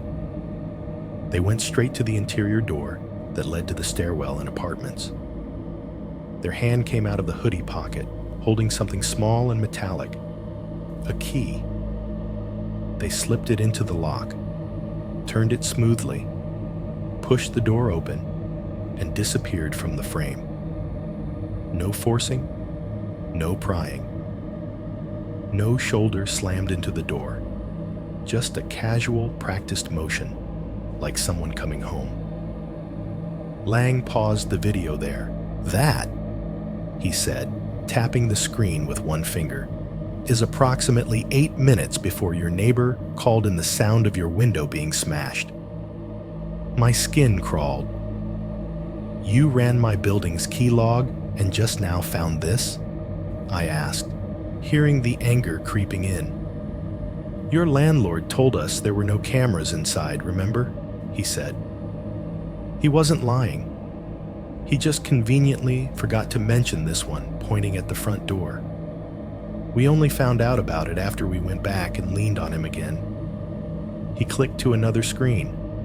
This one, a still image pulled from later in the clip. Same door, same angle, a new timestamp. The interior stairwell door opened. The hooded figure emerged again. This time, there was a bag hanging from their shoulder. The hoodie was looser at the front, like something rectangular had been shoved underneath. They kept their head down, moved quickly through the frame, and slipped out into the night. It was not some faceless stranger from outside. It was someone who knew exactly where they were going and what they were taking. We brought her back in, Lang said. After Liam came clean, sat her down, showed her this, showed her the texts, asked her if there was anything she wanted to change in her story.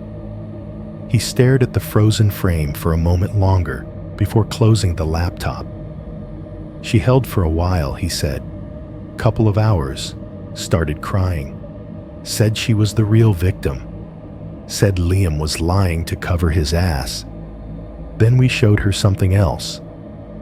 He pulled a photo from the stack. It was a still shot of a hardware store self-service key kiosk. The kind you see near the checkout lanes. A little glowing machine where you stick in a key and it pops out a copy in 3 minutes. In the shot, a woman in a denim jacket stood with her back partially to the camera, head inclined toward the glowing machine. Mara.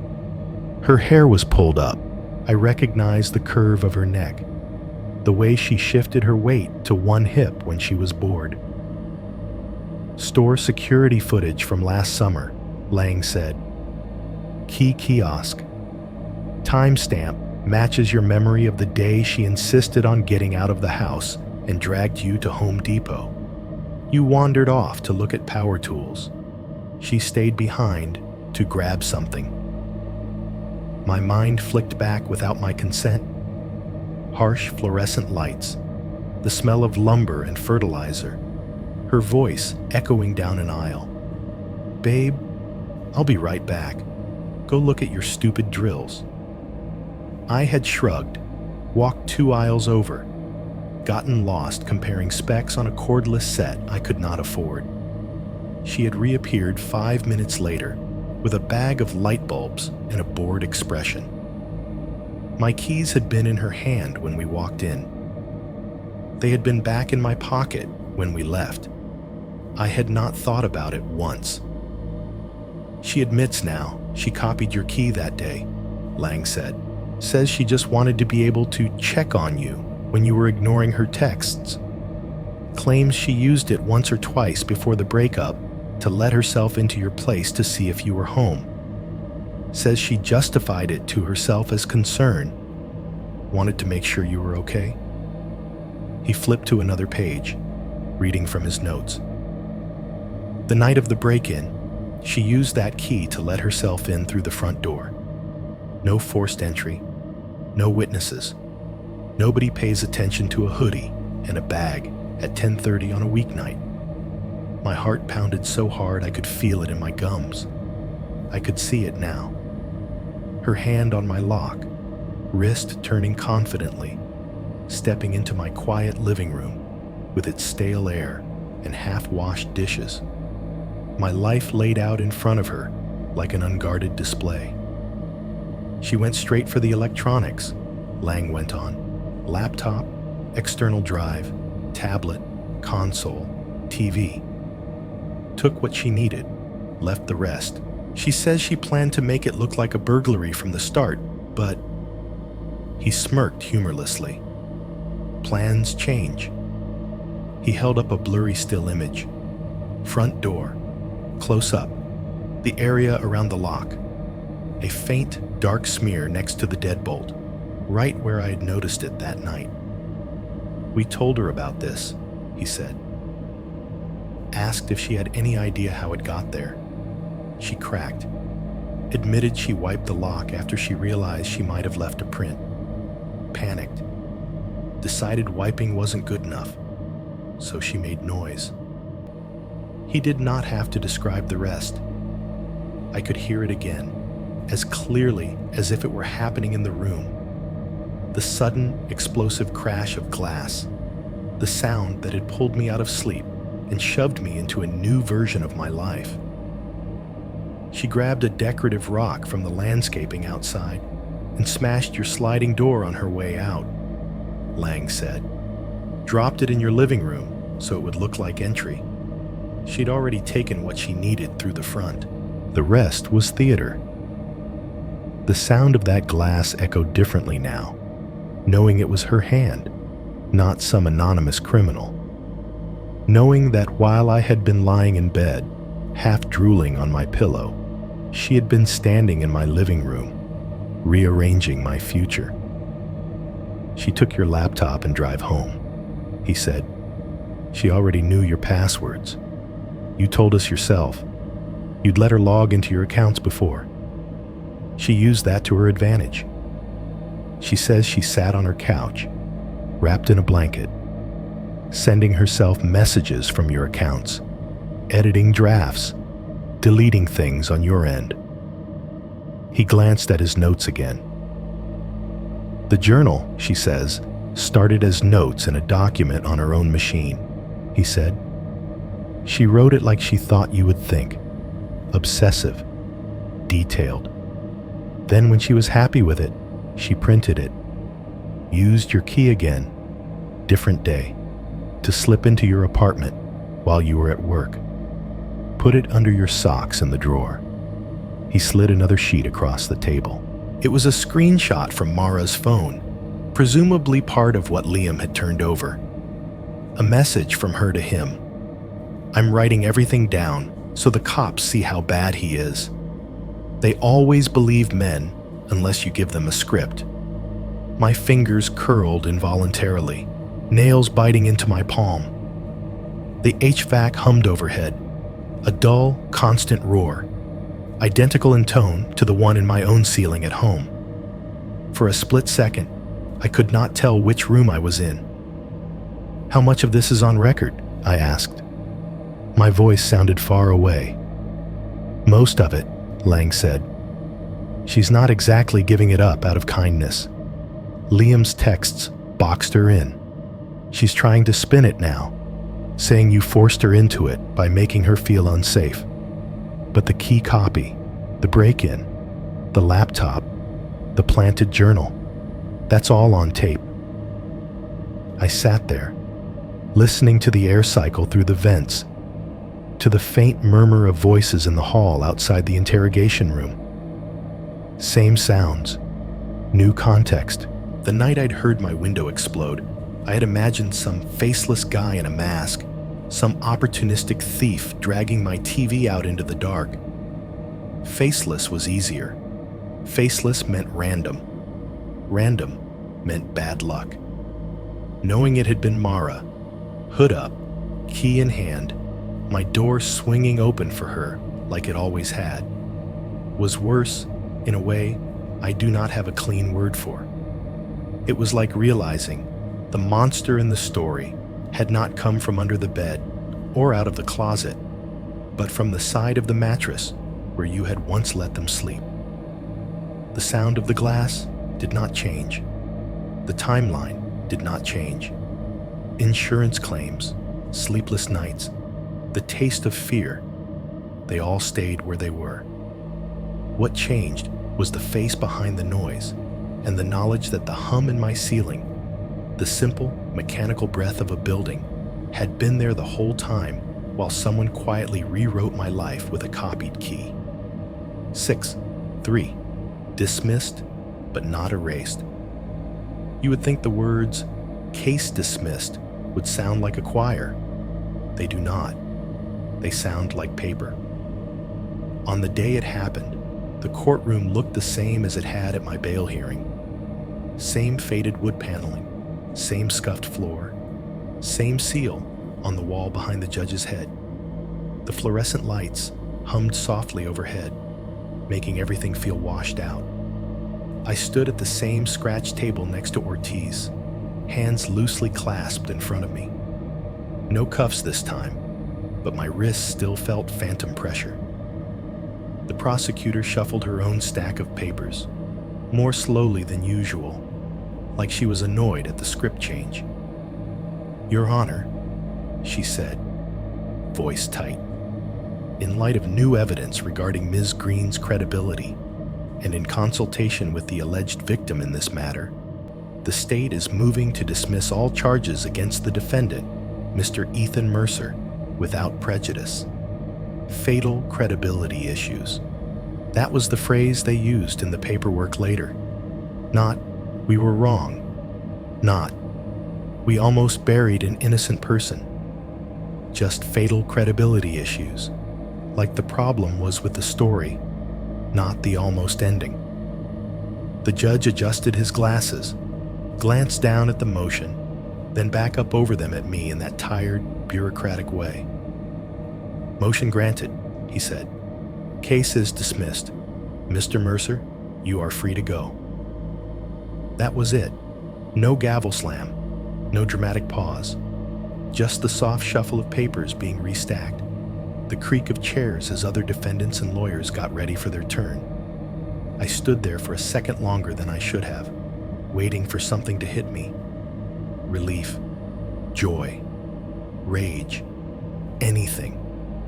What came instead was a hollow, thin feeling, like someone had finally loosened a rope around my neck, only to reveal the bruises underneath. Ortiz put a hand on my shoulder. "You're done here," he said quietly. "Legally, at least." Legally.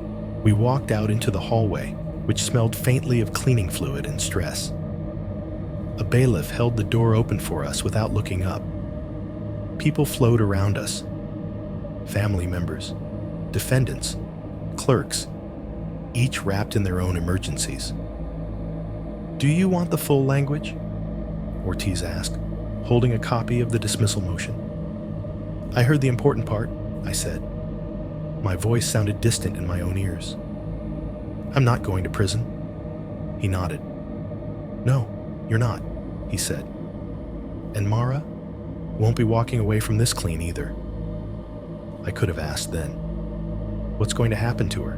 How long? What charges? I'd heard bits and pieces already.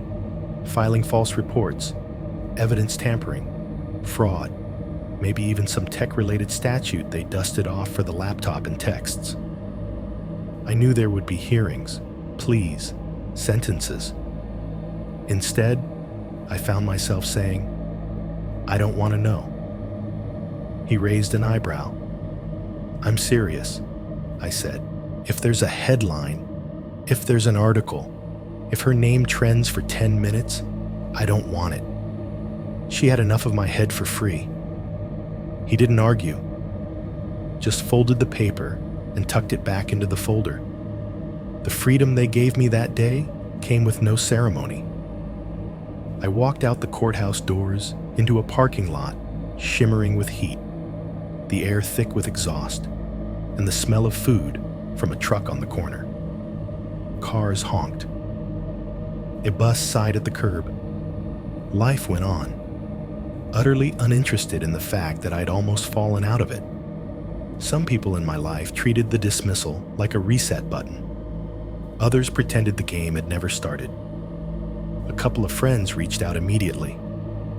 "Dude," Logan texted. "Heard it got dropped. I'm so sorry for doubting you. Beer on me whenever." A mutual friend from Mara's side sent a longer message. I didn't know what to believe. "I'm glad you're okay. I feel like an idiot.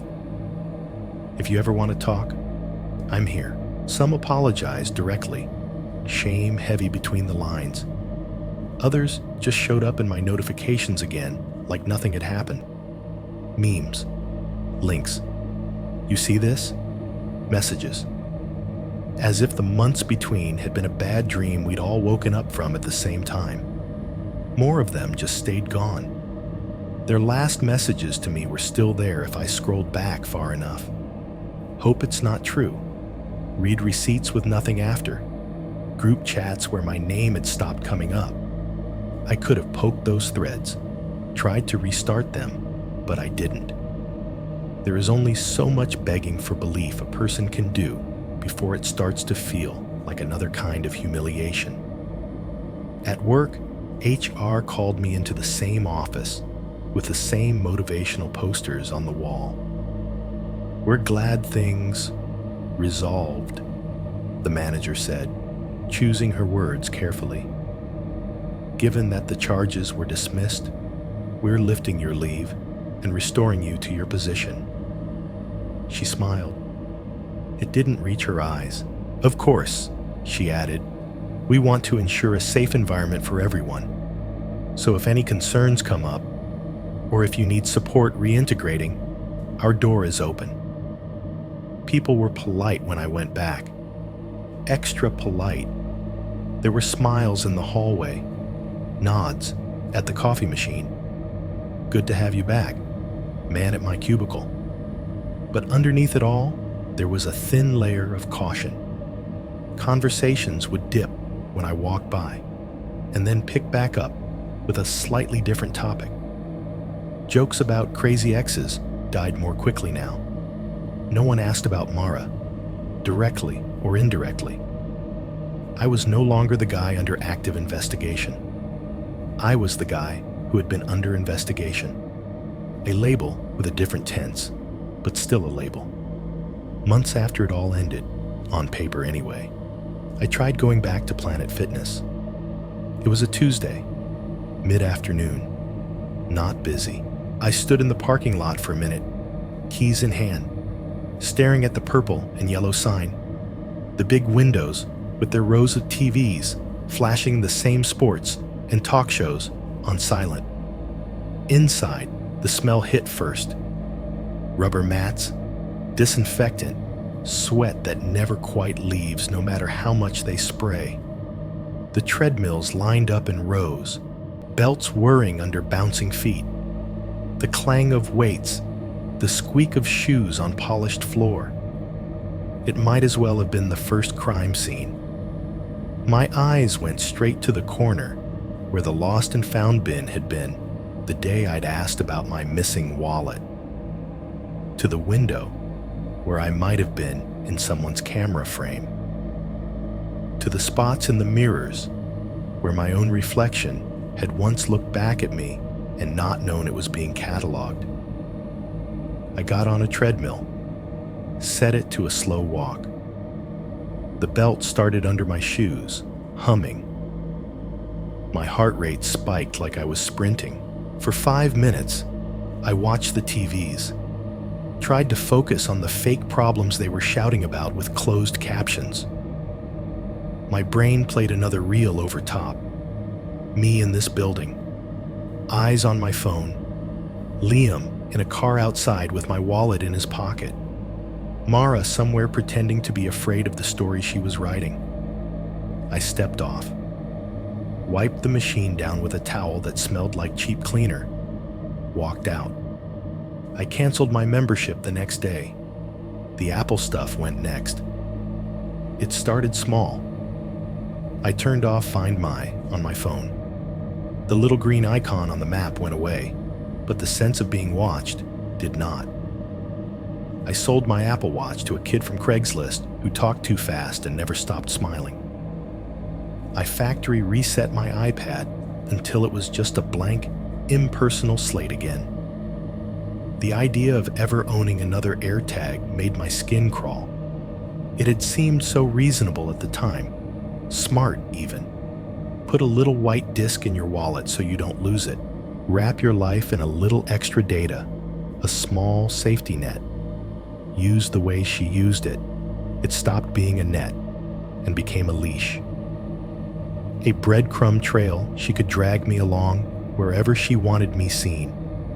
Sometimes, late at night, I would be lying on my couch with some forgettable show murmuring in the background, and I'd think about the notebook. Legally, it was evidence now. It lived in a box somewhere with an evidence tag, part of a case file with her name at the top instead of mine. I would never see it again, but I had heard enough lines from it to know its tone. The clipped dates, the obsessive observations, the fantasies about waiting outside her building, watching her through her windows. We all like neat villains in these stories, evil geniuses who invent everything from whole cloth. It's cleaner that way, comforting almost. What haunts me more than the charges, more than the mugshot, more than the nearly signed plea, is this one question I can never answer. How much of that journal was a total invention, and how much of it came from real moments she stole from me? Did she write that I microwaved dinner at 10:43 p.m. because it sounded obsessive, Or because she had sat in her car once and watched the blue of my TV flicker through my blinds at that exact time? Did she list the way I always touched the door frame when I left the apartment as a made-up tick? Or because she had stood in the hallway one afternoon with my copied key in her hand, watching me do it without knowing she was there? Was I framed by a stranger's imagination, or by someone who had taken careful notes on the parts of my life I never thought were interesting enough to hide? The case is dismissed. The record shows I didn't do the things she said I did, but there is still a version of me out there, tucked in a file and in some people's heads who did. And there are details in that file that feel too close to be coincidence. That's the part I can't scrub. You can turn off tracking on your devices. You can get rid of the hardware. You can walk out of the gym, cancel your membership, never go back to that park or that bar. What you can't do is uninstall the feeling that, for a while, someone else knew your life well enough to rewrite it, and that some of their rough draft might have come from times they were standing closer than you ever realized, just outside the frame. 7.1. Why I'm telling this to a horror channel. Right now, as I'm saying this, I'm sitting in a different apartment in a different city, and the sounds outside my window do not match anything I have told you before. No more beige two-story walk-up off Bethel. No more view of a cracked parking lot and a dying maple tree. Here, the building is older. Brick instead of siding, with crooked stairwells and radiators that click when they decide to work. There is a bus stop directly below my window. Every 20 minutes or so, air brakes hiss, doors clap open, and people shuffle on and off, their voices floating up as muffled fragments through the glass. If I listen harder, past that, there's a train line a few blocks away. You do not hear individual cars, not really, just a low, rolling rumble that builds and fades like distant thunder. It rattles the picture frames on my wall when the timing is just right. Inside, it is the usual apartment orchestra. AC humming in the corner, pushing lukewarm air. The fan in my cheap laptop whirring a little too loudly for how basic this document is. The occasional plumbing cough in the wall when someone above me flushes or runs a shower. My life, as it exists now, is smaller and quieter than it used to be. New job, new address, new Wi-Fi password, a landlord who knows nothing about any of this and just cares that the rent clears on the 1st. Co-workers who think of me as that guy from IT and nothing else. None of them know this story. My parents know the bullet points. My sister knows more than they do because she sat through some of the hearings. Ortiz knows all of it, whether he wants to or not. But the only people who've ever heard the entire thing, start to finish, with all the stupid details and the sounds and the timing and the way it felt to have my own life turned into a prop, are in court transcripts. Those transcripts live in some clerk's office, behind a counter you have to get buzzed through, in a file drawer labeled with a number that is not even my name. They are dry. They are written in the language of exhibits and motions and objections. That is not how this felt. So when you ask why I'm sending this to a horror channel, instead of talking about it in therapy or writing some self-help article about trauma and healing, the answer is simple. This never felt like a lesson. It felt like a story people would hear, shake their heads at, and then put their phones down a little more carefully. I don't want sympathy. I don't want you to think I am some tragic hero that survived the system. I am not. I am a guy who lost a year of his life to someone else's narrative and came out the other side technically free, but with something permanent scraped off the inside of his skull. Telling this to strangers who will never have to look me in the eye is easier than watching someone I know try to decide in real time whether they believe me. You, sitting wherever you are, get to just listen. You do not have to decide whether to invite me to your birthday party after this. You do not have to wonder if your sister is safe around me. You just get to let the story do whatever it does in your head and then move on to the next video, the next tab, the next problem. What scares me now is not ghosts. Not the idea of waking up with a figure standing at the foot of my bed. That would almost be a relief, honestly. At least you know where you stand with a monster like that. I am not scared of footsteps in the hallway or faces in the window. I had those fears. I've upgraded. What keeps me up now is how easy it turned out to be for one person to bend reality around me until paper said I was a monster. How simple it was to use a few devices and some patience to build a version of me that felt more real to everyone else than the one paying the bills and doing the dishes. We like to pretend that truth is this solid thing sitting under everything, and that lies are just dust on the surface. What I learned is that if you stack enough paper, enough screenshots, enough evidence, the weight of it can crush the truth underneath until no one remembers what it looked like. That is horror to me. Not claws under the bed, not red eyes in the dark. Horror is waking up one day and realizing that, on paper, you are exactly the kind of man you always told yourself you were not, and that the system has no built-in way to tell the difference. Right now, as I type this, my AC kicks up a notch, and the vent over my head coughs once before settling into a smoother hum. Headlights slide across my wall as a car pulls up to the bus stop outside. Somewhere in the building, a door thuds shut, followed by the brisk tap of footsteps going down the stairs. It all blends together into a kind of mechanical white noise. The kind you probably fall asleep to without thinking about it, because I know how these videos work. I also know this. If you are listening to this now, your phone is probably in your hand or next to your pillow. Maybe you are lying in bed, one arm thrown over your head, the other bent so your fingers rest on the screen. Maybe you are on a couch that has seen better days. Lights off, screen glow painting your face while the rest of the room stays in shadow.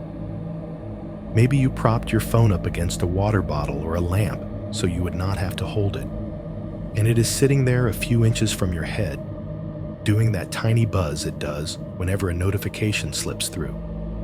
You trust that little buzz.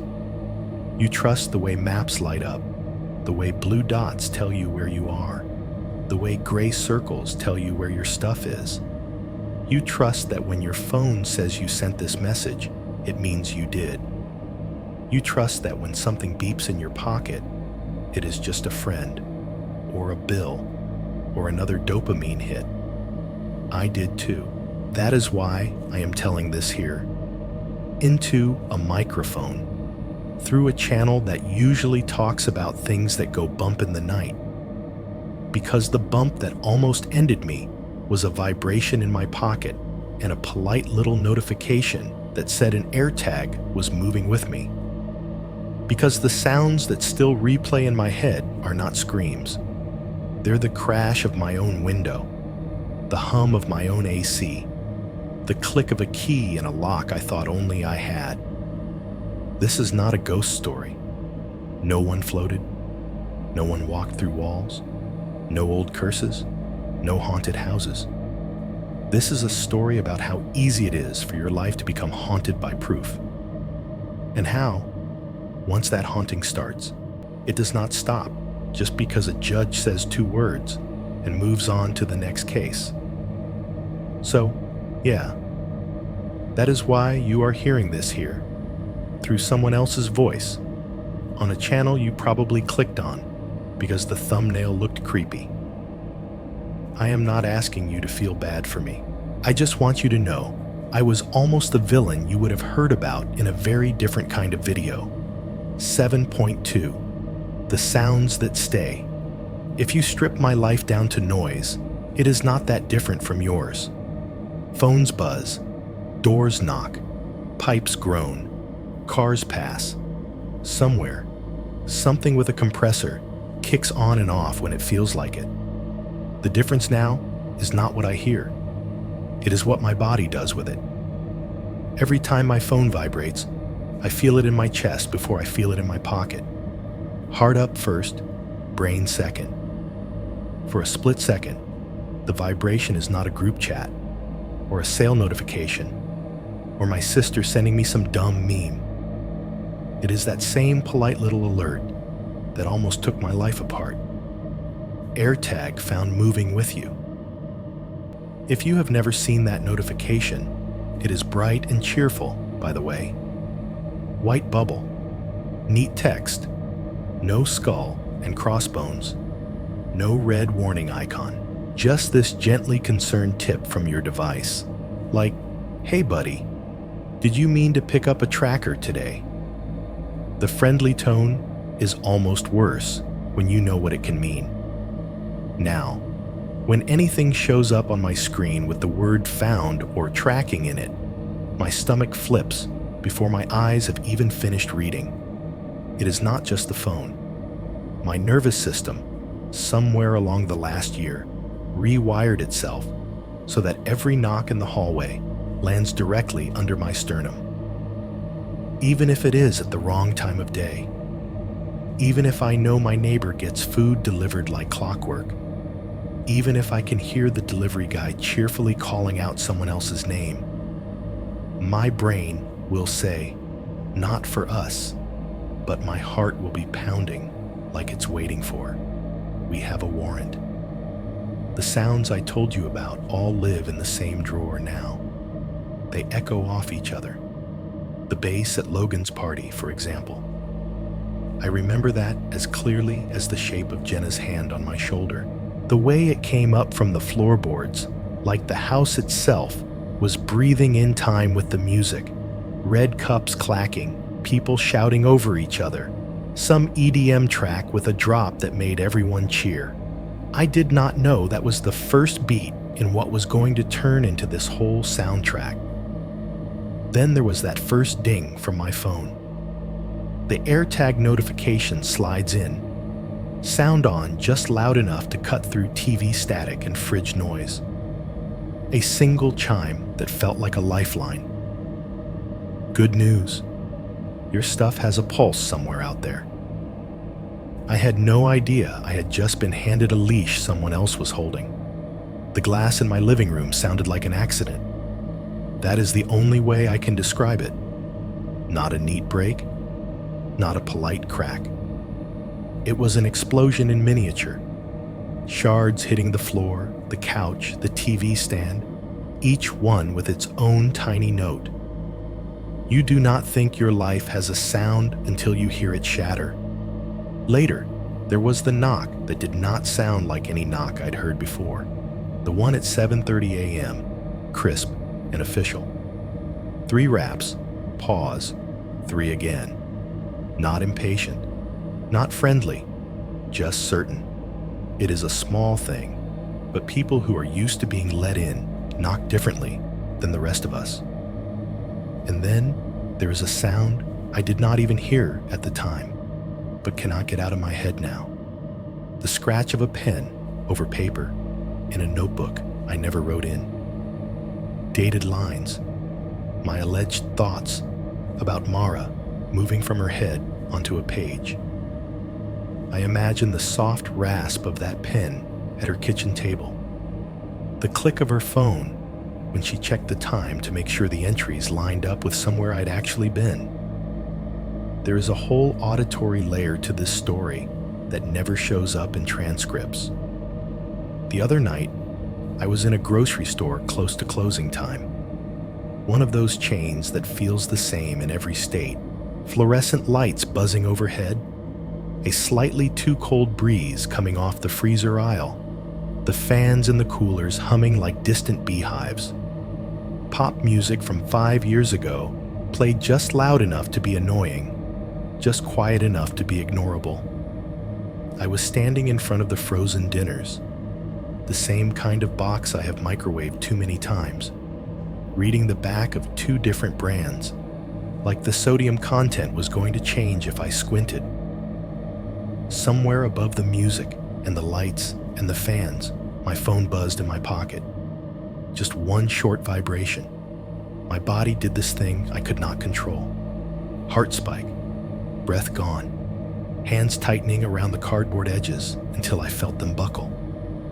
For a fraction of a second, my brain did not see the freezer case, or the price tags, or the reflection of my own face in the glass. It saw a white bubble on a black screen. AirTag found moving with you. I set the dinners down, fumbled for my phone. It took me 2 swipes to unlock because my thumb was slick with sweat.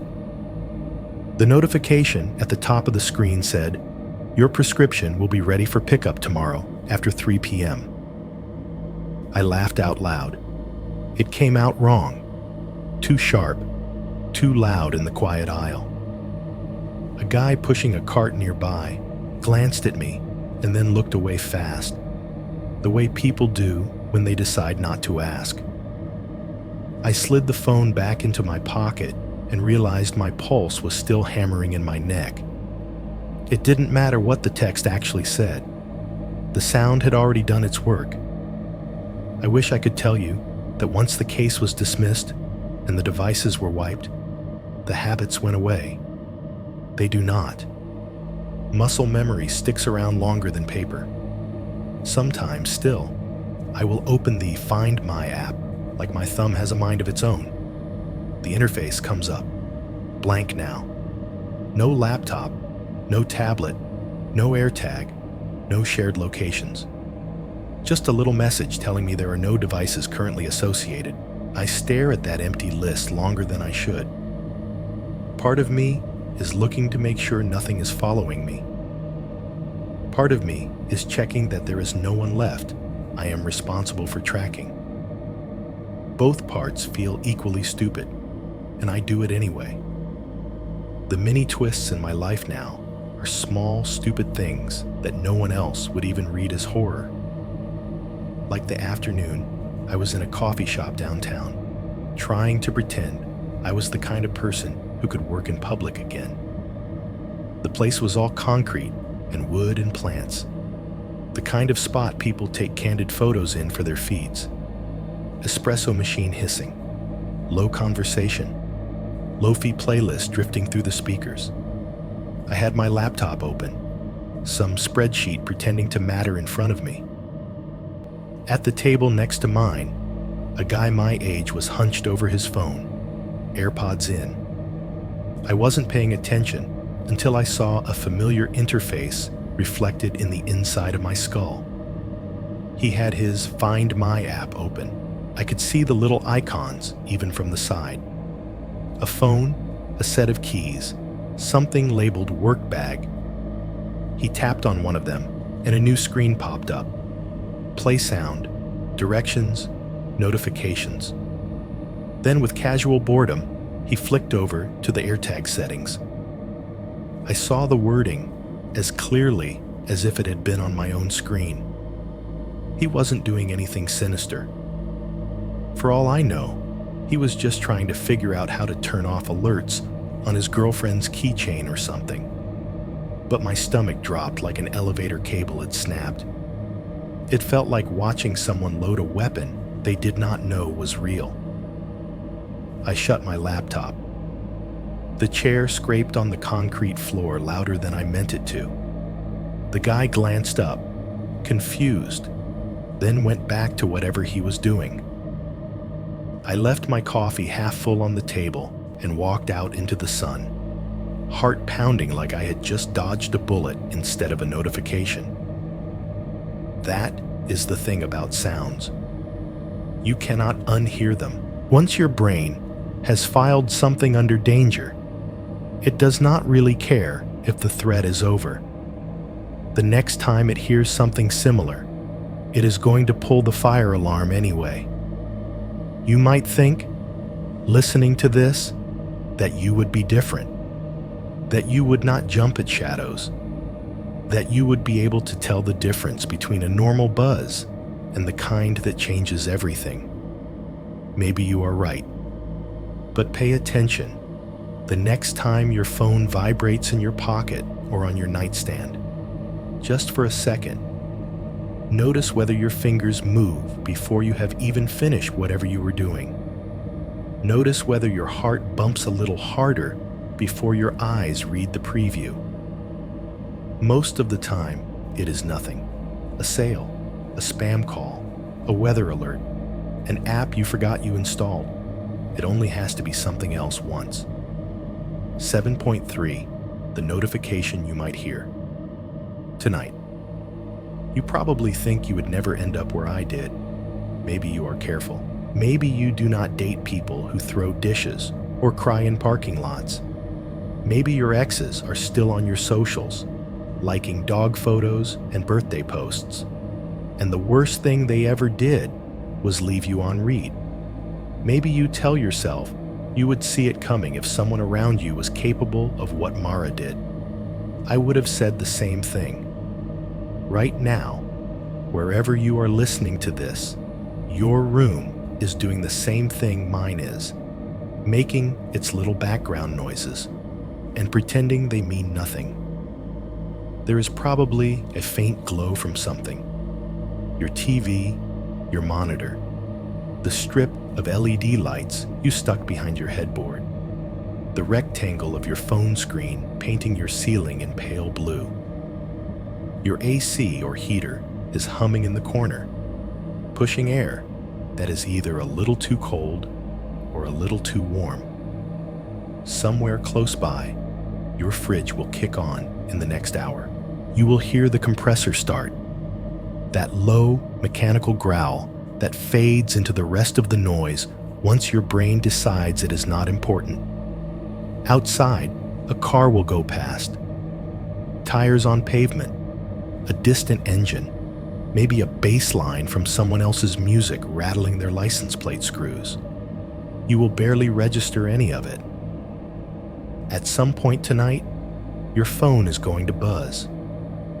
Maybe it will be on the mattress next to you, making that tiny, cheap vibration travel through the springs under your shoulder. Maybe it will be face down on your nightstand, the sound muffled by the wood, screen lighting up your wall in a brief flash of color. Maybe it will be in your hand because you never actually put it down, and you will feel the motor under your fingers before you hear anything. Your brain will know, logically, that there are 100 boring reasons it could be doing that. A spam email, a sale from a store you forgot you bought socks from once, a weather alert telling you it might rain, a news app deciding you just have to know what some stranger tweeted. Your hand will reach for it anyway. That reflex lives deeper than logic. You do not think about it. Something moves. You grab. Something buzzes. You check. That is the leash we all volunteered for, without reading the terms. If, when you swipe up and look, you see that line, unknown, AirTag found moving with you, you will probably feel a neat, sharp spike under your ribs, even if you have heard 100 stories like mine. You should. Because the scariest part of all this is not the little white disc or the person holding it. It is not even the idea that someone might be sitting in a car across the lot, watching your blue dot move across their screen while your gray circle blinks on yours. The scariest thing is that by the time you notice anything, the story might already be written. Someone could have your wallet in their pocket. Someone could be sitting in a gym, or a park, or a bar you go to, waiting for you to walk in so they can take a grainy photo of you from across the room. They could be sending texts to themselves from an account that looks like yours, saving screenshots, lining up dates and times like beads on a string. By the time you hear the ding and look down, you could already be a character in a narrative you have never read. Maybe you think you would handle it better, that you would call the cops sooner, that you would not chase the dot, that you would not walk into the trap. Maybe you are right. Or maybe you would do exactly what I did. Follow the reasonable path, one step at a time, until reasonable looks like obsession and everything on paper lines up a little too well. That is the thing about paper. Somewhere in this city, not this city, maybe, but one like it, on a hard drive or in a file cabinet, I am still a line in a case that says suspicion of stalking, even with the dismissal stamped over it, with new notes and new charges under someone else's name. The old words do not vanish. Paper remembers better than people do. My mugshot does not delete itself just because the charges went away. My name is still tucked into databases I will never see. If someone, somewhere, decides to run me through the right system, all of this will flicker back up in front of them. The journal, the texts, the first prosecutor's clean little story. The part where I did not do any of it is an add-on, not the headline. That is the part I cannot escape. I moved. I changed jobs.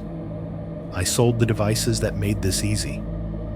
I have not stepped foot in a Planet Fitness since the day I walked out and canceled my membership.